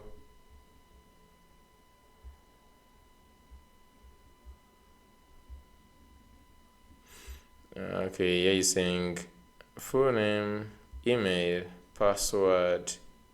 Okay, password I think it is await. Here, let's await this. Bcrypt dot hash. So whatever we get back here is a string now. Okay, so then here data is, we are going to say data is going to be new user.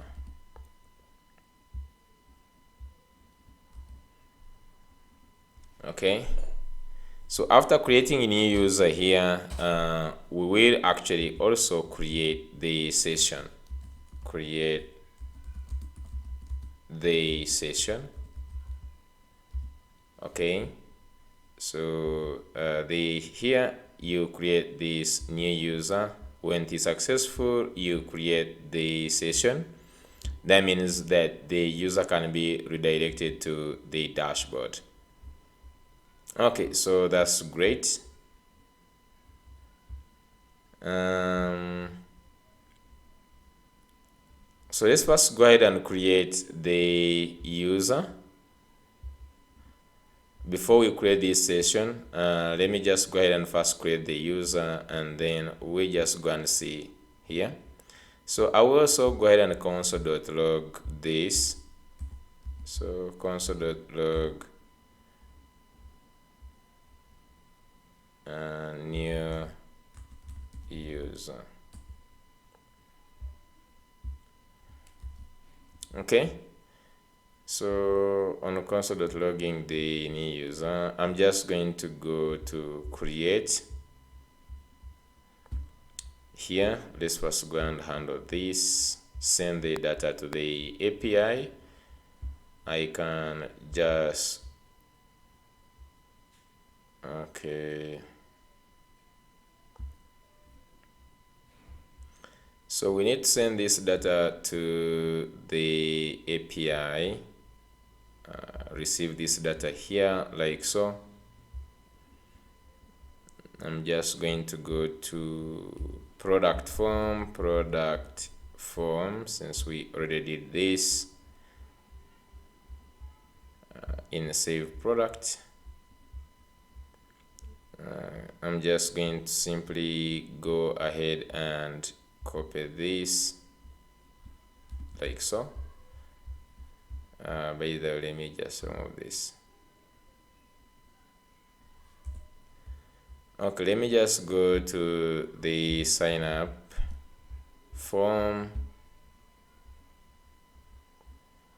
So in here, just going to do a try catch.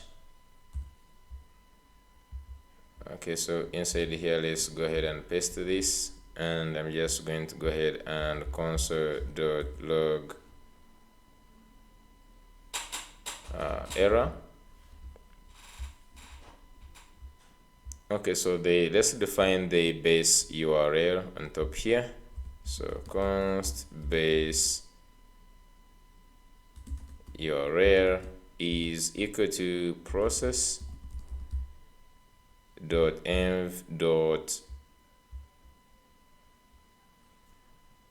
next public base URL. Okay, so we are sending this to users. The endpoint we just created here, products, not user. This is supposed to be users in plural, just like this. So we are sending this, and we are just going to send the data. So if you look at the data, we have the full name, email, and the password. At this point, let me just click here and say set loading.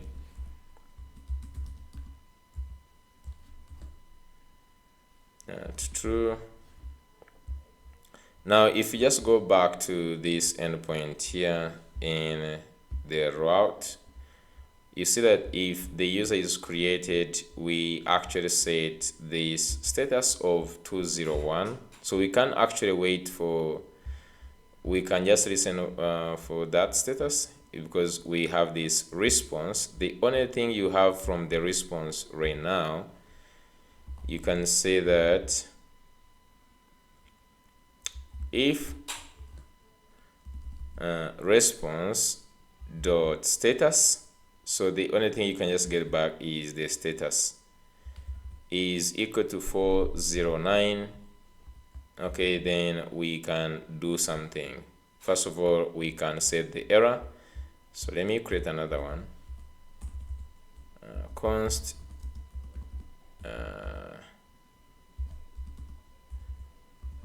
error. You can just say set error is equal to use state, and you can just set it to empty. So if there is this one, I want to first of all set error to race dot, okay,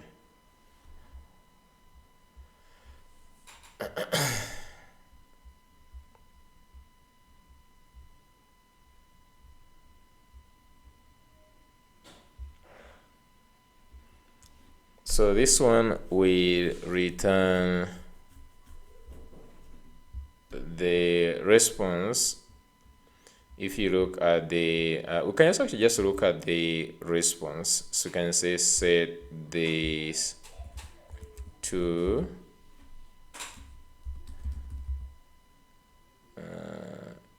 email is already in use. And then we can also check for another one. It is if,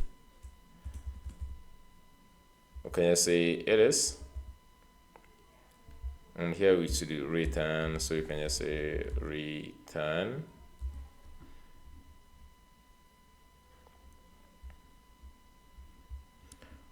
And then here we can just say, for instance, if everything is okay, we can toast dot success, say user or account created successfully. Okay, and then we can redirect.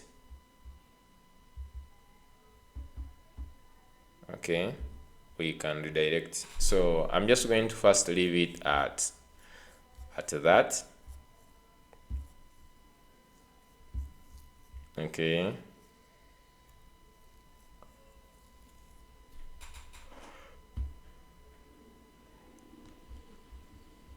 we simply need to send this data there and we see what is going to happen.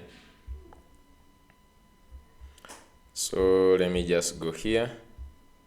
I'm just going to, so I will copy the email. Let me just go, and I'm just going to set console.log the response. So console.log response here.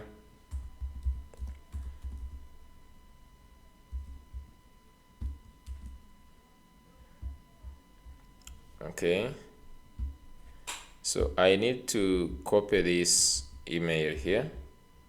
Let me just put here, I'm just going to put I'm just going to use password and some other things we need to be aware is set loading to false. Even here we need to set loading to false, and even when there is any error, let's set loading to false. Okay, so I'm just going to go ahead and click on sign up, and I'm just going to see what is going to happen. So click on sign up. Okay, the button didn't do anything. One thing we can also see, is there anything that happened on the terminal? Okay, so there is not any endpoint that was hit. It seems like I didn't click. Did I click? Let me just see here in a second. You can check the sign up button.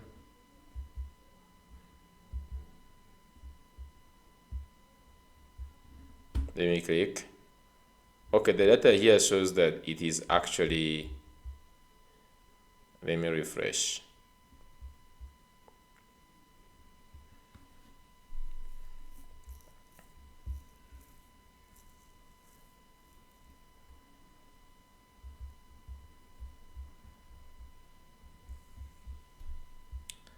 Okay, let's add in some details here. I'm just going to add a fake filter.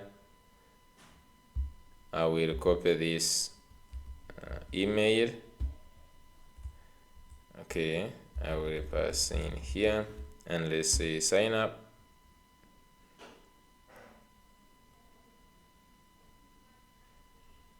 Okay, so you can see account created, and then you see the response is back here.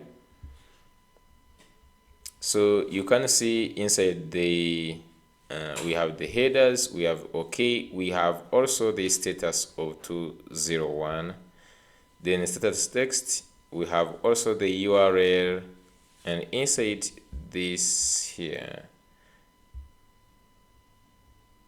okay, so if you want to get, we can also get, so here we only just get the status so far, but if we just get the JSON part of this, and on the console here we have the user with even a hashed password, the role, the token, and the image is this one. Nice. So the user was created. So since we have already this user, Let's try to create the same user and see what happens. So if I click on create, okay, so you can see that right now we get an error here. Okay, and the status code is actually response.status is 409, and you can see here they say conflict 409 conflict. I don't know why we didn't capture that error. Actually, that was the problem. We have it here 409, and we set this error, but we did not use that error. So below this, below the email here, I'm just going to say if there is error, and then we saw a p tag, we actually display the error. I'm just going to give it a class name of text red. I just say 600, and text maybe small, and you can see here email is in use. Okay, we can just give it also a margin top of 2. Okay, maybe text extra small. Okay, so that is good. So you can see we saw this email is already in use because we are getting the status code. This is good. So at this point we can now basically reset the form if everything is okay. So here we can now toast. We can also reset. We can get the reset function from use form. So you can just say here reset, and then we can call the reset function here. Okay, so what else do we need from this?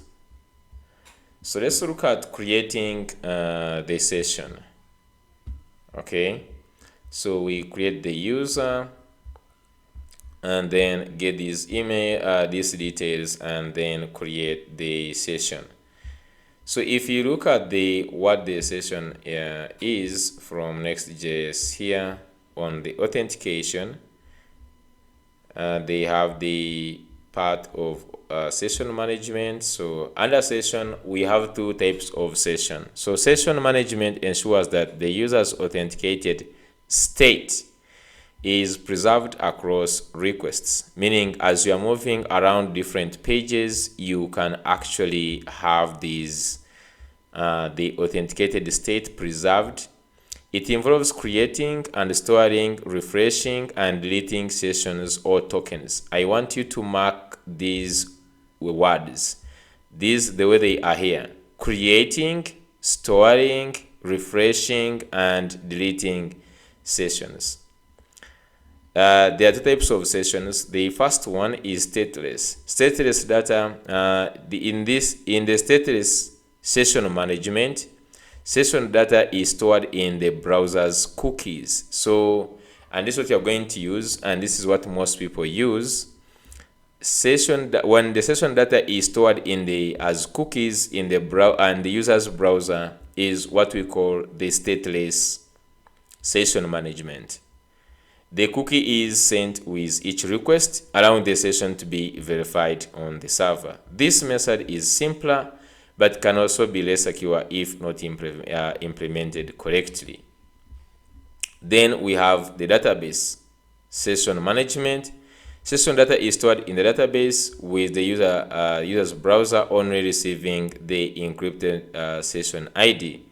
This method is more secure but can be complex to actually implement. So we're just going to look at the stateless session.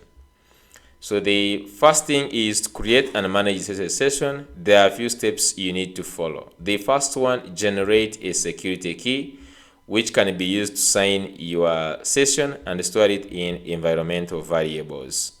Okay, so here you need to actually have a secret key.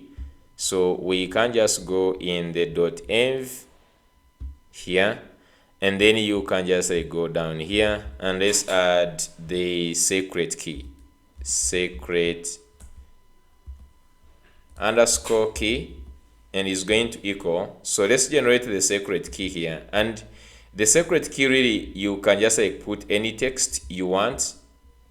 You can put my secret, any word you want to put here, you can put it, but I can show you how you can generate a more complex secret key using the rand. I think, I don't know if it, do I still remember this? Is going to be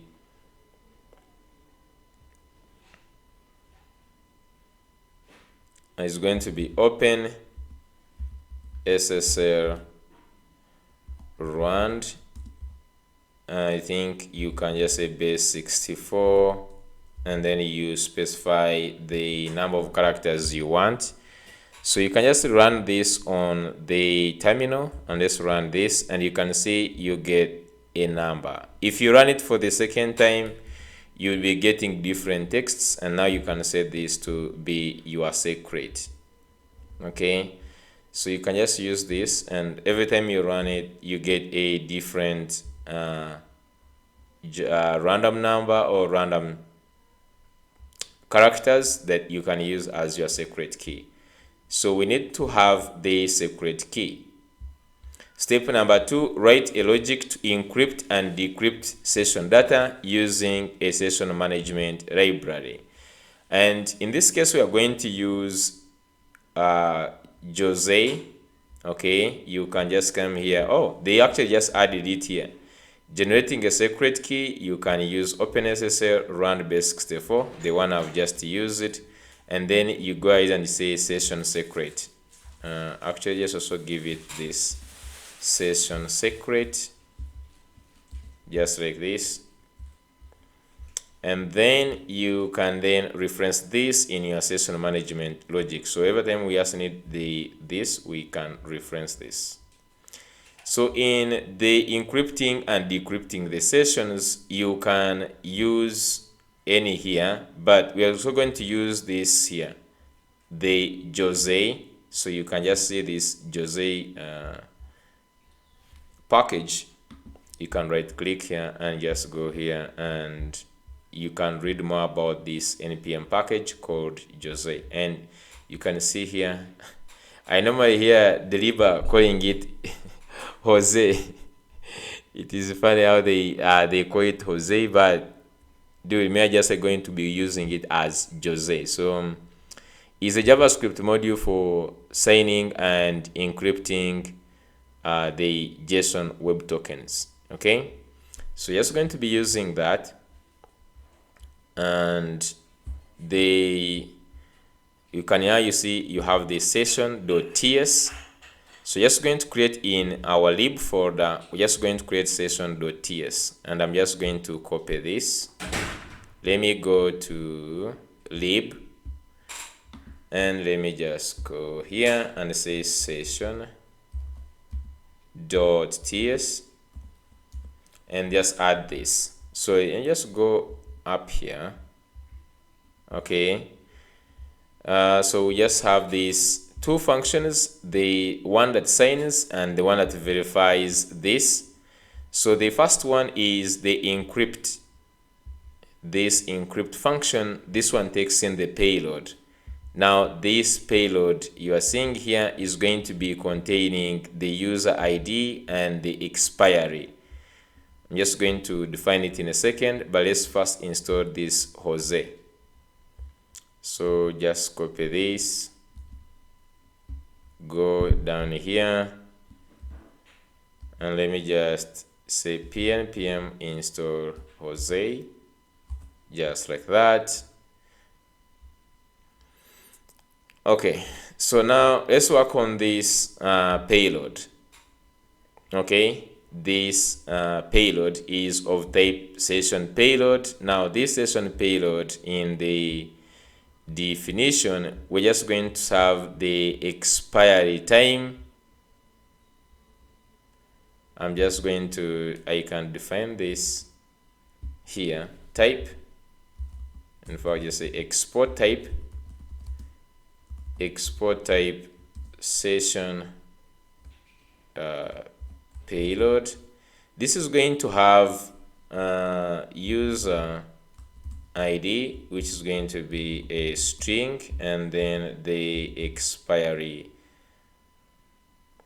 Okay, so you can say expires in, and this is going to be, it's supposed to be a date or something. I think it is of type date.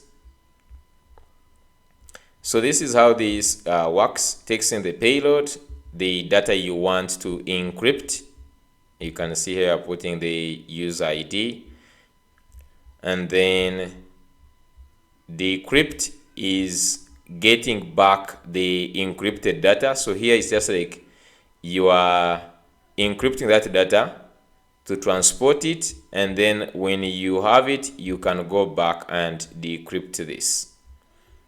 And you can see it just extracts payload from the just this JWT verify. Okay, and then you return back the payload. In the payload, it's just going to be giving us it will be giving us back the encoded data. Okay, so you can see those are the two things we have so far. I'm just going to remove this here, and this code that you are seeing here in this here, the code you are seeing in here, actually it is also under this video. So if you just go to this video by Deliba, she really explained nice concepts. You can also go ahead, as I've said, you can just go ahead and watch this video. Okay, and if you just go inside here, you see that she links to the docs to this page we are using, and you can also go to code, which is this she linked here. And if you just go to that lib, you can see that this is the function that let me just see here. In the app auth, and this where she has this stateless session, and this is this function here you're seeing, this encrypt. It takes in the session payload, and it does exactly what we are doing here. Session payload, you can see it takes in this the encoded key, just like this, and then we have the decrypt. Okay, this the decrypt session. So all other functions that we are going to see here in the documentation, if you just go down here, you will see that now the setting the cookies is the recommended options, and you can say to start the session in the cookie, use the Next.js cookie API. By the way, the cookie API changed a little bit. Okay, if you see here, this is how now we get the cookies. Let me just leave this page open for a second, because that one changes in the how they executed it. So scroll down here, scroll down to where we have here. So you realize there is something called import server only, and this import server only, you see we have it here on top, and this is the to make sure that this will never be executed on the client side. When you have this one, import server only, this makes sure that this code will never be executed, not once on the client side. So here you can see here, the payload should contain the minimum unique user data that will be used in subsequent requests, such as user data, role, and even others. It should not contain personal identifiable information like phone number, email address, credit card information, and all these other sensitive data. Okay, so for us here, we can just add maybe, even we can just even add the role if you wanted in this. Let's just say add role, and it's going to be of type user role from the Prisma client. You can also add in the session the email. Okay, let's just go ahead and say this is going to be a string. What else can we add in the session payload? We have this expires in role and the email. What else can we? I can actually just remove this. We add the user ID, email, this, and the name. So just add the name, which is also going to be a string.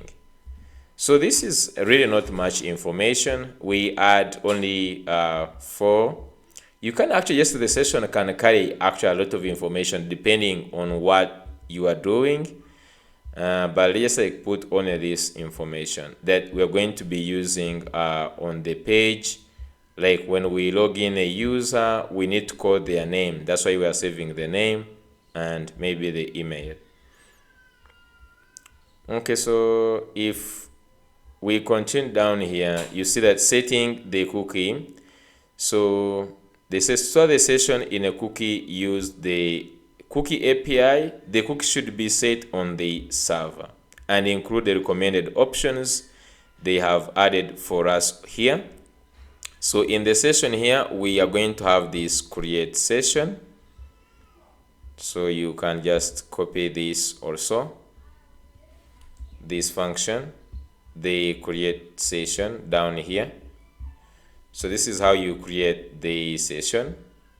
So you have the expires at, and then you have this is new date, and this is going to be expiring I think in 7 days. So session is await, encrypt, and then you are passing in the data. So let's go ahead and add this. Actually expires at inside this payload data. I'm just going to be string, just like this. Okay, so now I need to prepare this information inside here. Instead of just create the session, we're just going to pass in the user object here. Okay, so I'm just going to say session payload. I'm just going to pass in the, okay, let's just go ahead and pass in the user. And this user is going to be of type user from the Prisma. We might not pass in all this user. Maybe let's do this. We need to pass in this information except this one. So I might just get a user here. Let me just pass in a user from, actually the way is going to come from this. And then from here, let's go ahead and get the data we want to pass in. So the data we want to pass in is this. And this one is date, by the way, date. And just get this object. So I will just go ahead and just say, this is the payload. Okay, so const payload data is going to be equal to this object. So we're just going to get these ones from the user. So we're just going to have user dot ID, and then for the role is going to be user dot role. Email is going to be user dot email. Then this name is going to be user dot name, actually dot full name. And then expires at is going to be this expires at. Okay, just like this. And now this payload data is what we pass in here. Okay, then we get the cookie, wait cookies, and these cookies we get it from the next headers. And you can see how we get the cookies in Next.js 15 is by awaiting them, and then we set this. You can see cookie.set, and we create this key session. We are going to be using this key to retrieve our session, .set session, and then we pass in the encrypted session. So you can see we encrypt this data, and it is encrypted. And then because if you look at the session now is a string, it will encrypt all this and give us back a string. That's what Jose is doing here. When it encrypts, it returns back, this function here returns back a string, and this string is now this. You can see it is 7 days. It is this here. Okay, this here. So we get this session is what we save in this. Now, after saving this, we'll be retrieving back.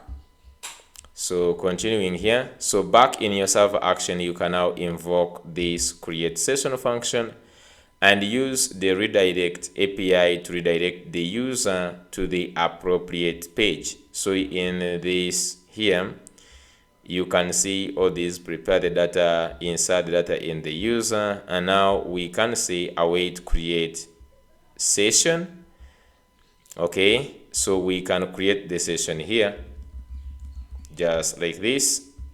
So now I'm just going to go to route. I can just go in the route.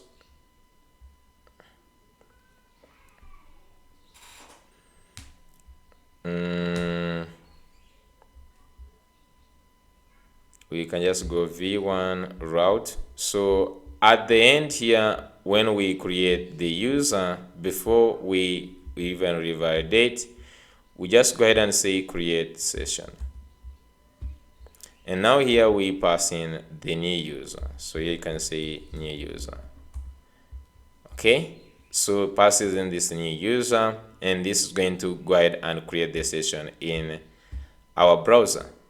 Now, so back this site, we can redirect the user. So in the sign up form here, since this person is logged in now, we can redirect. Okay, we can route. So you say router. Let's create a router here up. So const router is equal to use router from next navigation. And then I can just come and say router dot push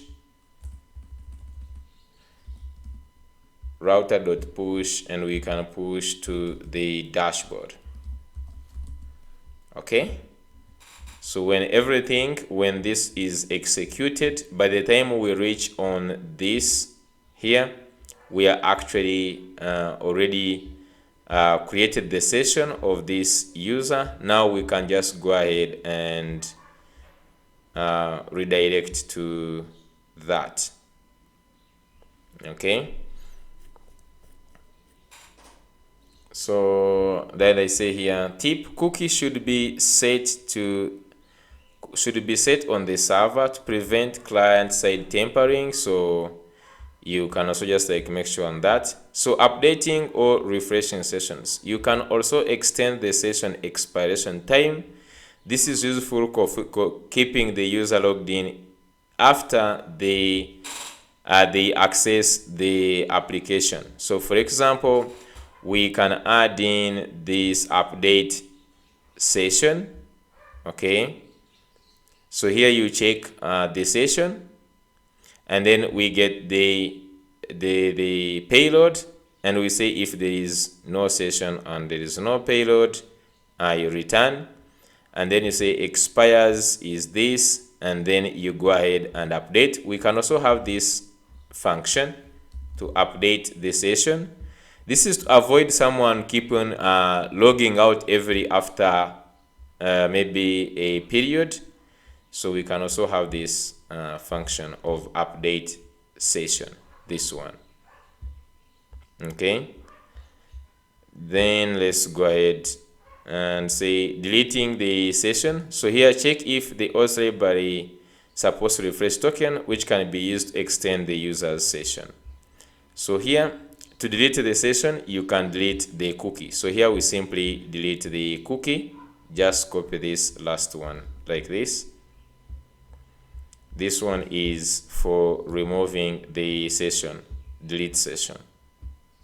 We're going to use that one for logging out.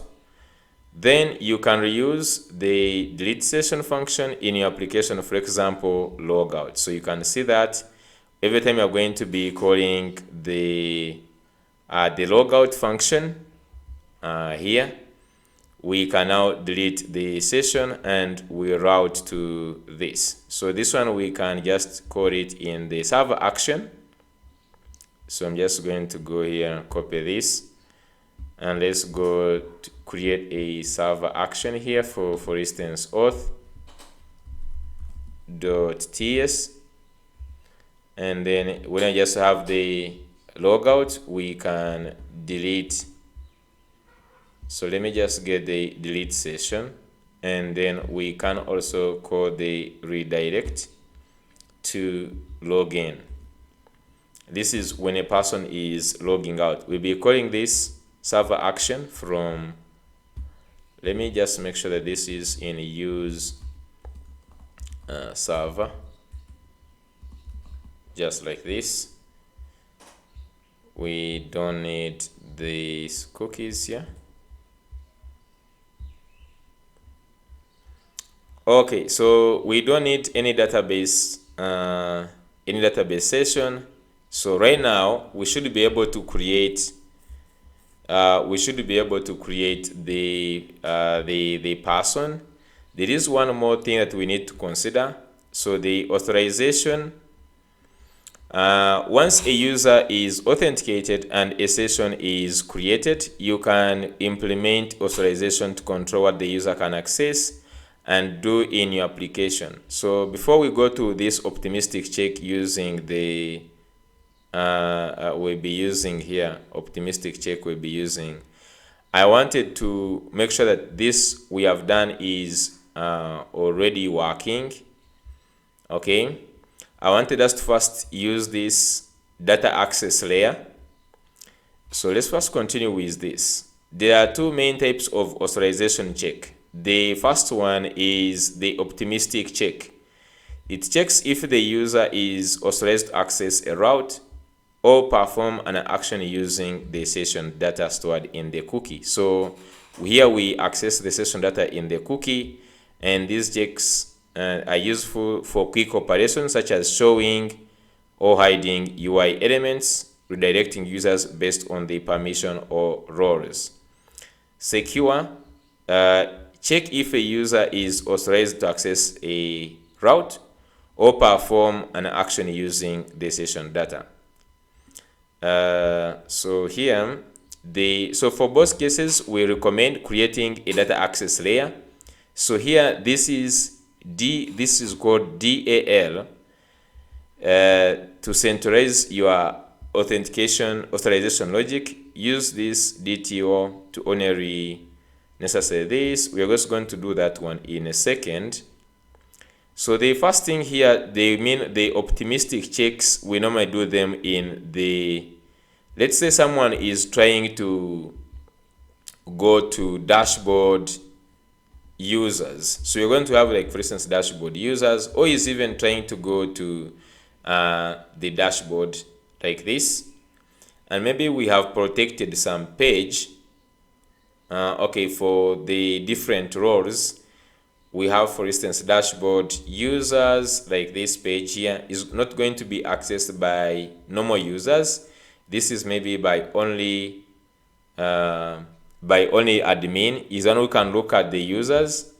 So we can protect this, or we can check if someone is trying to access this page here direct. If someone is trying to access dashboard users, then we can perform an optimistic check in the middleware and redirect users based on the permissions. So to perform the optimistic checks, since middleware runs on every route, it is good to centralize redirect logic and pre-filter unauthorized users. So to protect static routes that's shared between users, e.g. the paywall and all that. So here we can create a middleware, and in the middleware you can specify the protected and the public routes. Let me copy this one and let me create this file called middleware.ts. Okay, so outside here, I'm just going to create a new file called middleware. Middleware.ts. Now in the middleware, you just go up here. First of all, let's get the decrypt function. Decrypt. Okay. So if you look at this, first we specify the protected and public routes. For instance, the protected route, we all know it is the dashboard. Then the public routes is the login, the sign up, and this one. Just this whole auth route here. The login, sign up, and even the slash, which is the home page. These ones are public routes. Then export default async middleware. This is the function. It has it runs on every request, so it gets the request, and from the request it first gets the path. If you remember very well, we looked at the path name. We used to call this path name in the dashboard, so it can get the path someone is trying to go to, and you can check if this path someone is trying to go is protected by checking the includes the path. Because this is an array, so we use the include. So you say protected routes dot includes this path. The path is this one, and the person is trying to visit. So we also check is public route. So public route dot include path. So if is any of these ones, then these ones are going to say decrypt the session from the cookie. So we get cookie is await cookies dot get session. Remember, we saved the cookie in this key called session. Then we get the value. So after getting the cookie, we actually decrypt it to get the session. So session is await decrypt the cookie. We get back the session. After getting this session is having the payload data. Then from this we can say, so for instance, is protected. So if the route is protected and there is no session ID, then we redirect this person to the login. This means like this person is not authenticated. You can see is trying to go to the protected route, but there is no any session. Okay, that means this person should just go to the login. That's why we have this check. So this one, redirect login if the user is not authenticated. Then this first, the number 5, redirect to dashboard if the user is authenticated. So we check if it is public and there is session.useID, okay, and there is the path name, and the path name starts with, so if so here we are checking, let me see, in this check here we are checking if the user, if this is a public route and there is session and the path name does not start with dashboard, then we redirect to the dashboard.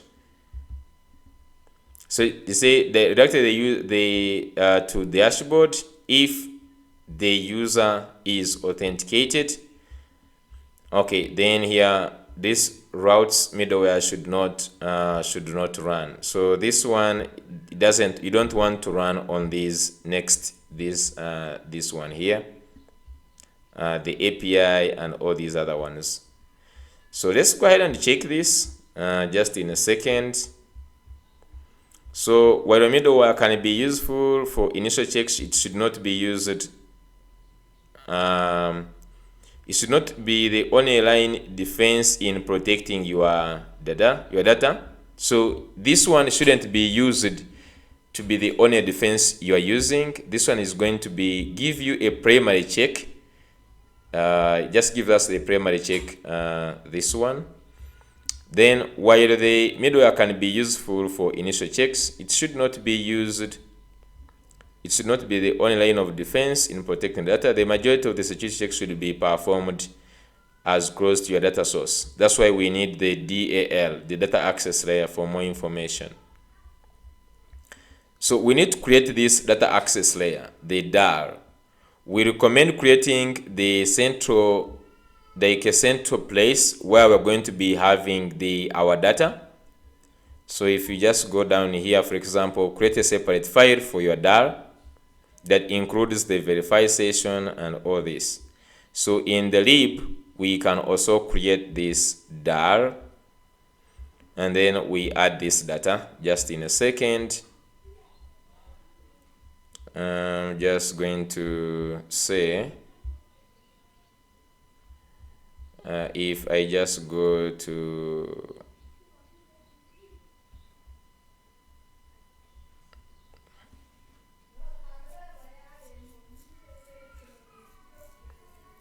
I'm just going to go to my lib, this create dar.ts, and let me just add this. Okay, so you can see we have import server only. This means that this code can only run on the server. So we can just get the decrypt. So we have this verify session function and we cache it. So you can see we get cache from React. This means you only want this to be running once. Every time we call it again, it will be cached. So it's getting the cookie from the saved cookie here, and then we decrypt to get the session, and then from this we get the ID. So you can see if there is no this, we redirect to the login, get the redirect from, okay, this is not where we need to get the redirect. You want to get this from next navigation, and you can see here it returns is auth true user ID, just like this. This is only verifying the this function is only verifying the session.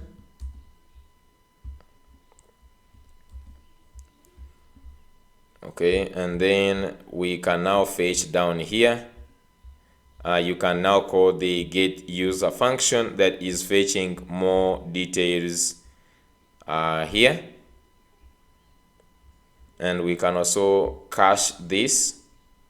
Let me just get this one.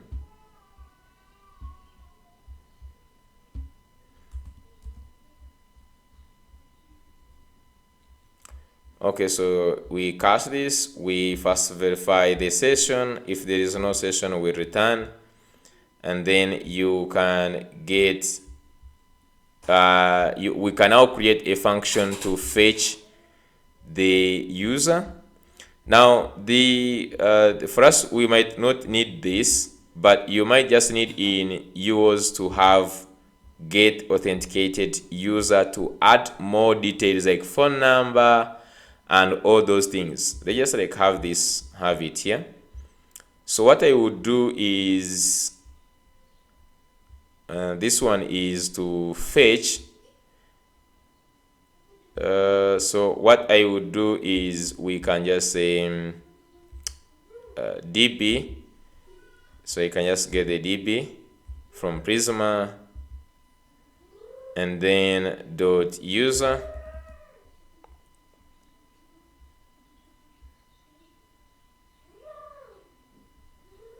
then dot find unique, and then we pass where. So we can just say where. I'm just going to write here where id is session dot use id. So okay, just getting it from this verify the session. Okay, okay, so you're saying user id, let me see here, and then here we can say select, and then you can select all the columns you want. Okay, we can select the ID, full name, email, role, and all others. Okay, so we can just like use something like this. So we have where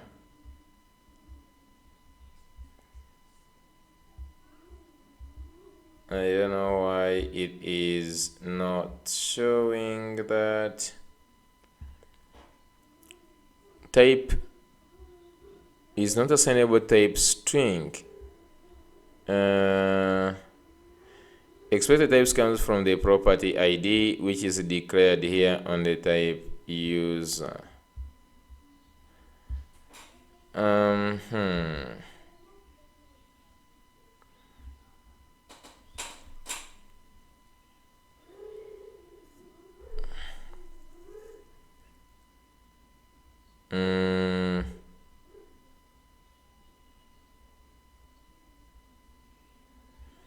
User.find unique.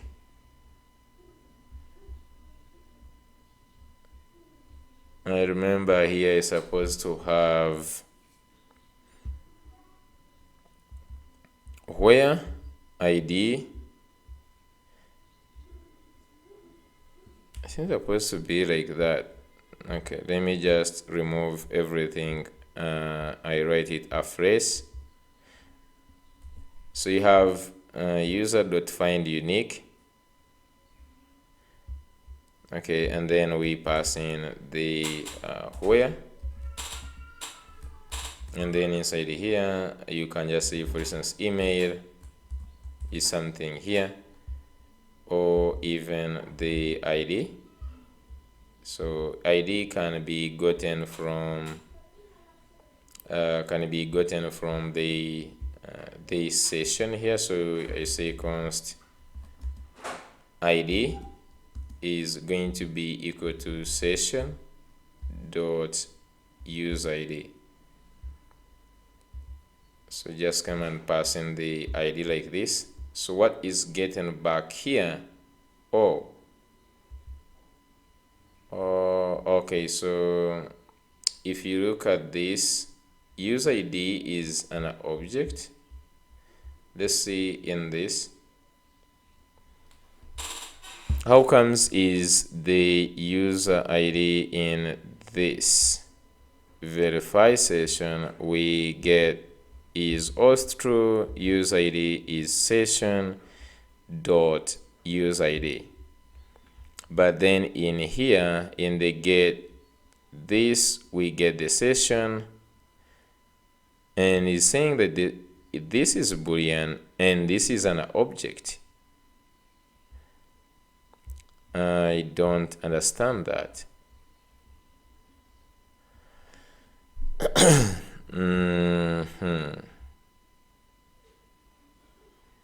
And you can see here it says actually the return is that the use ID is an object, is of type object. Okay, so what I'm just going to do right now is going to just say is string, just like this, and then everything will be okay. So we can select here. You can just go ahead and say, select, and then we can just add the ID true, name, full name, then true, and then here you can just say role true, and then you have another one like email true. So you can just say have this, and then you can return the user. So this is user actually, and then down here we can actually return this user. So this is what they mean, the data access, the data access layer. The reason why we are caching it, we are going to be calling it many times.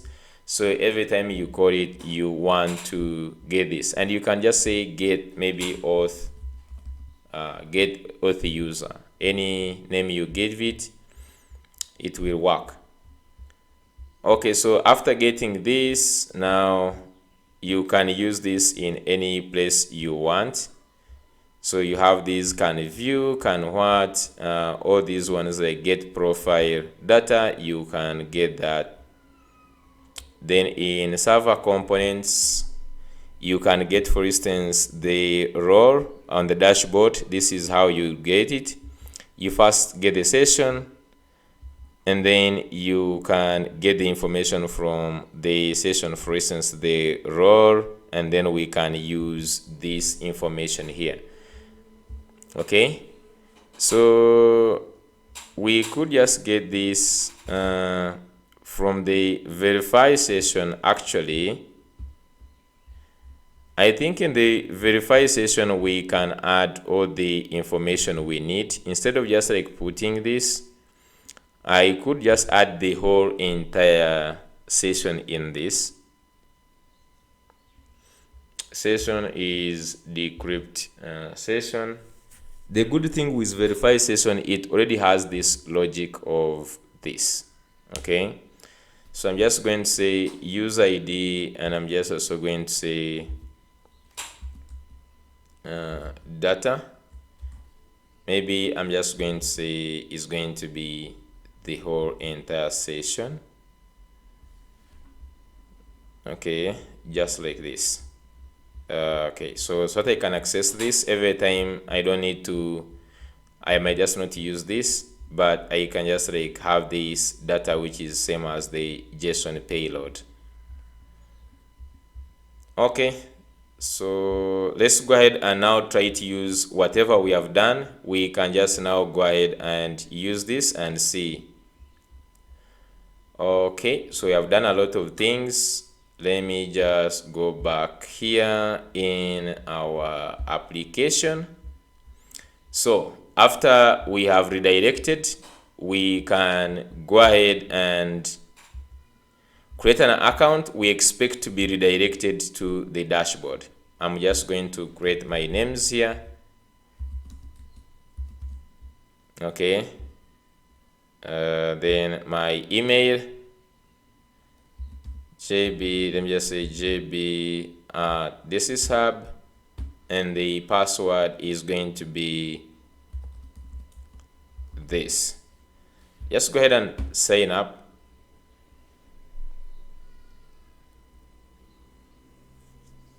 Okay, so the user was created, and now you can see that I was redirected to the dashboard.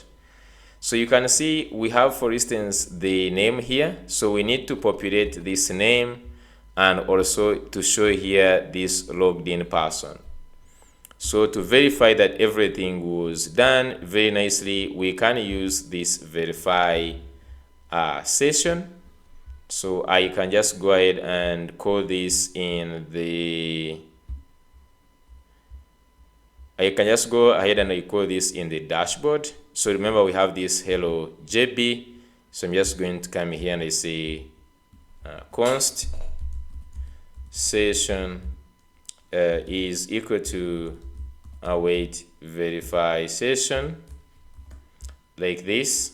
Now you get back this session which is having all this information, is auth, user ID, and data. So I can just go to the data. So here you can just say I can extract things from here. I say, for instance, data, and then from this I can say data dot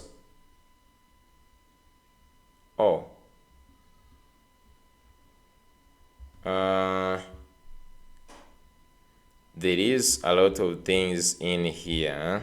Let me just first say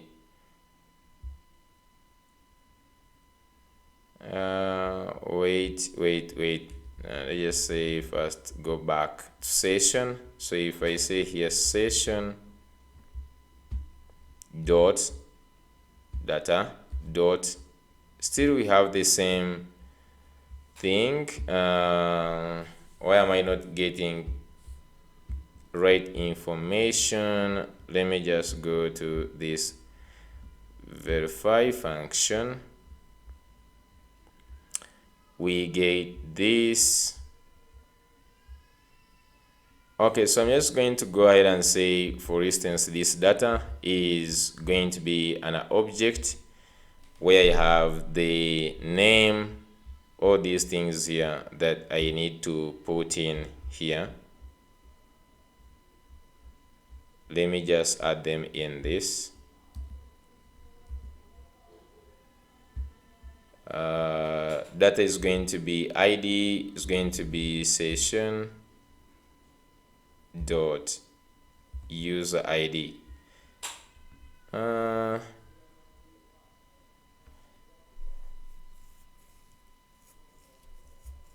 This, let me see here. Session is decrypt. So if you just go and look at the decrypt function, what does it actually return? It gets the payload. And the payload, so here we have encrypt, and then we get the session payload,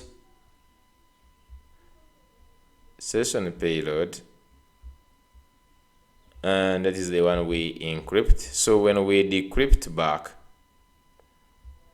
it takes in the session, the decrypt, the encoded key, and the algorithm, and this returns the JWT payload. I think we have to extend this at some point, because the payload that we are getting is not having the data we want. Even when the data is inside there, we cannot get it. I think another way we can just get is saying here encrypt cookie store,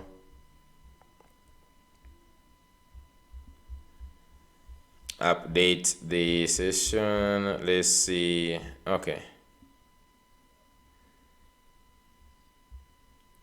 in this we have the verify session, which gets the cookie and then gets the session.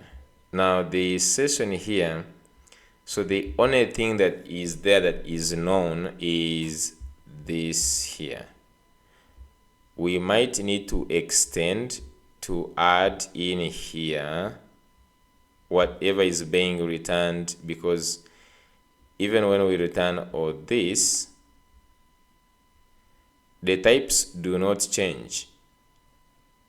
Okay, if I just say here, this is full name, which is going to be, so the session user ID, let me see here. Oh, okay, just say this is user ID, this is going to be session dot full name. Did we put like full name, or we added it as name? So I'm just going to say name, session dot role, and there's going to be session dot email. Okay, let me just like first do this. Now I just want to go to back to this. I want to go to back to page. I want to see what does this do now. So session dot data dot, okay, so now it's good. Let's get it from here, data. Now we can just like see data, okay, dot full name. So they're saying that property full name is to React node. Let's just say like this. Let's just go ahead and just get, and they have the type of an unknown. Let me just first go to this here. I'm just going to say as string to all of these ones. I'm not sure if even the data is there actually, but let's just like do this and see.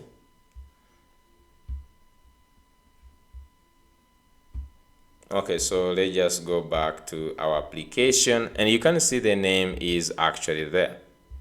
Okay, so that's nice. So now we can start using this data wherever we need it. Okay, so another place we need the information is in our header.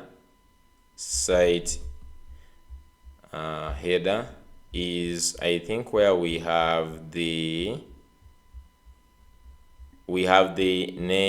avatar, and then we have this here, and then we have the name, and then we have all this. Okay, so this is where we need to use this data. So the only place we can do that, we can just go to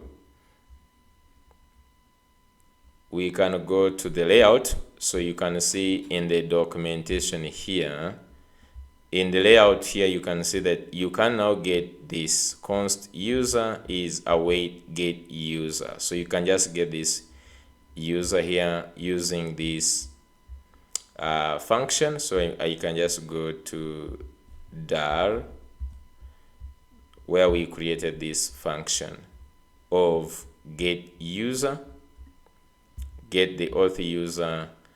So you first run the verify, and then here we just only getting the ID, and then from that we just go ahead and we fetch the data. So here we can just have, like, for instance, image URL true, because we also need it.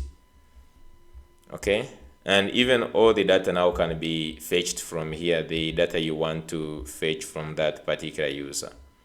So the purpose is, in the session you fetch simple data, but then in get auth user itself you can now fetch more data about the user.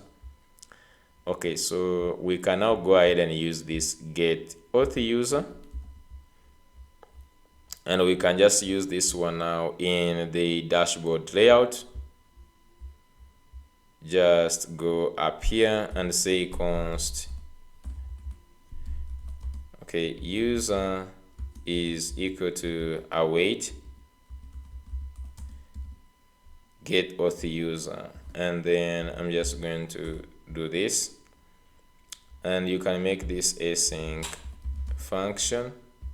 So we get the user. Okay, we can just also return the enum. So here, let me just actually go ahead and get this whole entire user. Let me just go back to the dar, and I'm just going to remove this select. Let me just get the whole entire user. Okay, so return user. So if I just do this, I'm just going to say as user. So from Prisma client, so this gives me the good types. So if I just go back to the dashboard layout, I will have this user of type user. Okay, so after getting this user, we can pass this user here. Let's go ahead and use this user in the site header. So this is user of the type user, like this, from Prisma client. And now we can use this user in all the places we need him. We can get the image. So we just say user dot image URL. So we know very well this one is there, but we can default it to nothing.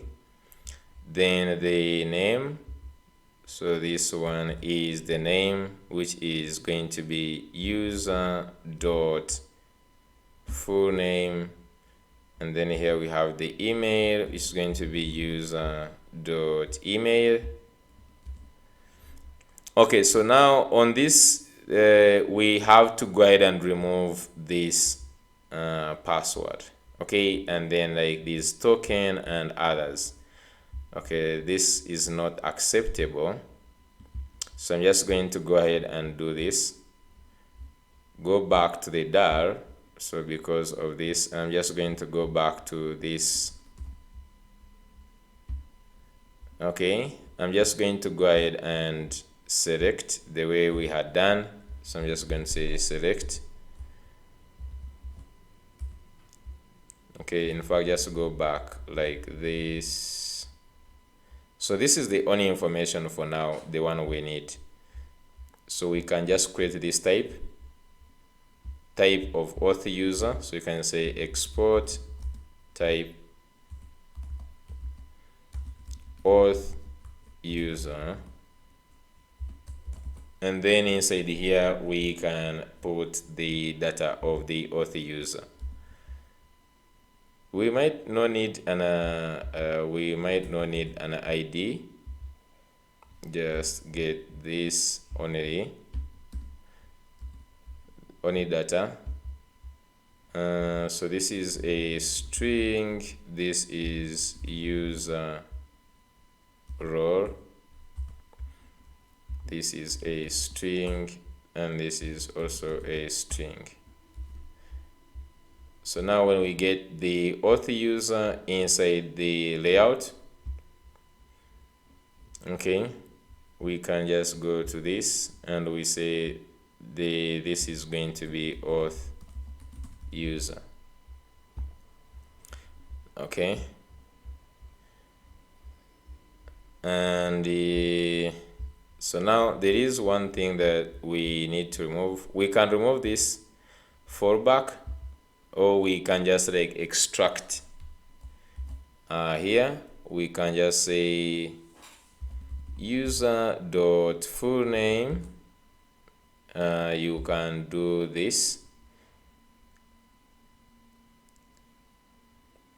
You could split this by space, and then this gives you an array. So I just say from this I first get the first item. So this user.split will give us an array. So from this array you can first get the first item.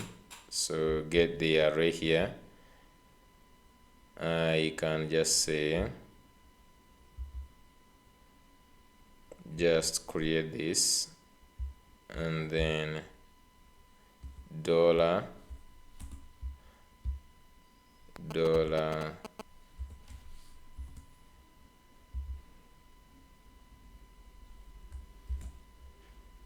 okay, and then here I'm just going to copy the same thing. So in the first one, get this first one, and then dot, you can say char at 0, do the same thing, do the same thing here.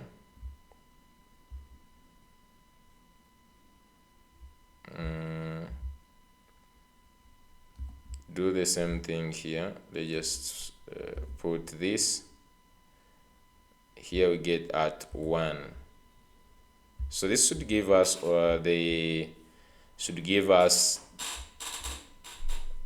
the initials of the person. Okay, let's just go back and let's go to our app. Okay, so you can see the image is here and my name is here, and now we have our logout. So let's just like add this logout functionality. So we already have this auth logout. In the layout, we are still having the complaint of what if the user is actually null. So you can just say here, if there is no user, if no user, then we just simply redirect to the logout, to the login/login, like so. So let me just go back here.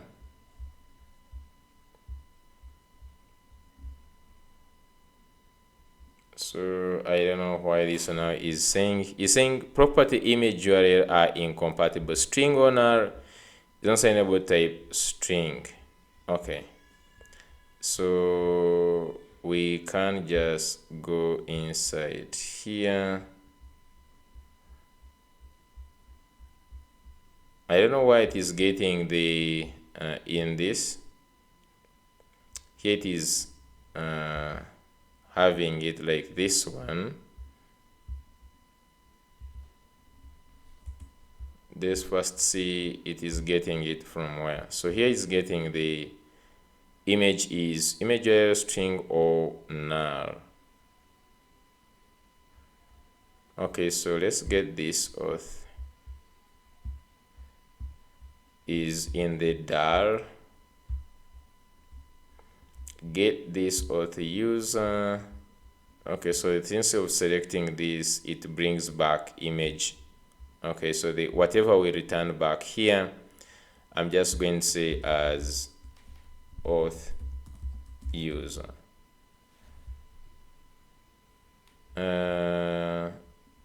Auth user, just like this. So now we don't have any errors. So let's just go ahead and implement the logout.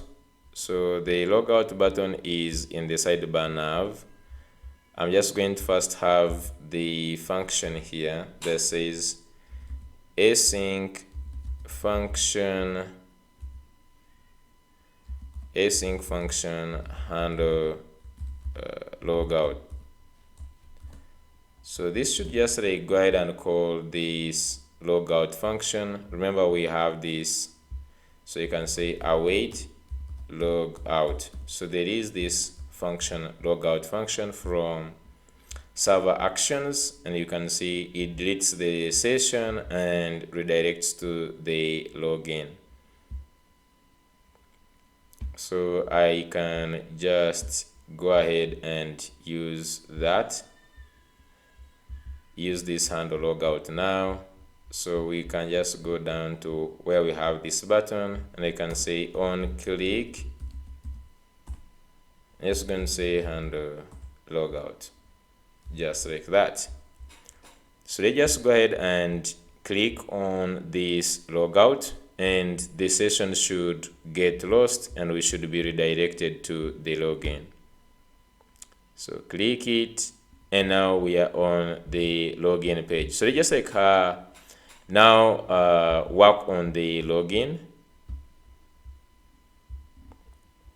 Okay, and by the way, when you're just like on the sign up page, you should be able to go to the login. So below here, below the form, okay, below the form, we should be able to link. Let me just add like a key. Already registered. Let's just have like here that if someone is already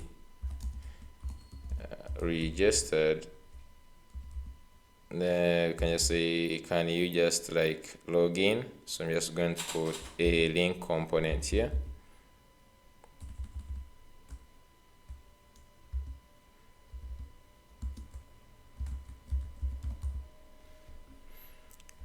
Next link, and you can just say login.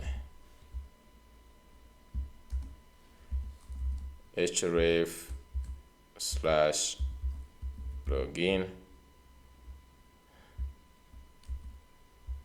Okay, let me just try to go to the sign up.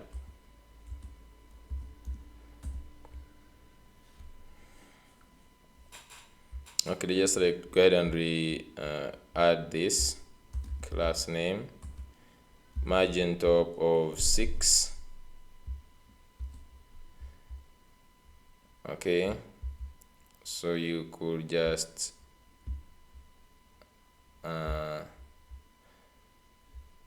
add this in a span and say dot text medium.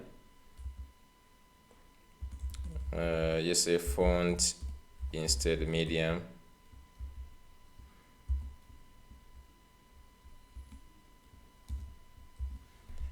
And this one, I'm just also going to give it a class name of text, maybe blue 500. So we have something like this, login, and you can just go to the login page. So we simply duplicate the sign up page, we call it a login page. So right, just do this, and we just say login form. Inside this login form, I will just change this to simply login form. Yeah, just like this. Let's go back down here, and we remove only one thing. We remove the full name. So here, let's remove the full name. We remain the email and the password. Okay, so we can now go ahead and here to be logging in. Please wait. And this is going to be login already. So here you can just say not registered, then we can just say sign up, and then here we put the sign up,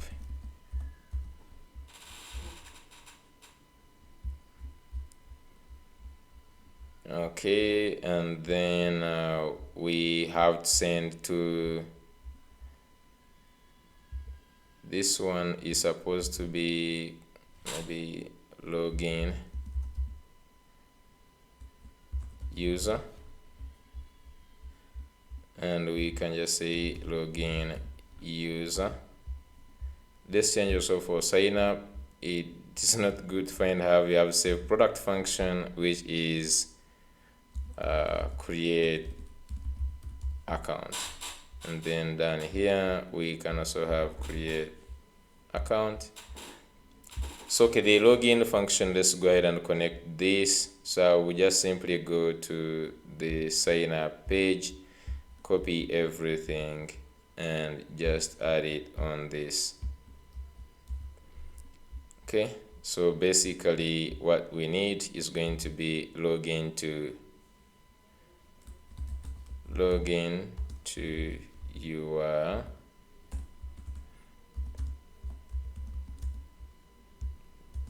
account. So here you can say enter your email and password to login. Okay, so here just going to say login form, and we can just have the same image, or you can change the image. Okay, so let me just go back. Now we are just on the login, and you can see login to that. Maybe this heading could leave it to 3. Even this one, let me just make it 3.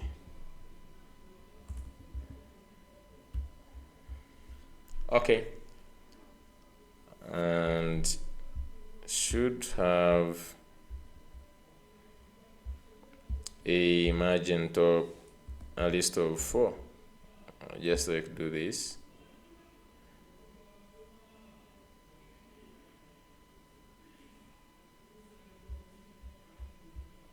Just go to the login and let's add a margin top of 4.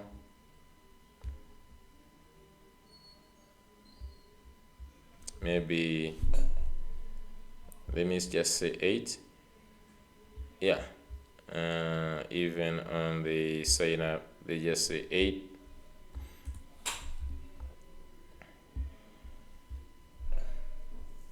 Okay, so now we have these two pages. You can sign up and you can also log in. So just say log in to your store, and then now I have this. I can just go ahead and enter the email and the password and then click on login. So what should happen is if I go back to the login,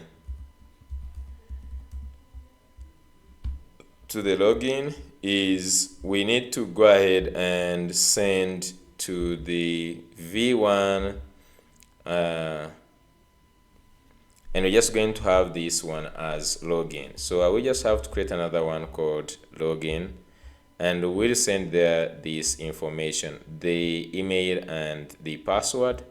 Let's change this one. Instead of create, this one is going to be login user. So this one doesn't have this full name. Okay, then here is going to be login user, and even here is going to be login user. Okay, so you log in, then we send the data to the login, and then we get this, and then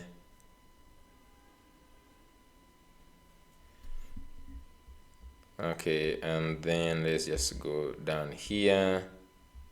So we don't have this. Okay, we're going to have now a 404.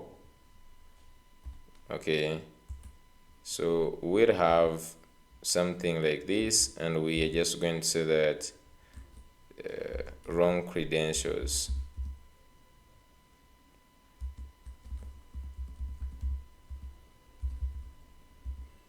Okay, in fact I just name this on 403. wrong credentials. Okay, so here just going to say login successful, and we route to the dashboard. Nice. So let's just go ahead and create the login thing here. So I will go to the API, and then we'll just create the login. So I will duplicate this, and I will just rename it to login.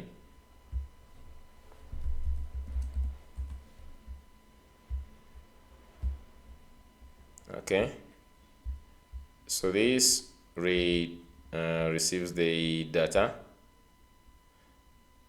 email, password, checks for the existing user, and if here there is no existing user by email, so we don't want that the email does not exist, I'm just going to change this one to 403. So we just also go ahead and check if the password, so we use the another, instead of hashing, we're just going to say is, so we can just say here, let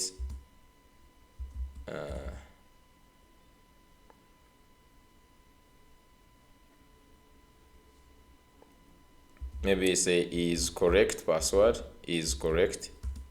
Let's say here is equal to false, and then we're just going to say here that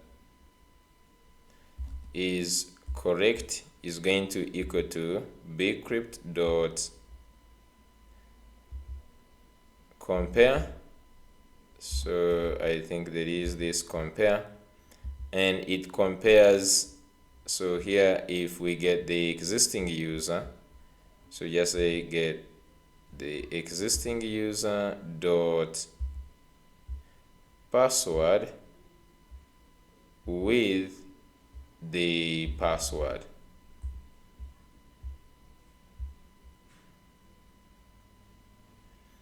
Let's say await. So here this is a boolean. Whatever comes back from this, we don't actually do anything here, like getting the let's create the data. So here we have to create the user. Okay, so let's create here this user. Okay, we already have the user actually, so we just need to do another if check like this.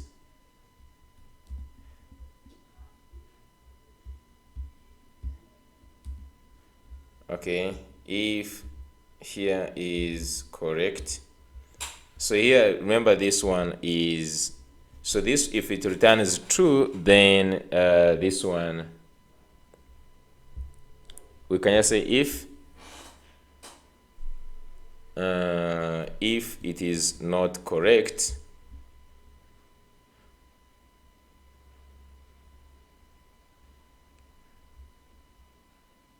okay, then we just go ahead and do the same thing. We return the 403 forbidden, and this just say wrong credentials. So here they just say wrong credentials. Okay, and then here I say even here wrong credentials.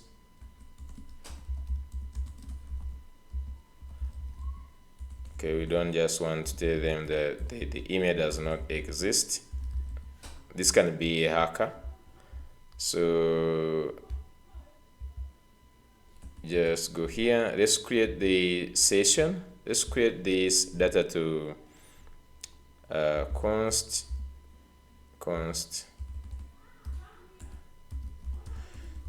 user data, or we can just call it payload data is equal to, so this should take in data of the payload data. I don't remember this payload data, I can just go to either dar or session here, and I can look at the create session. Create session should have this. You can see here it gets the data. Oh, actually just like it takes in the entire user and then uses only this. Okay.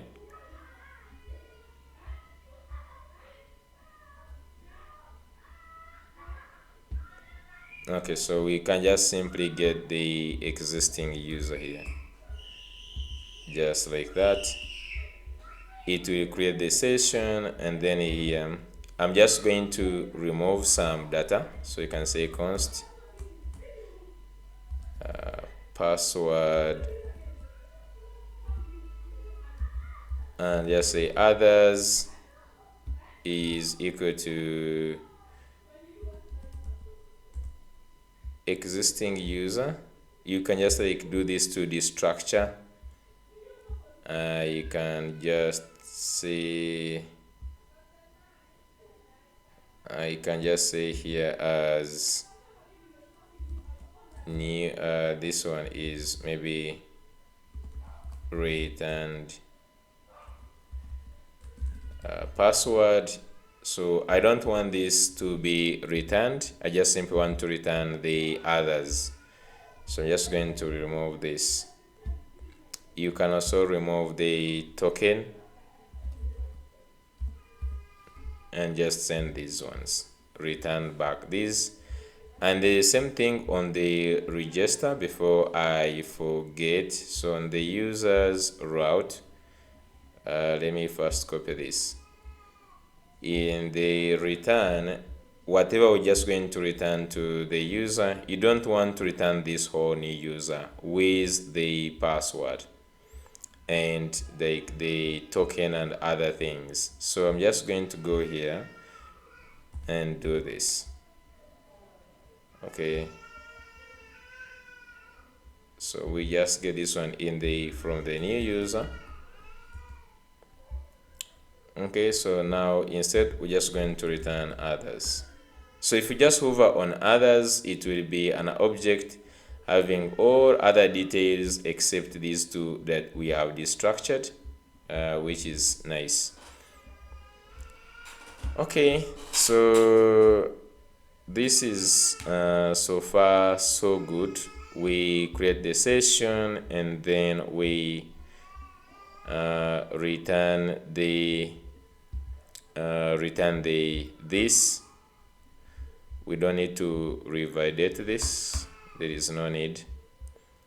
So now let's go ahead and log in and see if this works. Await fetch, and then we go to the login, and then if everything works, here we can just say wrong credentials, and then if everything works, login successful, and then we route to the dashboard.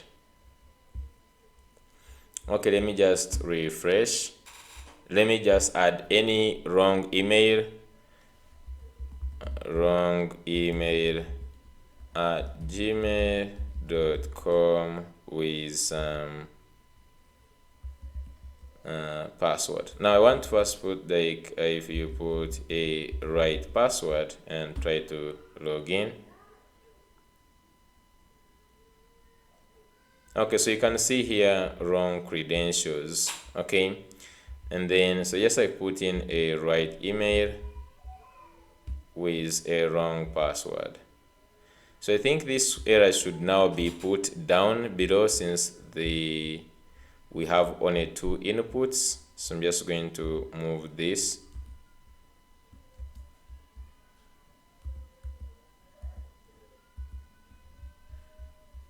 Just move this. Let me just move it below here, below the password. Okay, so just say now the email is correct, but let me put in the wrong password. So you still have the wrong credentials. So just put everything correct,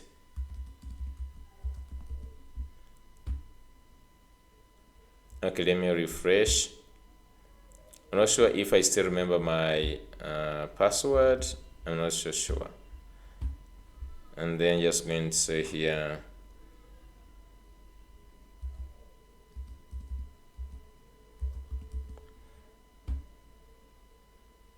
okay, it is saying wrong credentials. I still don't remember the credentials.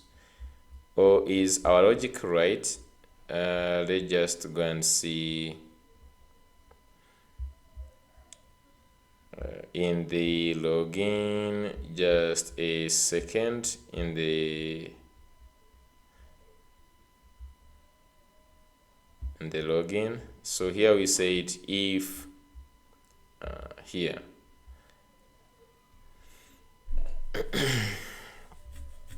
this bcrypt, let me just say bcrypt compare before I mess it up. Must be,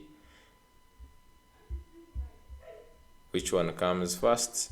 Compare is my plain password and the hashed password. So it is the plain password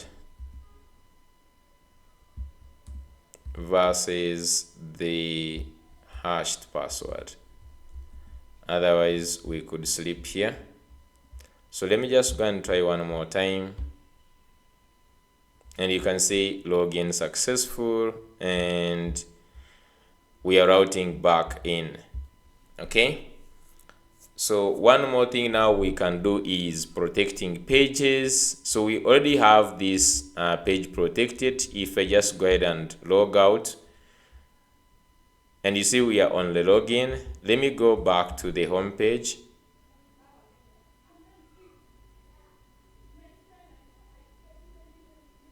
So let me just try to access the dashboard, and I'm not logged in. Just go to the dashboard. Just is to test the, so this is we are testing this middleware, because the middleware is the one which is doing an optimistic check. So this middleware is doing an optimistic check, and it makes sure that we cannot log in without that. So right now we cannot do anything like that. So still what I want to do is we're just going to work on that loading at last. What I want to work on is I don't want someone to see this button of add product. Okay, I don't want to see this. I want them to see the button to log in, if there is. If there is no, they see the button for the login. And also when we go to a product, they should not actually see this here. They should see something. They should not see these buttons here. They can maybe bookmark, but they cannot edit and delete. So yes, I can work on that. So since we have a lot of points, we can just do just to get that, we can just go to the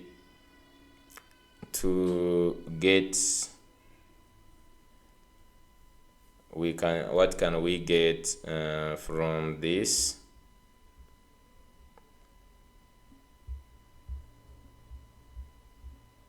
We can just say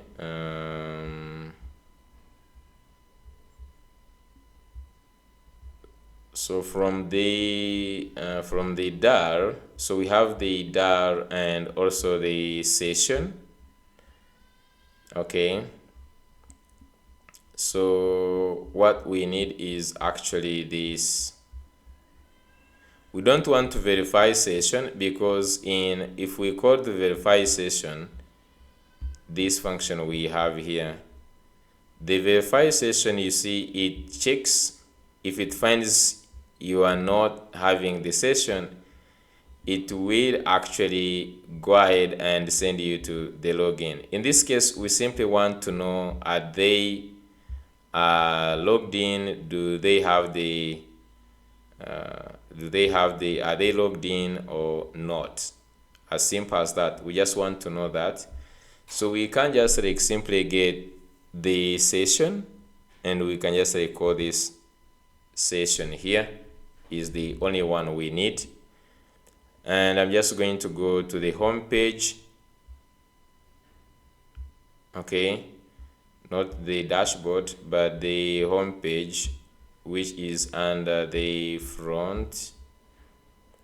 So inside the front we have this, and this is where we have the store page having everything. So I will just first go ahead and check this, call this decrypt, and now we have to get the cookie. Now to get the cookie, we have to get it from to fetch the cookie. Okay, so if you remember in this dar, you have to get the cookie using this. Okay, let me just go back to the page. Let me just go first get the cookie, and you have to get this from the next here. So get the cookie, pass this cookie in the decrypt the cookie, and then you get back the session. Now this session has, we can check if there is no session or there is session. That's the only thing we just want to do. The only type is we don't know the type for the session. It is here, it is saying it is JSON payload or undefined. So I will use this one. So we can just go and send this payload. So we just say session. I can send the session.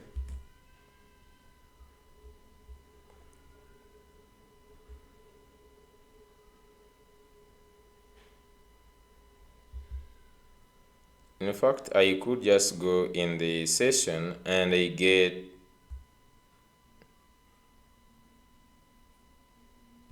what I want from this. I could just get a user ID.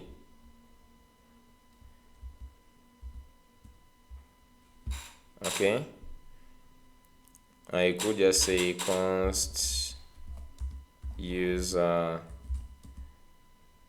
ID is equal to session dot user ID. Okay, I could just do this, and now they're saying here that session is possibly null. Okay, that is okay, so I can just do this.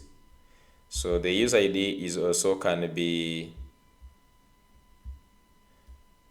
we can just say we can give it a type as string or null.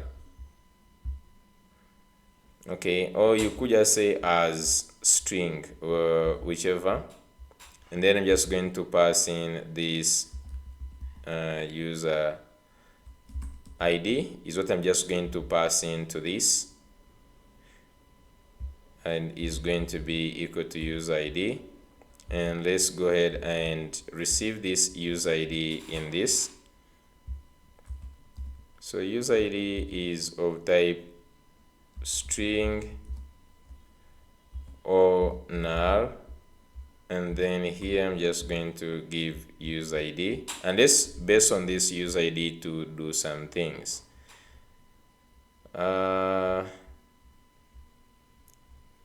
So for instance, we need to send still this, we are still sending this to the product detail and in the header. So we'll also send this in the header. Let's start with the header. So just go ahead and get the user ID with string or null, and then so based on this we can show this. So we can just say here I can just say if user ID is true, then we can show this product form, else we can actually show the login button. So just going to say button, and inside here I'm just going to have a link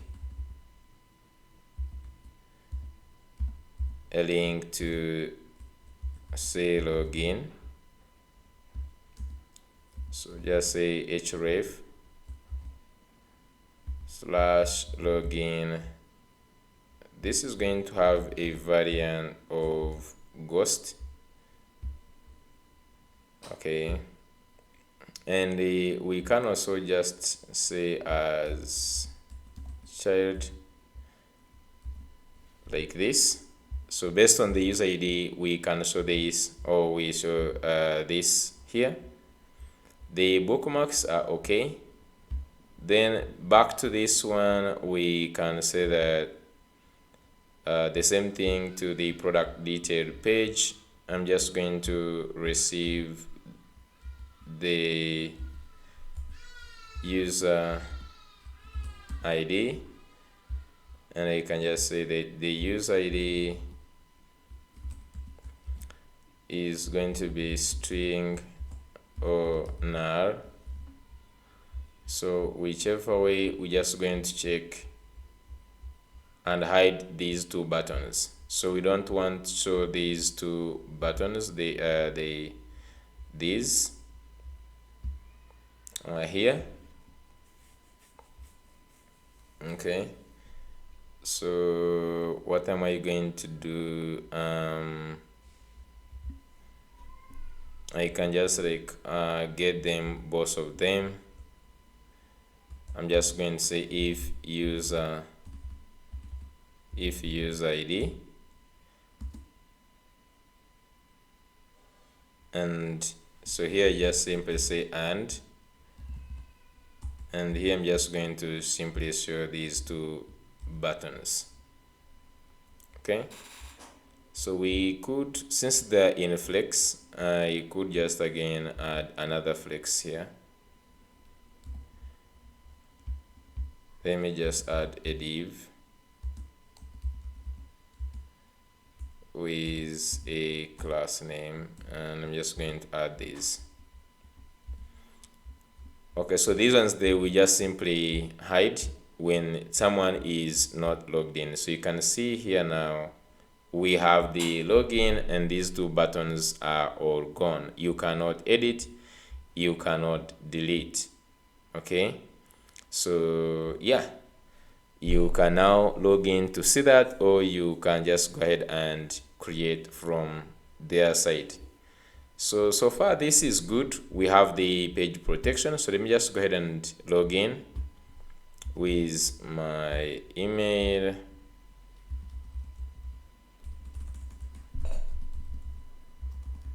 Okay, and we go to the dashboard, and now we can now see all this information, right? So we have this functionality working right now, which is really great. Let me just go ahead in the constants, config constants. I can go ahead and remove this logout from the settings. Instead, I'm just going to say live. This should just say live site. Okay.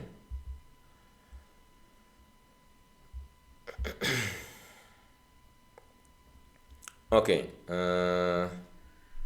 I'm just going to put this as external. The icon, I'm just going to say external link. Okay, so what I want to do right now is change this loader. That loader is not looking good. So if you just go back to shard, you can check the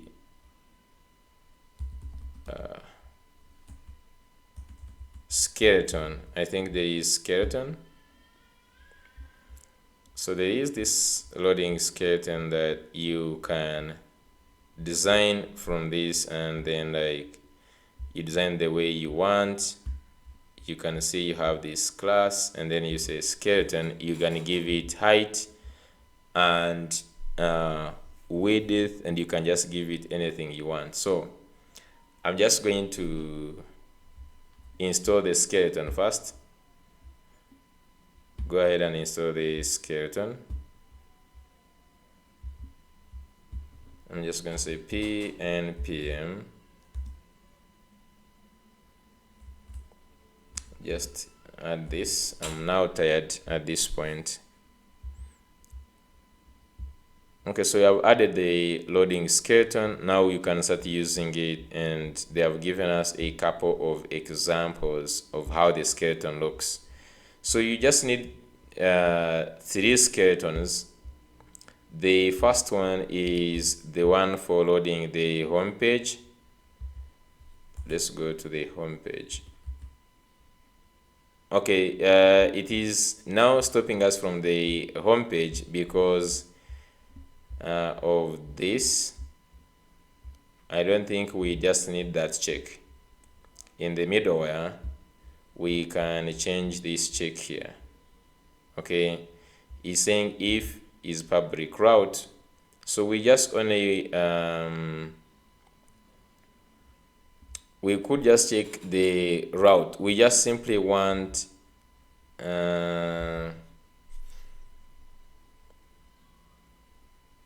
if this route that we are on, if someone is logged in and he goes back to the login, maybe we could just like do that check either from here. If the user goes to the login, or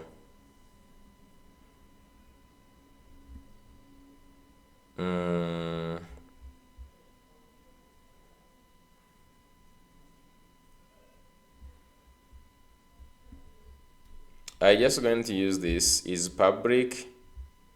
I'm just going to create another one, which is going to be is auth route.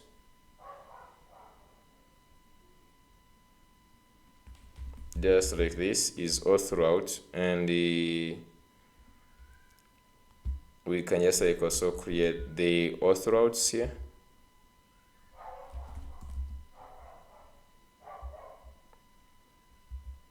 And just remove this. So the auth routes are supposed to be these, the forgive, sign up, login, and all that. So here we just say auth routes. So here, if it is, this is instead of is public, it's supposed to be is auth route, and there is session. Okay, let's just try one more time. Go to the home page.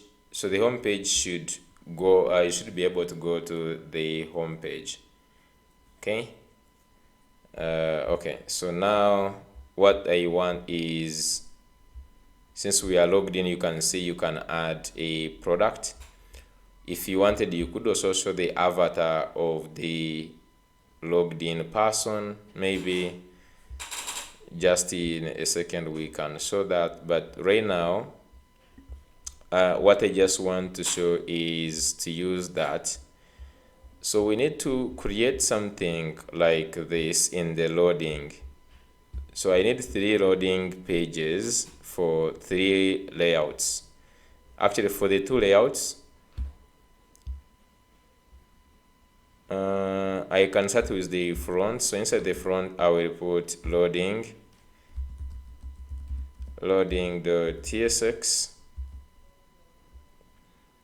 RFC, and this can be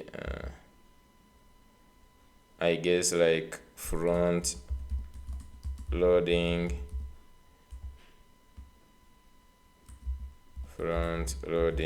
just like this. And let's start like using this. I'm just going to use shard, and I'm just going to copy, like for instance this,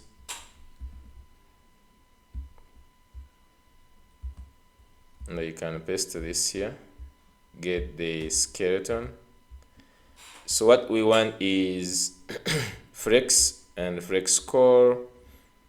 The first one, I want to give it a width is full, so this one should have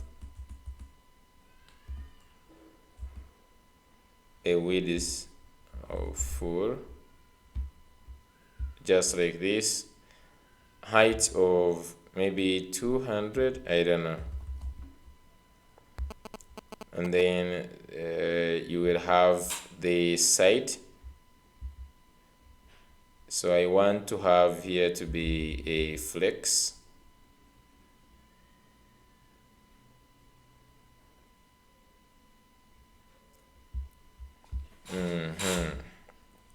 Can have this as grid.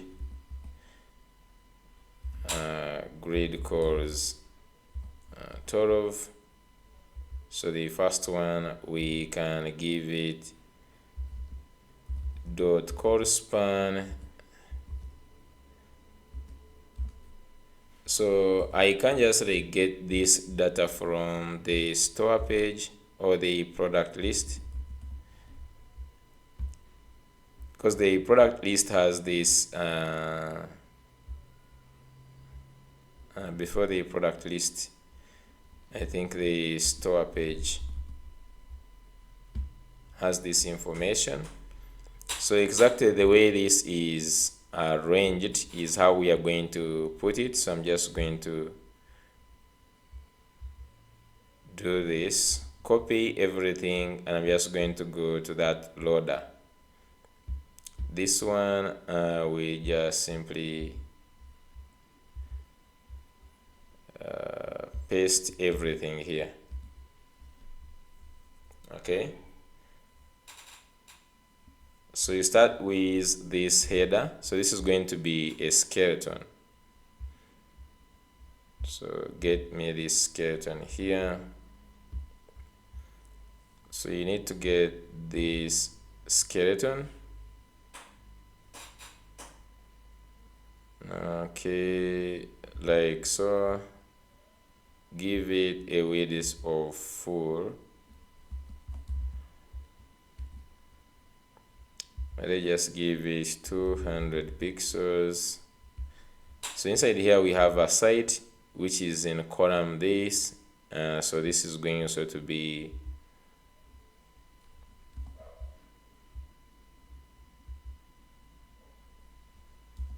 just add this. Now for this one, height, I think it's supposed to be height full or height screen, I don't know. Then we have the cards. Okay,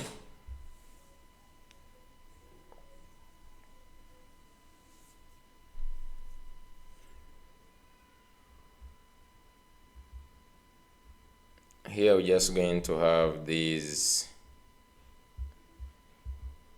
We don't need this. Simply just need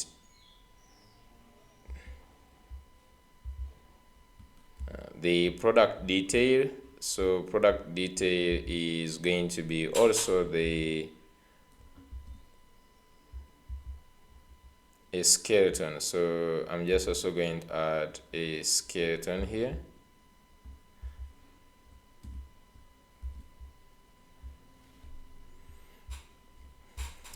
Okay, so let's go ahead and look at this so far, how this looks like. If you load. Okay, so it tries to load like this. Do we have like margin top here?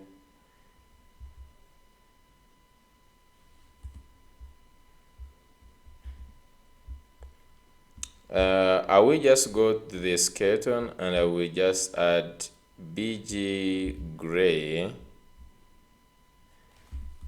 I will say bg gray and I will just say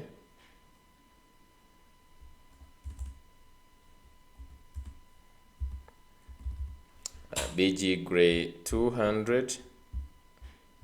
I just go ahead and load.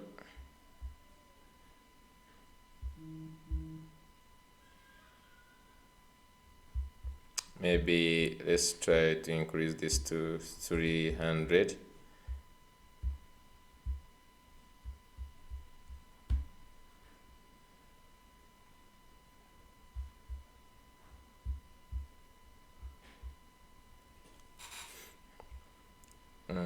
Okay, so I'm just going to go back to the loading.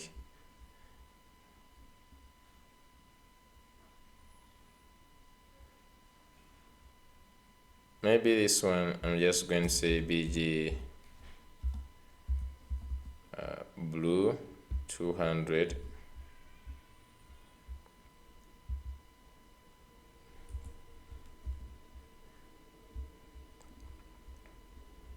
And then for this one,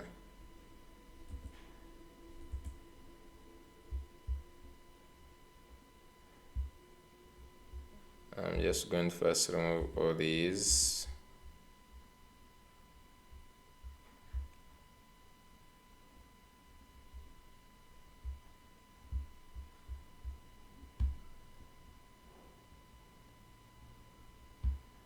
Okay, let's see. I don't think like it makes sense, but what I'm just going to do is I'm just going to screenshot this. I'm just going to take a full screen screenshot. I will copy this. I will just open V0. So I'll just open V0. And then I will just say create a loading skeleton for this page. So I want to create a loading skeleton for that page, and I will screenshot also for all other pages. So we have this one, we have the login, so you can see for the login, let's first go ahead and actually log out. Okay, so we also want the one for the this.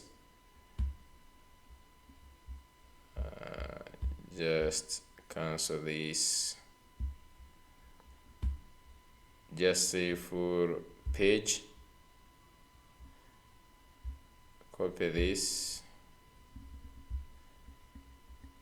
Okay, so it has done some nice job here, and just also create for this page like this. Let me just get this one.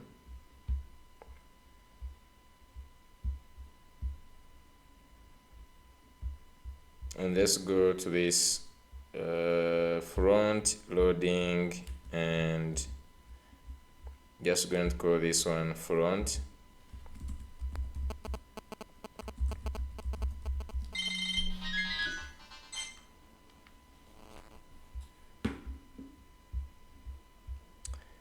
And then let's go ahead and get the one for this, and finally one for the dashboard. So I'll just also go and create one for the dashboard.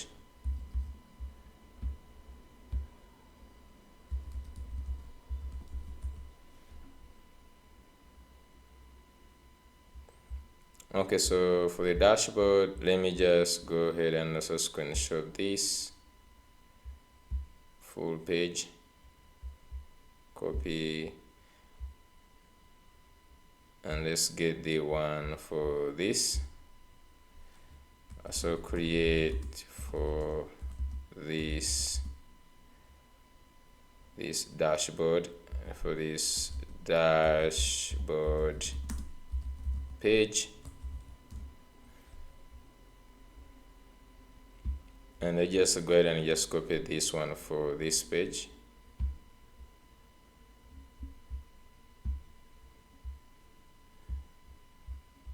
Okay, so we just go simply in the auth, and let's add also loading. So loading the tsx, and let's add this. And finally, let's get the last one, the dashboard loading.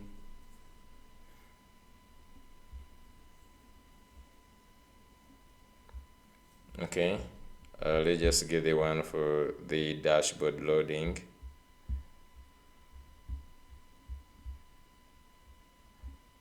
Dashboard, and let's create inside here, let's create a loading .tsx like this.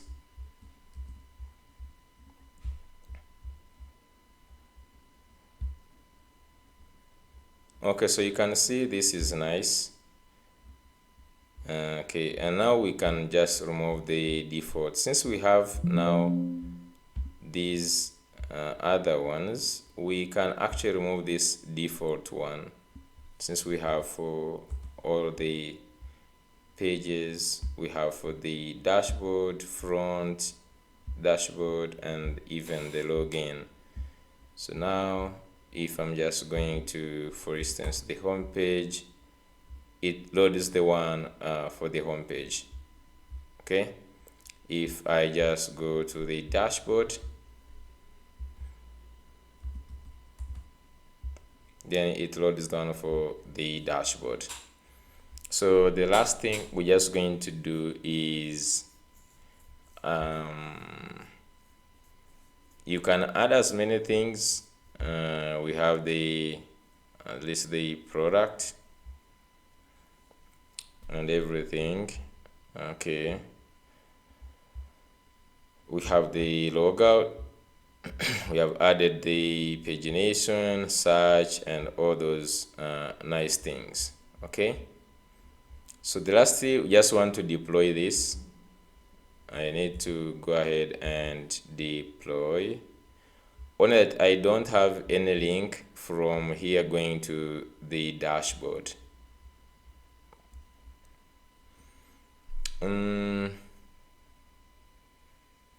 We could just like simply remove this, and we just say maybe go to the dashboard or something like that. I don't know what is the best. If we go to the dashboard, let me see.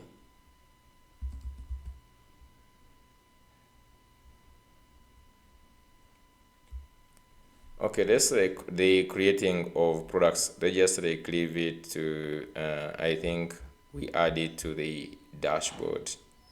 So instead of just showing the where we're having this add product, maybe we just simply log you to the dashboard. This one should take you maybe to the dashboard, but if you wanted, we could just like leave it here for, you know, for quick overview. But this is good also to go to the dashboard. So I'm just going to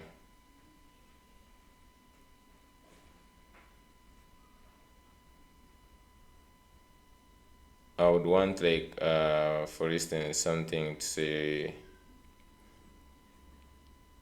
dashboard. Okay, just like add a link to the dashboard for sure.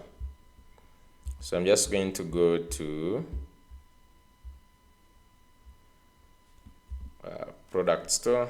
So on the store page, I'm just going to go, and we have the product list, we have the header. So here, instead of this, I'm just going to add another button, just linking to the dashboard.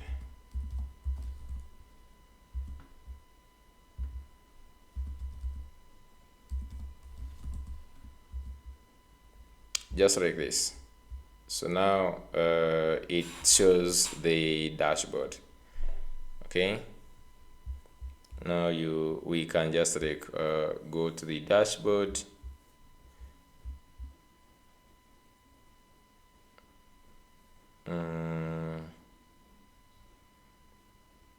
We can also just maybe even instead of this, the same thing, we can just do it maybe for this. Instead of bookmarks, we don't have right now bookmarks, so we can instead show here the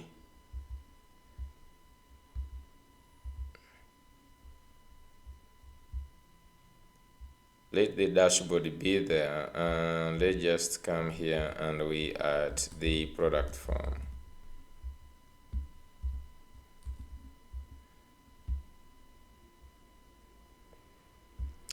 And here we don't need now to show the two logins, so we can remove one.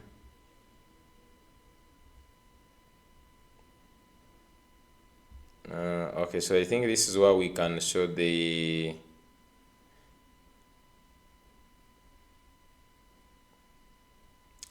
bookmarks. Let me first go back to where we had these bookmarks here. So I'm just going to simply duplicate this, and in the second case, instead of login, is going to be the bookmarks and dashboard, and then this one is going to be the product form.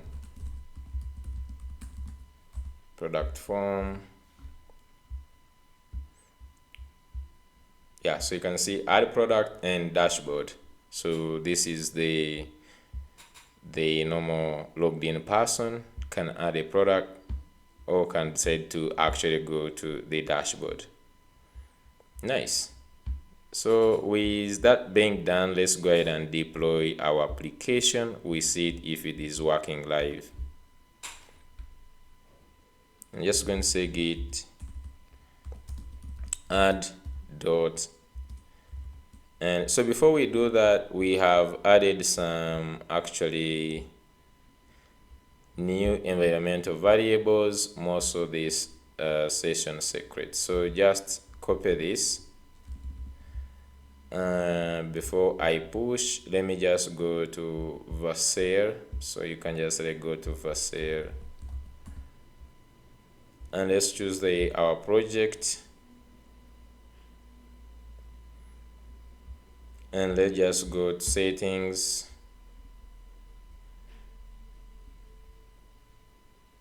Okay, just go to settings, environmental variables, and let's just add a new variable here.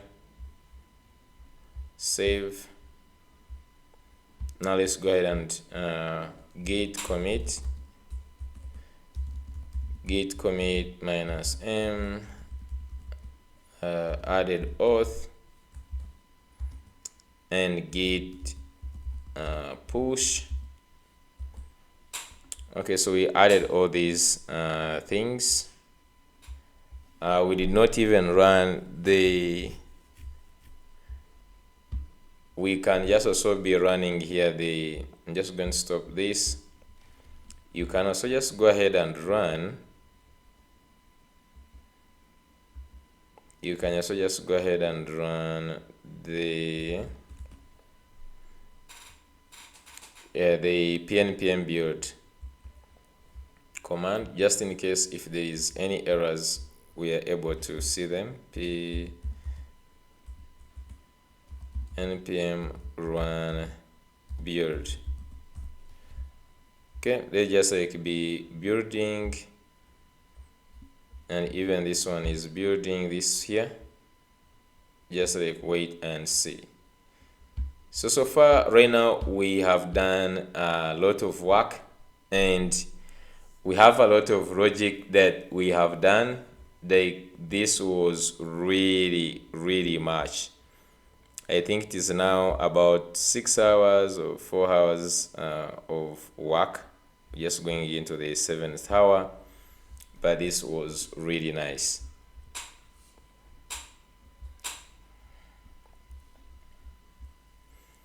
we added all the things we wanted, things like fixing this, deploying, designing the dashboard, adding data table, authentication, we have done route protection, we have done middleware, and even authorization.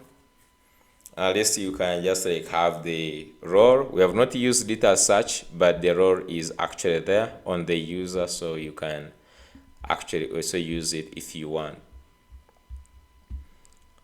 If you check here, we don't have any problems, I think.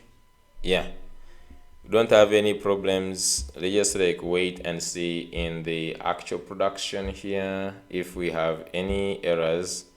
I simply want to test. Yeah, it has gone through, guys. Congratulations. I just want to test this API. For instance, if you went to Postman and then, for instance, we put API, so I want to paste here, and you click on get the products. So you see you get all the products. Okay, nice. You can go ahead and create a user and all those endpoints. Really, we did a lot of work. If we just go here and we go analytics,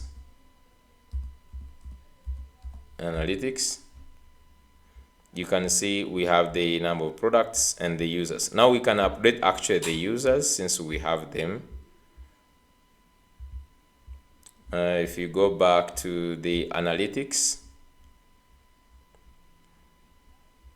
go to dashboard, products,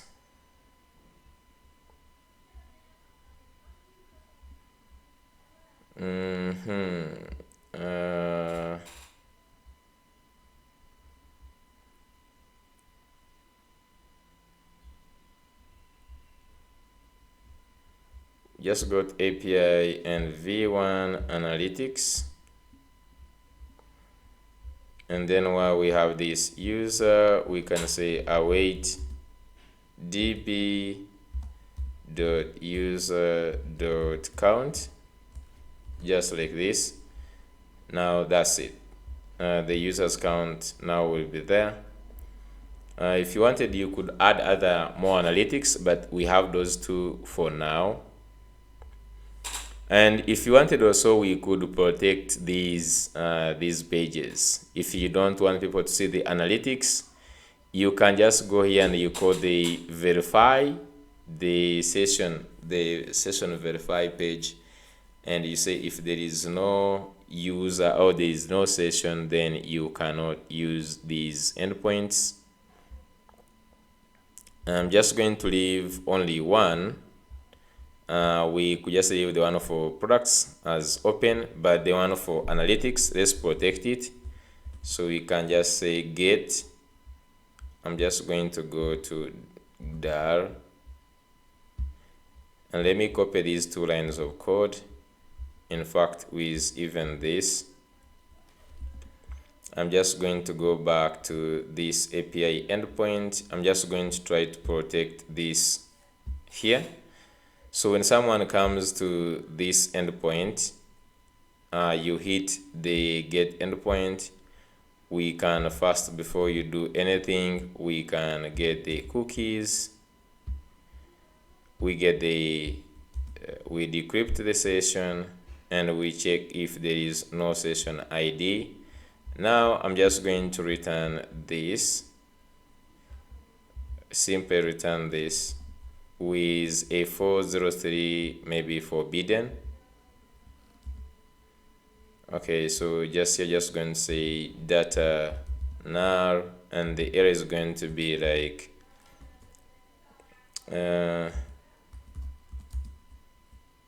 not authorized, and then here you can just have 403. Okay, I don't know if that is like the one for this, but they just like now again try to get the analytics. So if I just go here and I just try to use the http localhost 3000 http localhost 3000. So if you just try to access this,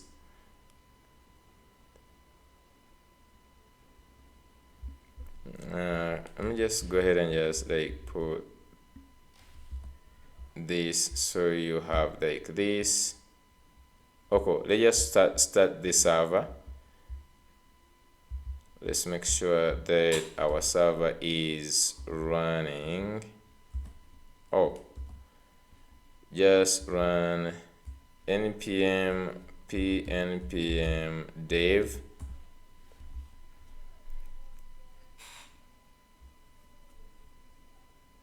Okay. Meanwhile, let me just be pushing this. Okay, and then let me just go back here. Let's run products.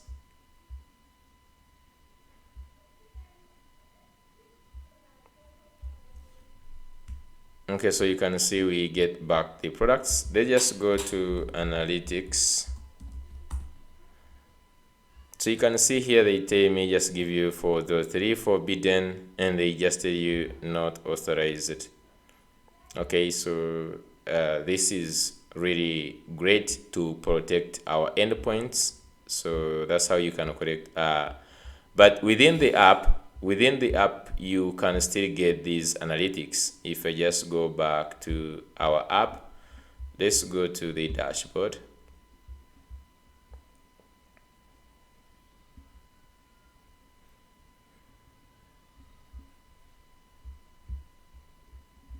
Just routing to the dashboard. Okay.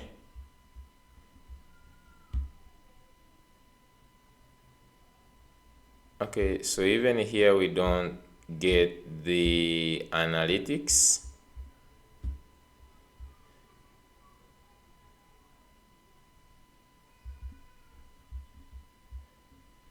That's weird. Let's just go to V1 analytics.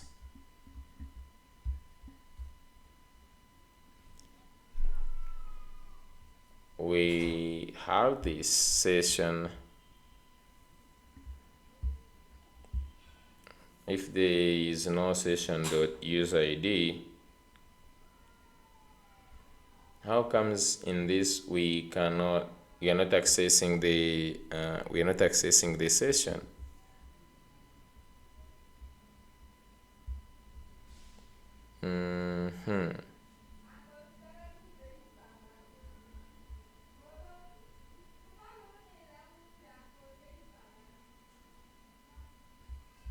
How comes we are not getting the,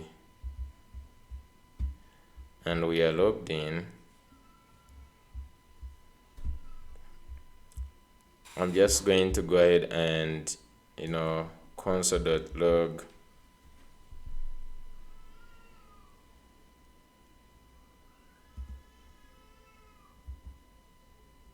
Okay, let's first see where do we get these analytics. Just going to go ahead and console.log session.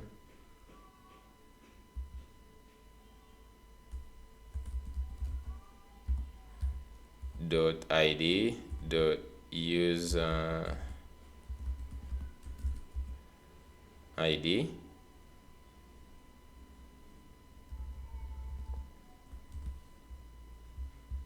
and let's see how we are getting these. So we used this one to fetch.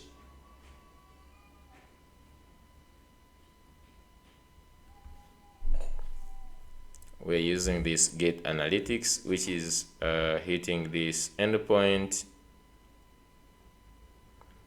and gets back this. I'm also going to go ahead and console.log here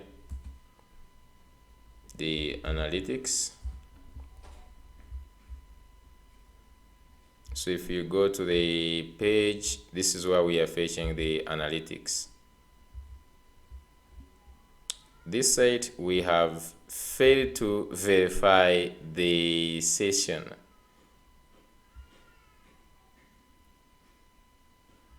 And here the ID is undefined and we have null. Okay, why are we having failed to verify the session?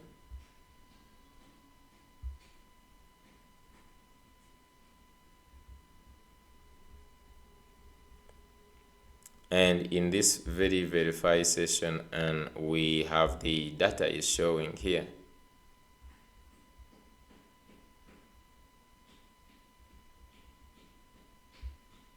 Okay, what I can do also is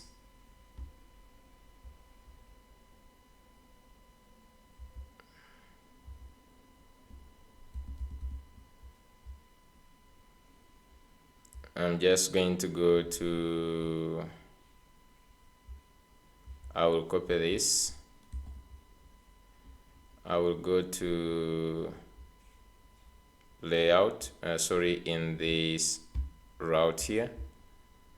Instead of this, I'm just going to go ahead and do this verify session. Now instead of getting the data, I'm just going to get is auth. So this one is always set to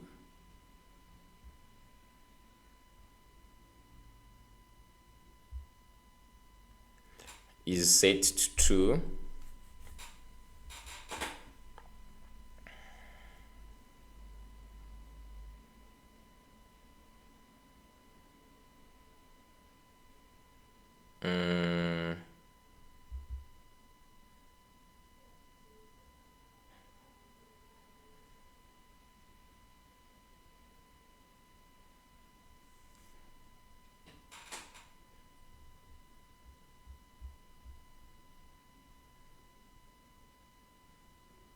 I think at this point I could just get the user. So say const user is await get user get auth user, just like this. And you can just use instead if there is no user. So here just say user dot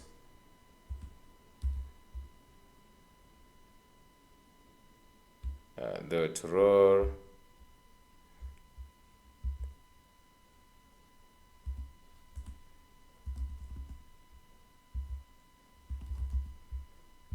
we can just do this. Okay, let me just go back, try now.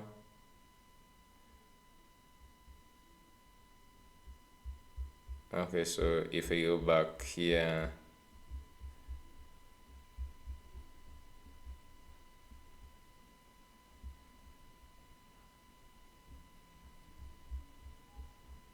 I have now, okay.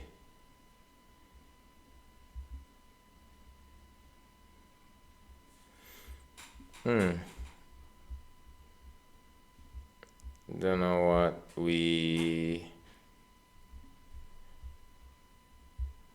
console.log user. Can I get console.log user? Let me first remove this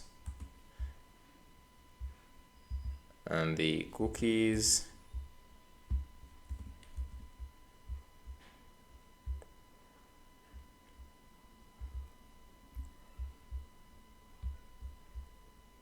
I'm just going to, I think just because this is being cached, yeah, I think that's the reason. This is being cached. Let me just go to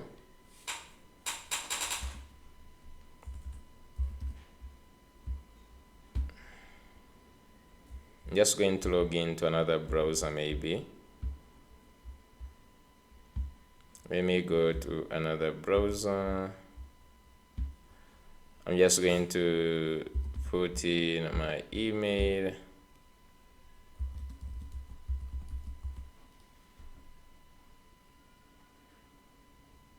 Okay, so this logs in, but there is no any data. If you try to go to this, fail to verify the session,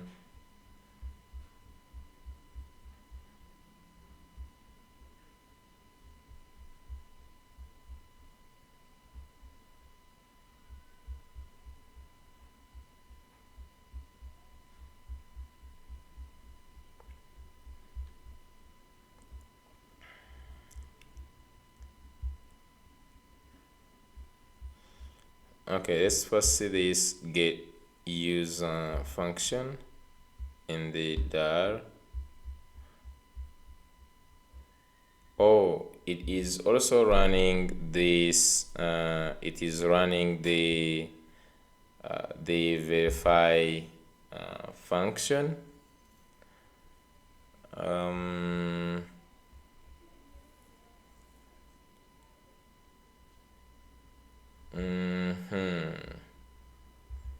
Because it tries to see if there is no session, and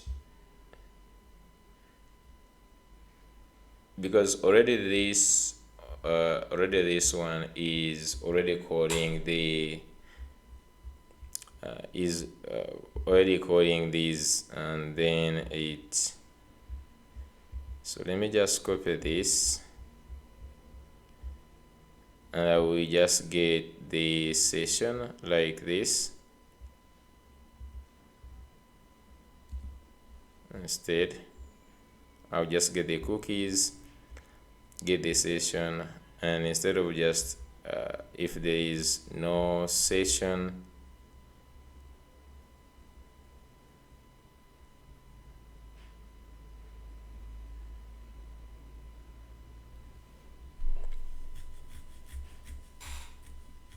I think it's supposed to return null. So here just say return null. Yeah.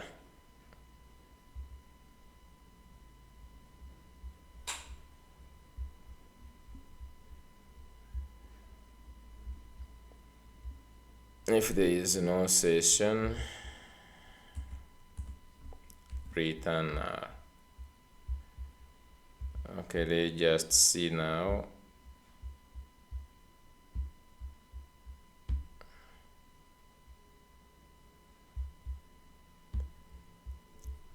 Okay, you have the same different thing. Okay, we just get back now. Hey, are we logged in? Let's just actually log in. Here I'm just like logged in here.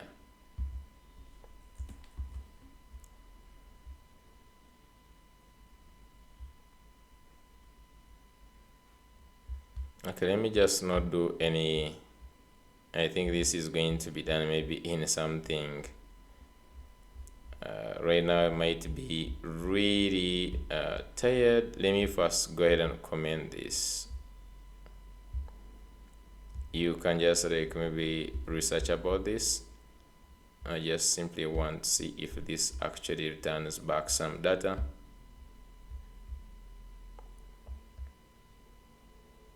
Okay, so it goes and fetches. If you just go this side, it goes, I think, and fetches.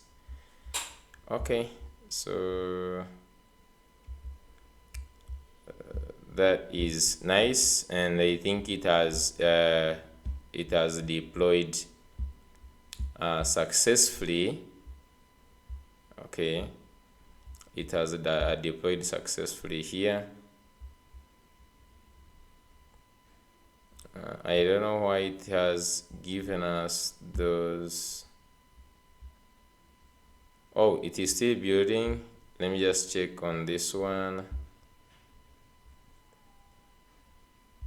Login, and then we just go ahead and log in on this live one.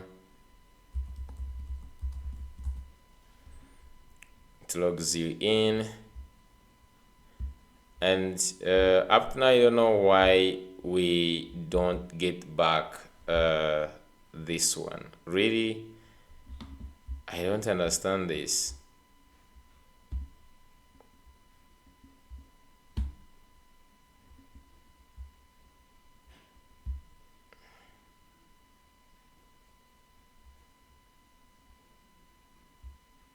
I just need to go ahead and see what does this return. We still have one bug for fetching these analytics.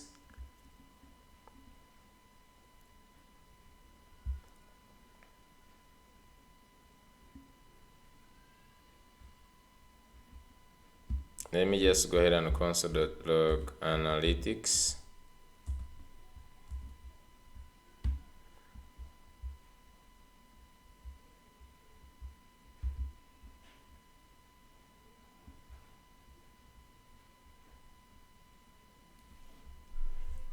We have the exact same thing like we did for products. I don't know why for this does not work. We have the base URL, API v1 products,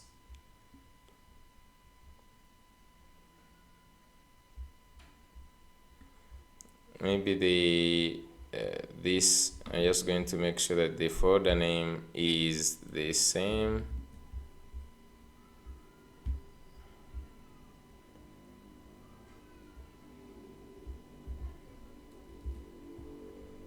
Maybe I might have just right.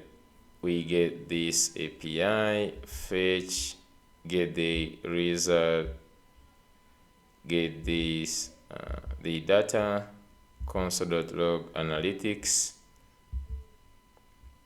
I have no idea why we are not able to fetch. I'm really not sure why we are unable to fetch. Every time we are trying to, we go to this. Let me go to the logs. You can view the logs here.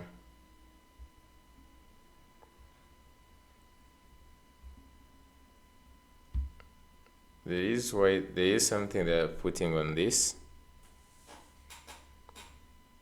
403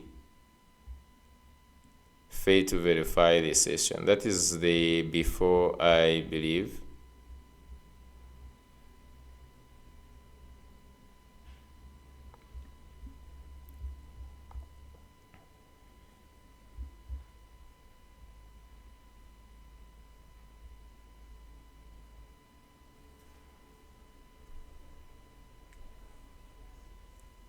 Oh,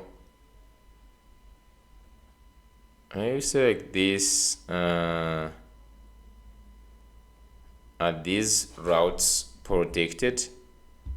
Might find that these routes are being protected from the middleware. Let's first go to the middleware for a second.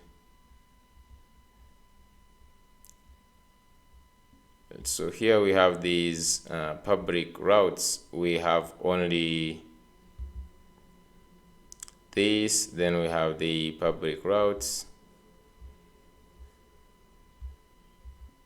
Let me hope the ones with API, they are also under considered this.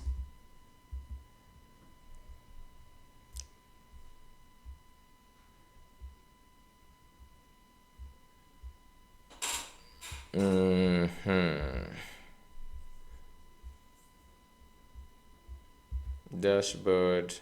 We only have the dashboard route as the protected route.